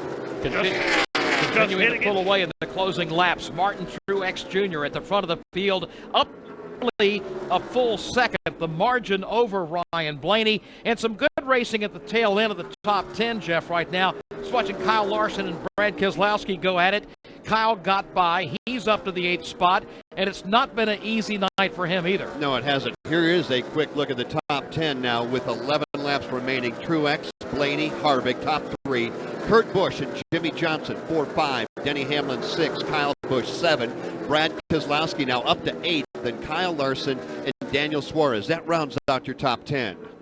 Brad Keselowski swings around Larson, picks off that spot, the battle we were just talking about. They're headed to you, Buddy Long. Absolutely. Brad Keselowski not done. He got around Larson a few moments ago. He's got some catching up to do on Kyle Busch, but still some time to gain a few more spots. Let's jump up to position number 2. Ryan Blaney has it, but all of a sudden, here comes Kevin Harvick. Harvick is there, and he's going to make it tough on Blaney. Blaney not able to hang on to the bottom the way he was 10 or 15 laps ago. The low lane is open, and Harvick is there. They are glued to each other midpoint down the back straightaway, heading back into 3. Martin Truex Jr. with a clear-cut lead. Blaney a half groove off the bottom white line. Harvick to the bottom side. Harvick charging hard, trying to dip the nose of his Ford down to the inside of the racetrack. Doesn't work. This time, back in line he goes, though, a car length behind Ryan Blaney for second. Blaney giving it all he's got right now, trying to keep one of the best in the business in the rearview mirror. Again, he slips up off the bottom. Here comes Harvick. And we got trouble coming off turn number 4. Eric Jones spinning down through the infield grass is going to put us under the caution flag for the 14th time. And Joe, it comes out with 8 laps remaining. It's been a tough weekend for Eric Jones, too. Another driver who had problems in practice here yesterday. Couple of issues here this evening. Kept working his way back to the front of the field. And once again, he spins coming up off the corner. And the yellow flag is out, making this even more interesting. Well, do you pit? Do you not pit? Taking a quick look at the leaderboard, we're going to see 23 cars unofficially on the lead lap. How many of them come to pit road? How many of them do not? We're going to find out. This is the 4th time this weekend that young Eric Jones has spun here at the Kansas Speedway. A tough weekend all in all for Eric Jones. Okay, Alex Hayden, what are they going to do? I have no idea. We're in no man's land right now, and if you're Jeremy Bullins, the crew chief for Ryan Blaney, you got to think you got to come down and put on tires as we're under 10 laps to go, because we've seen all night long older tires aren't quite as good. But if you're Cole Pern, crew chief, the leader, Martin Truex Jr., you're the one. You're the one that's probably the sitting duck. If you come to pit road, most people will stay out. If you stay out, everybody else is coming to pit road. It's going to be interesting to see how this plays out. The bottom line is I have no idea. Well, we're about to find out. Here they come to the entrance of pit road. Ryan Blaney fakes a move, but quickly jumps back in line, and looks like everybody stays out. Only a few cars at the tail end of the pack will come to pit road with 7 laps to go. So Truex does not pit. Blaney, Harvick, Kurt Busch, Jimmy Johnson stay on the racetrack. I guess it's safe to say, Dave Moody, they're going to take what they got all the way to the checkered flag. Well, they're going to play the cards that they've been dealt now, Jeff. Everybody's going to stay out on the older tires, so no advantage really to anybody in the top 10. They're going to have to finish it out on the rubber that they were on before the caution flag flew. All right, we'll see. This is going to get very interesting, and likely in the corners where you are, Dave Moody, and Buddy Long, where you are down in turns 3 and 4, that's going to be where the action takes place. Yeah, absolutely, and I am so impressed with Martin Truex Jr. on that last restart. I mean, he went as far to the bottom as he could to try and grab the lead from Blaney, and then before he got to Dave, he shot to the outside and grabbed that lead. That is one strong machine. Just off turn number 2 here at the Kansas Speedway is the Hollywood Casino. And Steve Post, if you're a betting man, Pick a number, 78, 21, 4, 41, 48. Who's your money on? 78. I just think that he had the best car before the break. Nobody came in of that lead pack and changed anything on the race car. Unless he spins the tires or anything, I think this is Martin Truex Jr.'s race to lose because they had a better car before, and why would it not be better after we go green?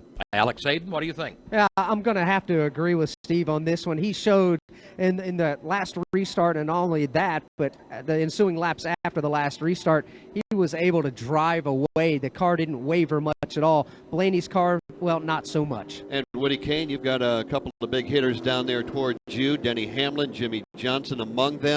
Anybody you think can dislodge the 78 from the top spot? Well, at this point, from what we've seen from Jimmy Johnson, I wouldn't count him out. He's had a flat tire, he's been down a lap, and he's stormed back up into contention here. Just that restart got him separated from the leaders. If anybody on this end of pit road can do it, my bet is on the 48. Well, these are the dramatic moments we look for in NASCAR racing, coming down to the finish, because everybody up there in the top 5 knows they can have a shot, and you may see somebody try something that maybe they shouldn't try. And if so, if some of those guys up front get together, Jimmy Johnson, Denny Hamlin, Kyle Busch, Brad Keselowski, they're inside the top 10. That could open the door for them. We talk about mistakes on pit road. We talk about mistakes in strategy. We don't often talk about mistakes coming to take the green flag. Spin the tires, you're out. Miss a shift, you're out. You'll probably stack everybody up behind you. Here's where, we talk about the money stop. This is the money opportunity for the driver behind the wheel. You've got to do it right. You can't afford a mistake. If you make one at the front of the field, Harvick will drive by you. Kurt Busch will drive by you.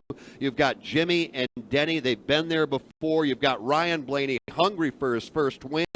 Truex looking for his second win of the season. This is going to be something special as they haul him off into turn number 1. 5 laps will remain when we get the green flag, and they are coming off turn 4 now with Martin Truex Jr. and Ryan Blaney on the front row. Kevin Harvick, Kurt Busch right behind.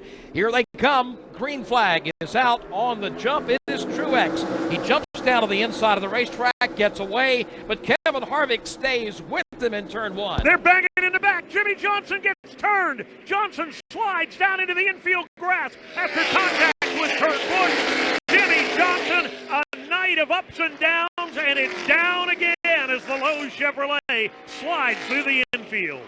Down again and out again. The caution flag at the start-finish line for the 15th time tonight. This one comes out on lap 262, and I can't say, Dave Moody, that I'm that much surprised about what just took place. I would have been shocked if it didn't, Jeff. They were 4 wide and knocking each other around coming down toward turn number 1. Jimmy Johnson, Kurt Busch got together. There was a third car up on the outside lane that might have gotten a little bit of a piece of the action. Johnson has damage on the right front corner. He slid down into the grass. He has refired and driven away. I believe there's damage on the Kurt Busch machine, corresponding damage there as well. And it looks like Denny Hamlin got a little bit of that as well as Kurt Busch. So there could be damage on those cars as well. All of these guys inside their top 10. Yeah, they were. And it looked like Denny almost tried to make it 3 wide, trying to get in between Kurt Busch and Jimmy Johnson. Denny turning Kurt coming down, clipping Jimmy Johnson, and Jimmy is the one that goes for the ride. Well, we've seen it all. In fact, we have seen now a tying record number of caution flags, this being our 15th tonight. Joe, it's had everything and then some, and we may have saved the best for last. Yeah, I would say so. We're down to 4 laps to go. Once they get them racked back up, I think one thing that we know now is Martin Truex Jr. can get away quickly. Every time on these restarts, he's able to jump out there and go. It may be another opportunity for Ryan Blaney or Kevin Harvick or Brad Keselowski, but when you have that raw speed that Martin Truex has right now, I don't care how good you maneuver around there, how kind of moves you make on the racetrack, you can't keep up with that. Well, the one thing that we can say about for Ryan Blaney, Harvick, Keselowski, Kurt Busch, and others is they have now seen what Truex is going to do on the restart. Take that car all the way down to the apron. I think they've had the opportunity to look at it. study it, Dave Moody, and maybe try to take advantage of it when we go back under the green flag in one lap. Well, I don't think there's any doubt about it. Martin Truex Jr. is not going to allow anybody to take the short way by. He is going to block the bottom. There's no question about that. The only doubt is how many people get 2, 3, or 4 wide trying to go around him on the outside by the time they get to turn 1. Stacked up with Kevin Harvick right there in the mix once again. You saw that last restart. He was ready to jump down to the inside of the track and challenge for the lead. Brad Keselowski's up there now in the 4th spot. Then Kurt and Kyle Busch. Daniel Suarez inside the top 10, along with Kyle Larson, Jamie McMurray, and Ricky Stenhouse Jr. That's the way they're going to restart. No opportunities now for Denny Hamlin and Jimmy Johnson, both of them on pit road just a moment ago to replace tires, to fix damage. Their opportunity to go to victory lane here has pretty much gone out the window. How about Brad Keselowski? Up to the 4th position and in a position to go to victory lane, a driver that we have not talked about other than to say he's had a bad night, now finds him in an opportunity situation to maybe go to victory lane. All right, here they come now, working off turn number 4. Truex and Blaney, row 1. Harvick, Keselowski, row 2. Kurt and Kyle, row 3. The rookie, Daniel Suarez and Kyle Larson, row 4. Jamie McMurray and Ricky Stenhouse, row 5, and they're looking for the green flag. Side by side, coming to the start-finish line. The green goes up in the air, and here we go. Can we stay green and wrap this thing up? Once again, on the break, Martin Truex Jr. jumps out in front. Ryan Blaney does all he can to stay up alongside. And they are 4 wide behind him. Daniel Suarez with a great move. Muscles Kurt Busch out of the way. Truex is gone by 4 car lengths on the backstretch. Ryan Blaney had to quickly defend Kevin Harvick as Harvick is chewing after him. Here comes Keselowski on the outside, back in 4th position. Already 7 car lengths for Martin Truex. But it's good night, rest of the field, because Truex is driving away. It's the Credit One Bank, 1 to go. The final lap here at Kansas. Can Truex hold them all off? Martin Truex Jr. long gone right now as they battle 3 wide into turn number 1 for the runner-up spot. Keselowski on the outside will get it. Blaney for the moment is 3rd, but here comes Harvick. Well, all the while, it's Martin Truex Jr. some 20 car lengths in the lead, hits the middle groove, and 3 and 4, and sets sail for victory lane. Martin Truex Jr. way out in front. He won earlier this year on the 1.5 mile at Las Vegas. He's going to do it again tonight here at Kansas Speedway, winning the Go Bowling 400. Martin Truex Jr. gets the win, with Brad Keselowski coming up to 2nd. 3rd is Kevin Harvick. 4th, Ryan Blaney. And Kyle Busch will finish in 5th. And we've got a crash over in turn number 1. Dave, I don't know if you can see it or not. One car slid up the banking and into the outside safer barrier. That's the Austin Dillon machine. Heavy damage on the American Ethanol Chevrolet. Keeps the car rolling at a very reduced pace off turn 2. All right, this one is all over, and for the 9th time, Truex is going to victory lane, and now we are going down to Alex Hayden. Cole Pern, the winning crew chief. If you don't think winning a Monster Energy NASCAR Cup Series races is not important, Cole, you're absolutely shaking. Your thoughts right now? Oh, I'm stoked. I mean, this damn place is snake bit us a lot of times, so to get into victory in here is just unbelievable. How about that 15 cautions night, just wild night, and had every chance for it to go wrong, but man, Martin drove his tail off. It was pretty awesome. Congratulations. Thank you. Cole Pern, the winning crew chief, and I'm telling you guys, he is shaking. He's absolutely trembling with the excitement, and I could almost say disbelief. And Martin Truex Jr. right now celebrating for the crowd here. Fireworks off in the distance just outside of turns 3 and 4. You're going to hear from our race winner, Martin Truex Jr., and the rest of the top 5 in a moment. What does Advance Auto Parts have to offer? Plenty. Like a rewards program called Speed Perks that gets you $20 off your next purchase when you spend $100 or more. What doesn't Advance Auto Parts have to offer? A reason why there's a supermarket employee there to help you, even though it's called self-checkout. So forget figuring out the produce code for apples and check out Advance Auto Parts rewards program Speed Perks and get $20 off your next purchase when you spend $100 or more. Advance Auto Parts. Let's get you back on the road. See an advanced team member or go to speedperks.com to sign up. It's time for breakfast at Burger King. Remember at Burger King, I got the 3 for 89-cent pancake deal? Yeah. I tried to take one. But they 89 cents. Yeah. You can spare one. I understand, but you know what I said. Well, you said respect the stack. And did you? No, because I like pancakes. Respect that stack. Get 3 pancakes for just 89 cents. That's 3 fluffy golden pancakes for 89 cents now at Burger King. Here's another great breakfast deal. 2 per sandwiches for just $4. Only at Burger King. Limited time at participating Burger King restaurants. NASCAR Live Race Day continues on the Motor Racing Network. Presented by Ford F-Series, the best-selling trucks for 40 straight years. Hey, baby, you are the winner at Kansas. My goodness gracious. Oh, yeah, baby. Finally got it. Yes. Awesome. Finally. Hell yeah, man. Hell yeah. One hell of a job.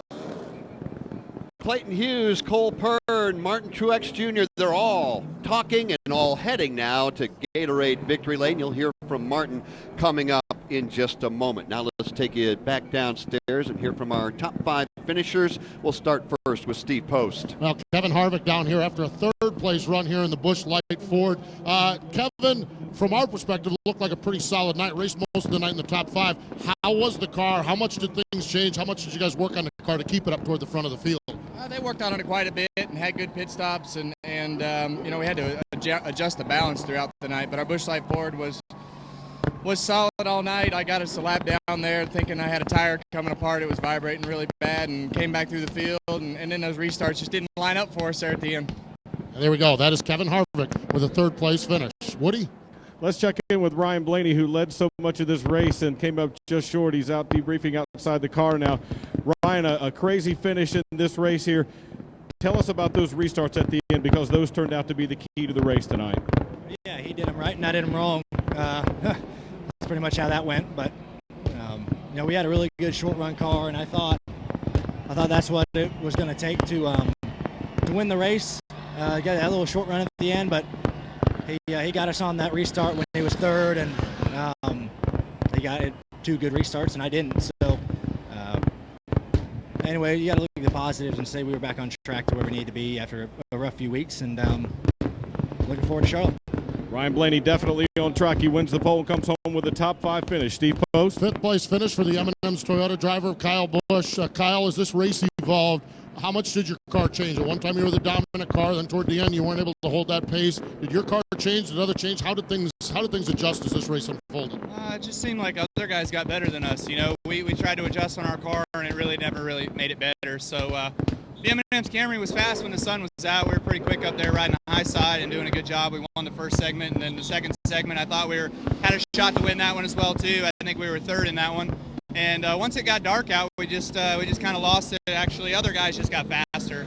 The Delta just got greater, where those guys picked up a lot of speed and we really didn't. So I don't know where that's at, but the guys gave me a great piece here. We had a lot of fun, and probably came out of here with a better finish than we expected to, with as off as it was there at the end, and a lot of things kind of happened in there. We just kind of got the right breaks and got lucky to miss a 48 coming across our nose, and made it to the stripe 5th. So we'll go to next week. Can you describe those restarts, what they're like for our listeners? You just try to go where there's a gap, and so I shot the gap on that last one, and I heard 4 wide, and I'm like, oh, I hope it's not 4 wide, because I'm only about enough for 3 wide. So you know, I got lucky. I guess I was clear just barely. I kind of felt it on my left rear quarter being loose a little bit, but it's just a product of these restarts. You just got to get everything you can get when you can get it. And Brad did a great job there. He went from 8th, I think, on the last 2 restarts to finish in 2nd. You know, so he got some good breaks, and we just didn't quite get it. But you know, we move on. Kyle Busch, 5th place finish. He mentions Brad. That's Brad Keselowski. He's with Woody Kane. Yeah, he's outside the car now. Brad, this has been a wild up and down night for you without your crew chief, Paul Wolf. But my gosh, at the end of that thing, how in the world did you get your way to 2nd place?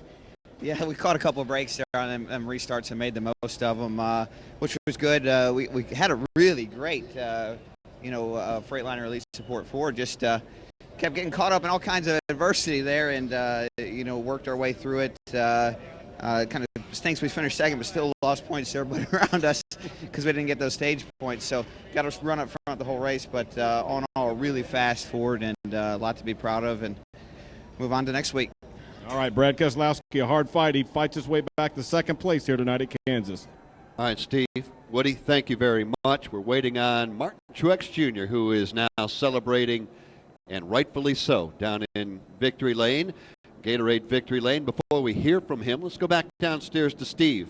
Yeah, Daniel Suarez getting pushed back here. The Stanley Tools Toyota, talking with Scott Graves, his crew chief, kind of debriefing. Daniel, 7th place run, matching your career best. From our perspective, that looked very solid. Your perspective, how was the night? How did the car perform over the course of the 400 miles here tonight? It was good. Very proud of the way that the car worked the entire race. Scott and the guys, they did a very good job. We had a top 10 car, and it's exactly where we end up. So very happy for the performance of the car, and looking forward to keep digging, keep working, and keep learning for next weekend. What an amazing rookie. That's Daniel Suarez, a 7th place finish here tonight. All right, Steve, thank you very much. While we're waiting on Truex, let's give you a full field rundown brought to you by Outback Steakhouse. Martin Truex Jr. picks up the win, his 2nd this year. Brad Keselowski comes back to post a miraculous 2nd place finish. Kevin Harvick came in 3rd. Ryan Blaney 4th, and Kyle Busch was 5th. Kyle Larson got 6th. Daniel Suarez 7th. 8th to Jamie McMurray. 9th, Clint Bowyer, and 10th, Trevor Bayne. Ricky Stenhouse Jr. 11th. Matt Kenseth was 12th. Michael McDowell, solid run tonight. He was 13th. Ty Dillon 14th. Casey Kane 15th, and Austin Dillon 16th. David Reagan was 17th. 18th went to Chris Buescher. Kurt Busch 19th, and Dale Earnhardt Jr. was 20th. Landon Castle finishes 21st. Derek Jones 22nd. Denny Hamlin 23rd.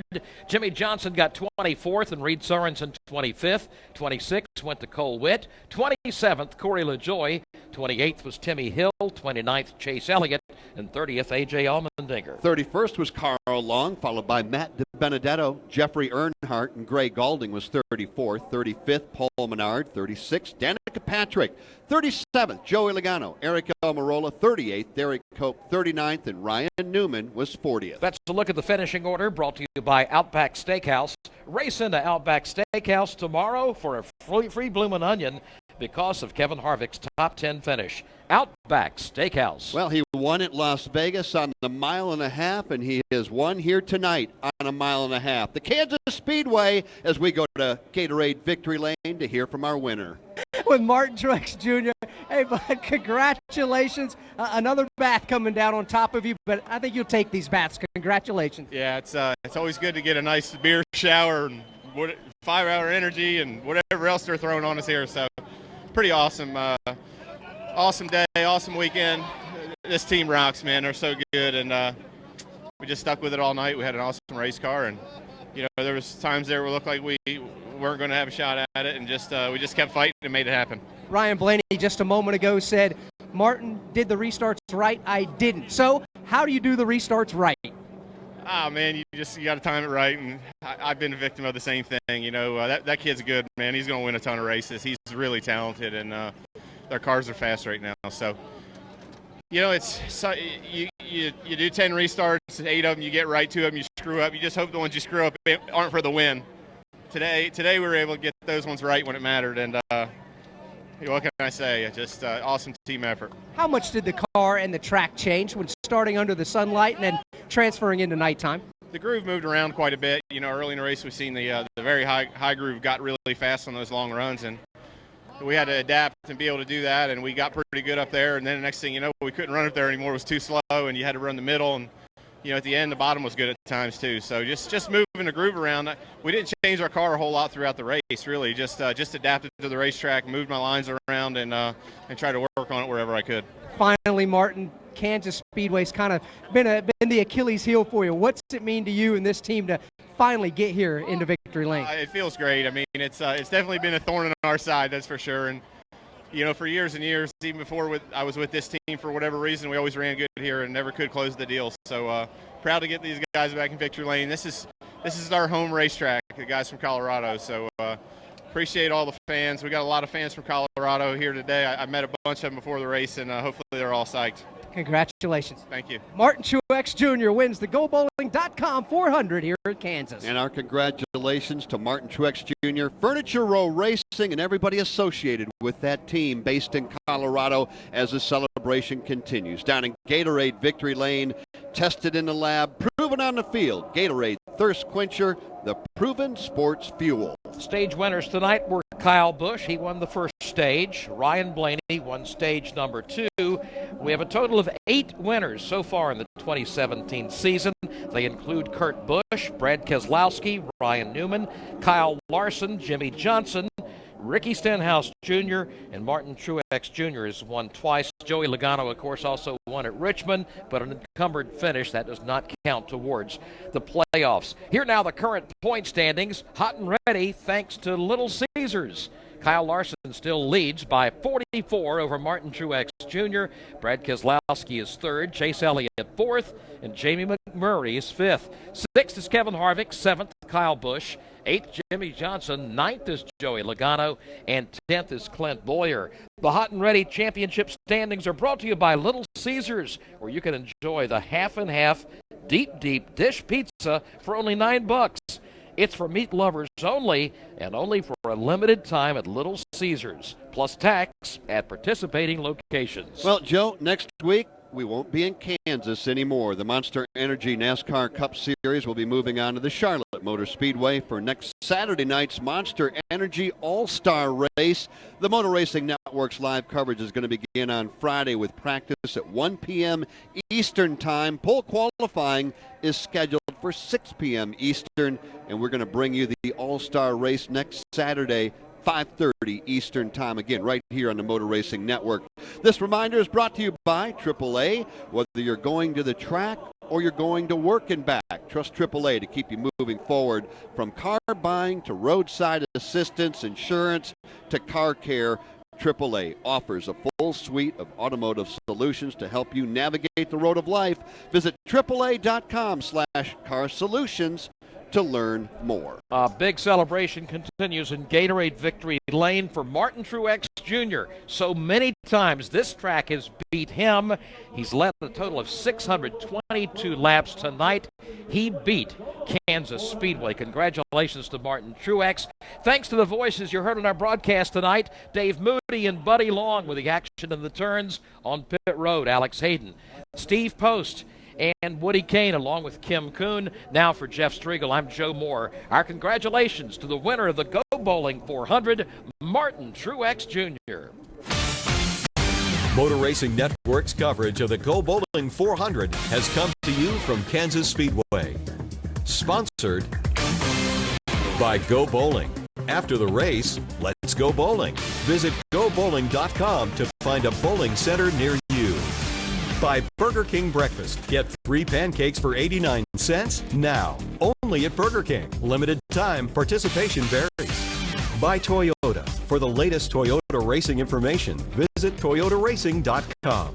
By Blue Emu Continuous Pain Relief Spray. Temporary pain relief is within your reach. Beat the pain and live life. Use new Mobile One By annual Geico. protection. 15 minutes could save you 15% or more on car insurance. Visit geico.com for a free rate quote. By Sunoco. Whether you're pulling up to the pump or experiencing the essence of race day, fill up with Sunoco. By Little Caesars, where you can enjoy the half and half deep dish pizza for only $9 plus tax at participating locations. By Coca-Cola. Enjoy today's race with an ice cold Coke, the official soft drink of NASCAR. By Ford F-Series, the best-selling trucks for 40 straight years. And social media feeds, driver stats, and more. NASCAR Drive has everything you need to follow all the action from start to finish. Ride along with your favorite